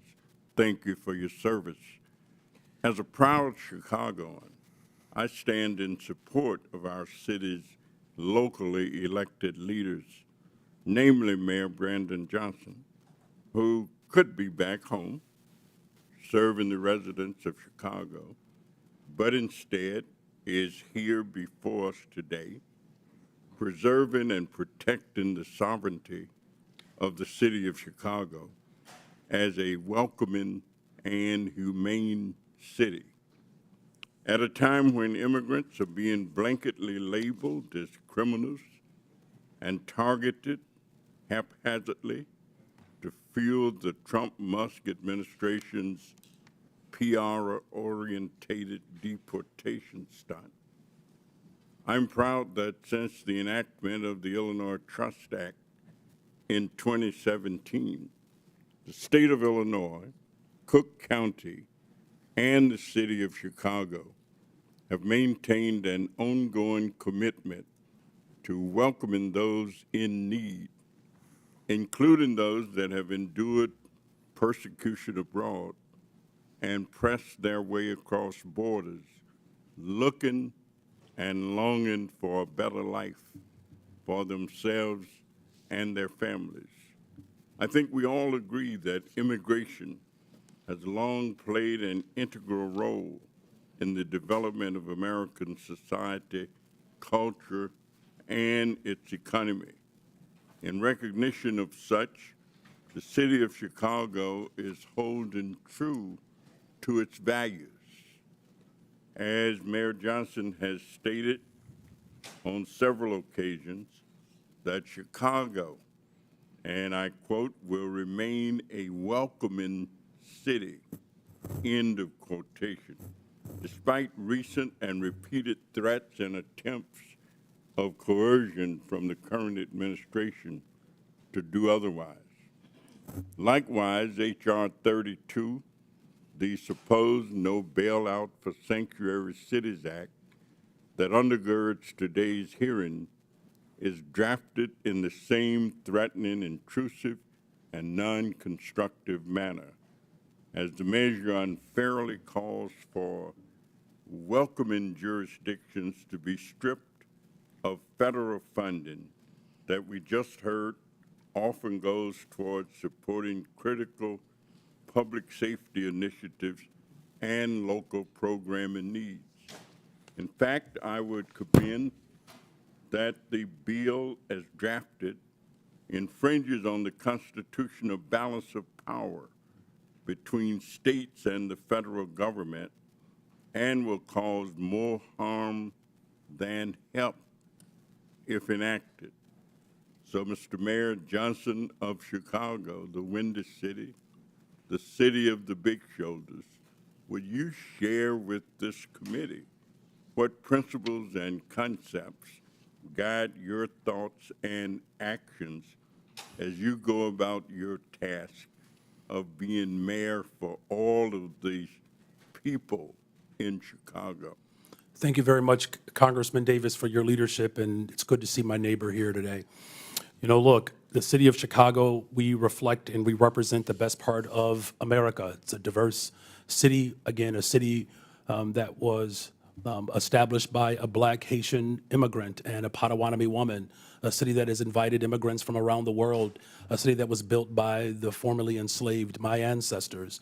And it's a very proud moment to not only represent the city of Chicago, but it is my honor. What we've experienced over the last 20 months since I've been in office, first of all, the city of Chicago is safer.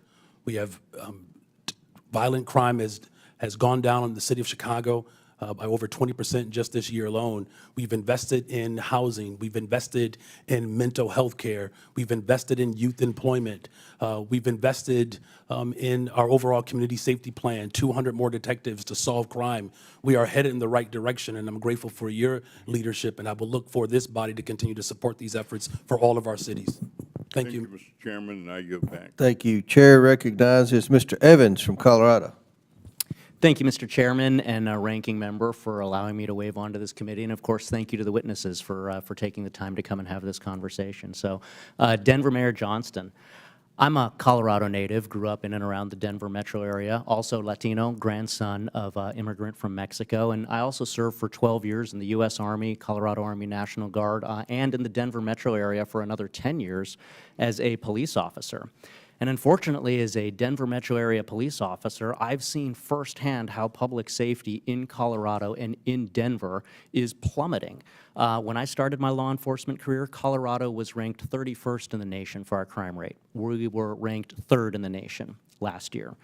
Denver, 6 years ago in 2019, they didn't even make the top 50 most dangerous dangerous cities in the country list. This year in 2024-2025, U.S. News & World Report ranks Denver as the 10th most dangerous city in the country. Denver has twice the homicide rate as San Francisco. We've lost more than 7,000 Coloradans to illegal drug overdose deaths since 2020, with a significant percentage of that coming from illegal drugs like fentanyl. And we know from criminal intelligence that in the Denver, Colorado area, almost all of that fentanyl is being trafficked by illegal transnational criminal organizations, the Jalisco Cartel and the Sinaloa Cartel. We've seen a massive increase. This is just a recent headline. We've seen an increase in Tusi, which is the drug of choice of Tren de Aragua in the Denver metro area, and we've seen headlines that show that overdose deaths in the Denver metro area remain stubbornly flat despite falling in pretty much everywhere around the country.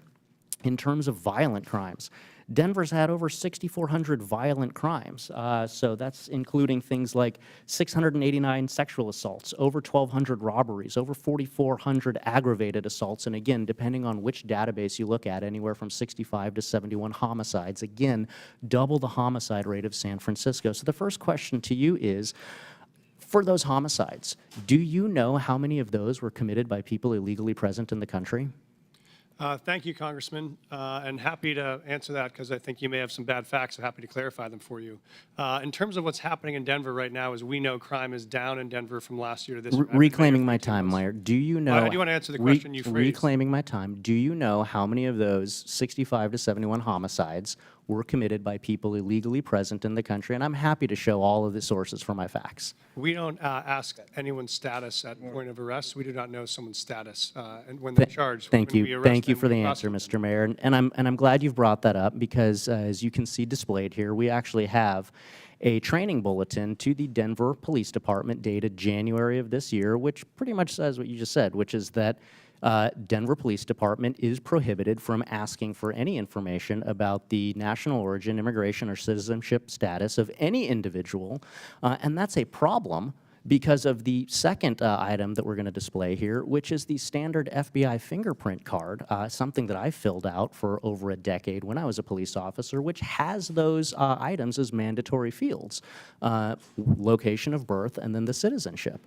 And so I've heard, being a cop in the Denver metro area, that police officers in Denver are being told not to fill out those mandatory fields in the FBI fingerprint card, which could potentially indicate why you're unsure of how many of these crimes are being committed by illegal immigrants in your city. So the second question is, will you allow Denver police officers to fill out all of the information on an FBI fingerprint card, to including asking for and recording the citizenship status? Thank you, Congressman.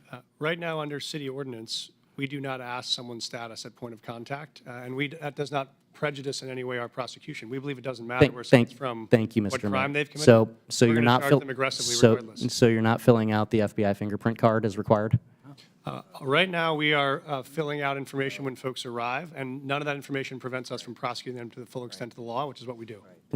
Thank you, Mr. Mayor. So not filling out the FBI fingerprint card, which would directly contradict your statement that you want people who are illegally present in the country and committing crimes to be held to account for those crimes. And I think that the statistics that we've gone through in the space of crime show why Denver is specifically cratering in their public safety statistics as compared to major cities around the country. That's just actually false. I can show you my statistics. And as a police officer, I am here to make sure that we are uplifting the voices of the victims of these crimes who are being taken advantage of in communities that provide sanctuary to dangerous illegal criminal gangs like Tren de Aragua, which your jail released just last week. We talked about somebody back into the community. We must take care of our victims. I've brought legislation, the Uplift Act, to focus on this. We're here to protect the victims, and Mayor, I would ask you to join me in that. We've already done that, You'll and we'll back. keep doing that. Thank you. I'm happy Chair to answer. recognizes Mr. Crank from Colorado. Mr. Chairman. Oh, wait, one moment. Just quick UC. I would ask unanimous consent to enter the record an NPR article entitled Criminal Records of January 6 Rioters Pardoned by Trump Include Rape, Domestic Violence.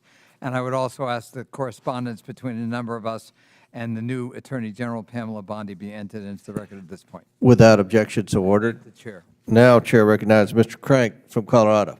Thank you, Mr. Chairman. Thank you for allowing me to wave on. This is a very important issue to the state of Colorado. And Mayor Johnson, thanks for being here. I know for all of you it's been a long day. Appreciate you being here.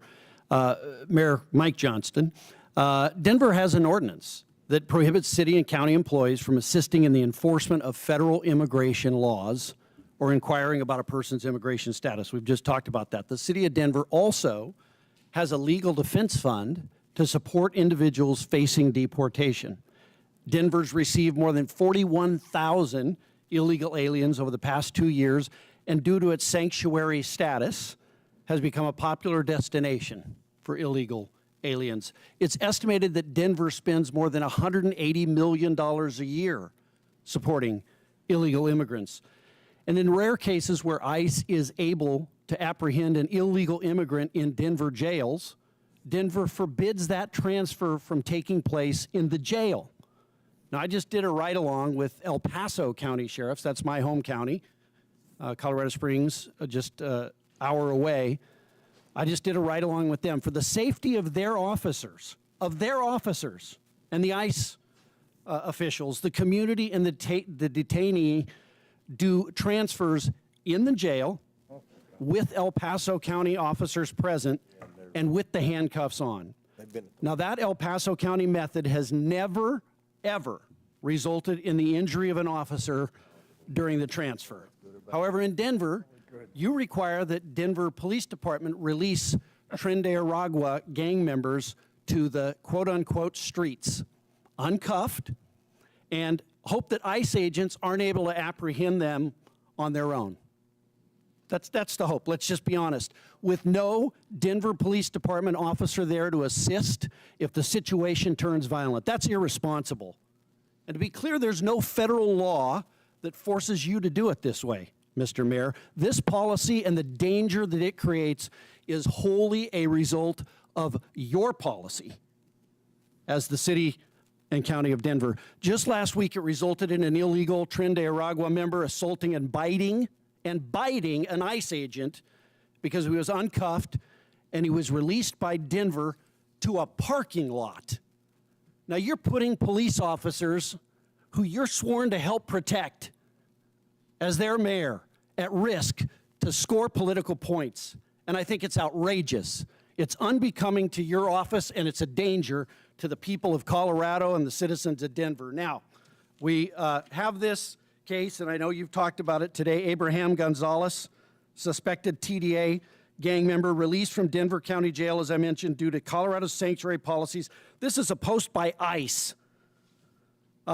Was forced to arrest him in public. ICE was forced to arrest him in public where he assaulted officers, sanctuary policies, endanger communities, and law enforcement. That's their post. I'd ask that this be entered into the record, Mr. Chairman. Objection, so ordered. Mr. Mayor, yes or no? Would you feel safe if you were alone in a parking lot with a Tren de Aragua gang member? We did not put a situation where someone Just was yes or no? Would you feel safe if you were in a parking lot alone with the Tren de Aragua member like you make your police officers do, or like you make an ICE agent do? Yes or no? There were 6 ICE agents on the scene. Could you answer when my he was question? Would released you feel safe without in- any weapons? Would you in feel a safe? secure location Reclaiming my time, thank you. with Would a fence around Coloradans, reclaiming my time, Mr. Mayor, you're not going to answer the question. Would Coloradans be safer if ICE had full cooperation from Denver to remove Tren de Aragua gang members, yes or no? We currently honor those notification requests. We've done it 1,226 times. This is the first time I've ever been aware of there being an incident, which is why I reached out to ICE Full yesterday. cooperation would be allowing them to come into the jail and doing it in the jail, not in the parking lot. Will you change that? For the safety of your officers and those ICE agents, would you change that? I reached out to the ICE officers as soon as I heard about this. I have a meeting with them in the coming weeks to talk about the procedure. We have 2 jails. 90% of the pickups are from the other jail where we've never had an occurrence Would you like this. change it? And so I'm going to sit down with the ICE officers and see if they're It's just common sense. You don't do a transfer in the middle of a parking lot when you can do it in a jail. It's common sense. It's common sense. It's been Is your- common sense 1,226 times it's worked, and so we're going to Is figure your, out what happened. Mr. Mayor, is your highest priority as mayor the citizens, the safety of the citizens of Denver? My priority as mayor is to protect public safety for all of our Okay, residents. last question. Have you apologized to the federal law enforcement agent who was assaulted by a Tren de Aragua gang member because of your failed leadership? Yes or no? I reached out to the ICE officers yesterday, and I've asked to sit down with them to talk about this procedure and how we can align systems to make sure no other officers get injured. Thank you. Chair recognizes Mr. Burleson from Missouri. Thank you, Mr. Chairman. From what I gathered from this hearing, the term sanctuary cities seems to mean a sanctuary only for criminals. Throughout this hearing, we have heard countless examples of illegal immigrants with criminal histories being allowed to roam free in these cities and continue to commit crimes and violence against American citizens that should never have happened. The bottom line is that sanctuary policies are a violation of federal immigration laws. The states, when they enacted the Constitution in Article 1, Section 8, Clause 4, made it very clear that it's in the purview of the federal government, not the states, to determine these policies. States shouldn't be flaunting our laws that they gave us the sole responsibility to implement. And yet Chicago, Denver, New York City, and Boston are aiding and abetting in the furtherance of laws and policies that are in direct defiance of the immigration laws that are passed by Congress. This hearing is important for us as Congress to determine ways in which we can use our constitutional powers, such as the power of the purse, to force these and other sanctuary cities into compliance. My first question, I want to ask Mr. Byer. You haven't had a lot of questions today, right? Not enough. I want to ask, okay, so are you aware of how much it costs the American taxpayer per illegal immigrant in the United States, roughly? Not on a per capita basis, no. Okay. The Budget Committee has determined it's almost about $9,000 in net loss per per illegal immigrant. That's definitely not correct. Okay, you can question, but that's the group that did the research. So let me ask you this. Does Cato support subsidizing, creating taxpayer programs to subsidize other people's health care benefits? No, we don't. Okay. Does Cato support using taxpayer dollars to support people staying in hotels? Definitely not. Okay, just wanted to get that cleared up because I was worried where Cato stood. Mr. Adams, you stated that the migrant crisis. Wait, first I want to ask this question from everybody on the panel. Is there a difference between, if there's a difference between the ICE detainer and a criminal warrant, which one would you honor? I'm sure I understand the question. You said there's a difference between an ICE detainer and a criminal warrant? Yes. We would always honor an ICE detainer that comes with a judicial warrant. That is what the law calls for in the city. Okay, and do you concur? Is that what you would do? We always support our criminal warrants with ICE requests, yes. Okay. Mr. Johnson? With a criminal warrant, our local police department, with a criminal warrant, will collaborate and cooperate with federal agents. And Mrs. Wu?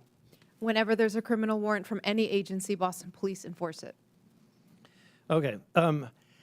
Mr. Johnson, I'm concerned about what's happening. Obviously, my neighboring state of Illinois. But you said that you're prepared, let's see, you said that you oppose proposals to eliminate sanctuary protections for illegal immigrants that are convicted of serious crimes. Why do you think it's important to protect even violent criminals? We do not protect violent criminals. In fact, my top priority is to make sure that the people of Chicago are safe. Our local law enforcement work hard every single day to ensure that. That's why I invested in more detectives so that we can actually solve crime. And as a result of the work that I've done in my leadership, crime has gone down since I've been mayor. Mrs. Wu, you've said multiple times, you made it very clear that you're a welcoming city, knowing that there is a cost to the taxpayer. What's the acceptable number? Is there any acceptable or reasonable limit that you would consider before your city is overrun? We are a city that is the safest in the country because everyone feels connected to city services. Everyone can So call 911. you have no answer. There's no capacity. That's too much. Congressman, respectfully, I'm the mayor of Boston. I don't get to decide who comes into our country and where they go after that. Our job is to keep people fed and healthy and safe when they arrive in our city. And we do that in order to make sure that everyone across our community is safe. Resources are strained, but I would ask you to please do your job and be part of passing bipartisan legislation that would allow us to do what we passed H.R. 2, but what's been made very clear is that we don't need to pass laws. All we need is a new president. My time has expired. Gentleman's time's expired. They've called for votes, but we have one last question. Mr. Hurd from Colorado. Thank you very much, Mr. Chairman. Good afternoon. Mayor Johnston, it's nice to see you. Thanks for coming. I have a question about Denver's policies that I fear have made it a magnet for migrants and have drawn tens of thousands to Denver in a short amount of time. Given the strain that's being placed on city resources, is there a limit, and this might be similar to a question that was just asked before, if another wave of arrivals begins, does Denver have a contingency plan, or is the commitment to being a sanctuary city truly open-ended no matter how many come? Thank you, Congressman. And we have adjusted our policies when we were facing some of the fiscal crisis around this. We were hoping for the Senate bipartisan immigration bill to pass, which would have provided some resources to interior cities. When that didn't, we had to make adjustments. And so what we've done now is we've really focused on connecting people to work. So those folks that arrive, we think the most important thing is for them to be able to work and support themselves, pay their own taxes, pay their own rent. And so we've run work authorization clinics to help people get legal work authorization. If this body could help us accelerate the rate of work authorization, we would not need to spend any public resources at all because folks want jobs they could support themselves. So that's been our real focus. The more folks we work authorized, we've been able to then need to provide fewer resources around housing, shelter, food, et cetera. Are you concerned that Denver could be reaching a breaking point soon? Thank you, Congressman. We actually are seeing dramatic drops in arrivals since June of 2024. So we are not in a moment of crisis right now. We don't have migrant encampments. We've closed all of our shelters. We've actually dropped our spending on migrant supports by 90% from 2024 to 2025. So our expenditures are down dramatically, and we'd love to see it stay that way. How about my concern about incentivizing certain actions? Do you have any concrete evidence that sanctuary policies have not made Denver more vulnerable to crime? Thank you, Congressman. We do have concrete evidence that even as 42,000 newcomers have arrived in the city over the last 18 months, crime has gone down in Denver. And so shootings are down 24%, homicide is down 17%, auto theft is down almost 30%. So we've seen all those major drivers go down. At the same time, we've had new folks arrive. And that's because of the sanctuary policies or in spite of them, or what would those numbers be absent the policies in Denver that incentivize these behaviors? Thank you, Congressman. We see them as unrelated. We are continuing to make a strong stand on public safety. We're continuing to find ways to integrate folks who have arrived on our city in the middle of the winter with no clothes or support, and we've been able to do both. We've also made historic reductions in homelessness at the same time that we were facing this. I declared an emergency on homelessness because that was our top priority, and we've become the largest big city in America to end the cycle of street homelessness for veterans. So that's been equal part of our focus at the same time. So just so I'm clear on your testimony, you don't believe that there's any evidence that the city of Denver's policies have made Denver more vulnerable to crime? No, sir, I do not see any evidence that it has. Okay. If violent criminals are exploiting these protections, are you willing to reconsider aspects of the city's policies to prioritize public safety? Thank you, sir. We are very aggressively pursuing violent criminals right now. In fact, we're doing it in collaboration with many federal agencies. We have a Raven task force we launched, which has been focused on disrupting gang activity. That's why we've been so successful in managing and reducing the presence of TDA in the city. It's how we helped reduce the presence of MS-13. So we have aggressive actions going on in partner with federal agents, and that's working. One of the concerns that I've heard, Mayor Johnston, in Western Colorado and Colorado's 3rd Congressional District and also in Southern Colorado is that there are illegal immigrants here that are coming to, or that are in Denver that are then relocating to Western and Southern Colorado. Are you aware, or can you confirm that the illegal migrants that are in Denver, that were in Denver, have stayed in your city and have not traveled to other parts of the state? Thank you, sir. Obviously, as you know, when folks arrive to Denver, whether they come from Carbondale or Grand Junction or Chicago, we don't track where they go. It's a free country. If they choose to move to Lakewood or to move to Pueblo, we wouldn't know. We just provide the emergency services to make sure they're not freezing on the streets. And so that's our focus, but we don't track anyone's long-term trajectory, whether they're a native-born or an immigrant. Would it surprise you if there were individuals that were leaving Denver that were relocating to other parts of Colorado? It wouldn't surprise me that folks were moving in the same way it doesn't surprise us that folks are constantly relocating to Denver from other parts of the country as well. Okay. Thank you very much, Mayor Johnston. Mr. Chairman, I see my time has almost expired, and I yield the remainder back. Well, thank you very much, and that's it. In closing, I want to thank our witnesses for being here today, and believe it or not, this is the best behaved this committee's been all Congress. So I want to compliment my ranking member, Mr. Conley, and again, thank you for your testimony today. I look forward to further discussion. With that and without objection, all members have 5 legislative days within which to submit materials and additional written questions for the witnesses, which will be forwarded to the witnesses. If there's no further business, without objection, the committee stands adjourned.